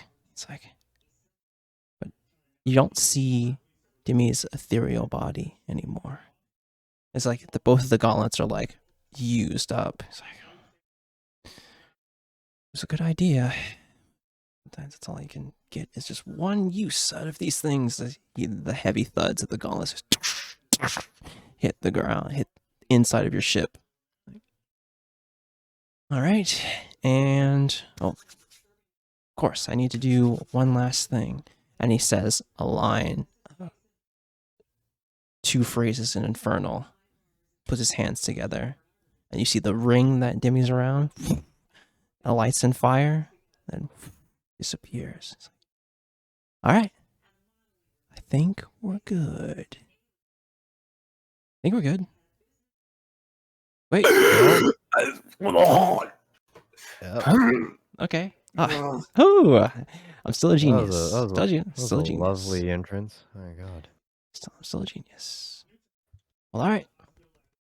You see him like kind of really pleased with himself, goggles all around his neck. Oh, hey. Giles, what you notice on that natural 20, the tattoos from the ethereal body have formed on Demi's material body. Hmm. You know that they've made a pact. All right. Well, Like, oh, I'm not going to be. Interest- What's up?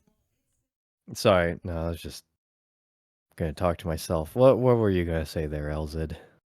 Well, I should probably fix your little dog friend. Give me one second. He kind of puts 2 fingers in and just dink, and Kettle comes back online. He's like, "Hey, go. Don't say I didn't leave it as good as I found it." He's like, "You too. Yeah, you." That's both the imps kind of pick up the pieces of the machine. He's like, "Yeah," and he snaps his fingers, and like a green portal appears. He's like, "Yeah, but just push it in there, and you follow in there as well. Get in there." He's like, and they both kind of jump in. Elzid, before you leave, Yeah. I just want to show you one thing from Artificer to Artificer, if that's all right. What you have? What do you have? I'm gonna whistle. BB comes around the corner. Just gonna clap 2 times. And BB begins his little dance. Yeah, Elzid actually, while Demi's like going through it, Elzid's actually like dancing with BB, like, "Yeah, we did it. Yeah, we did it." There's a grin on my face now, but it's cold sweat. Yeah, yo, hey, okay. Ah, man, if only the Hells would like have this much fun all the time, but they got to make more machines. They got to make things that murder people. But Well, it's fine. Hey, Elzid, if I see you in hell, we're changing that policy. All right. Yeah, hey, I would love a skilled artificer. Help me in my workshop. That would be a good time. It would be a good time. But we'll see. We'll see where the cards Get lie. a room. Anyway, get out of here. Bye-bye. Yeah, okay. Well, hey. Well, as he leans toward you, Demi, and kind of almost like stage whisper, he's like, "Remember our kiss? No. Remember our little remember, you help me, I help you. Metal from the Feywild. And all that stuff." I'll remember for her. Don't worry. This is now my burden as well. Yeah. It'd been great to meet all your friends, but it gets a little weird staying here too long. That and, divine dragons and, paladins and clerics and all that good stuff. Yeah. Yeah. So, Get out. okay, fine. And you see him kind of like, nice ship, by the way, too. Huh. Well, Thanks. Built it see- myself. Well, and with my friends. you see he snaps his fingers, and what you see within the portal is like through here a wasteland. And you see like a 2-wheeled vehicle waiting for him, like it's on burning green flame, like coming out of the exhaust. It's like, oh, see you soon, Demi, and keep up the good work, Giles. As the portal closes, that's where we're gonna end it.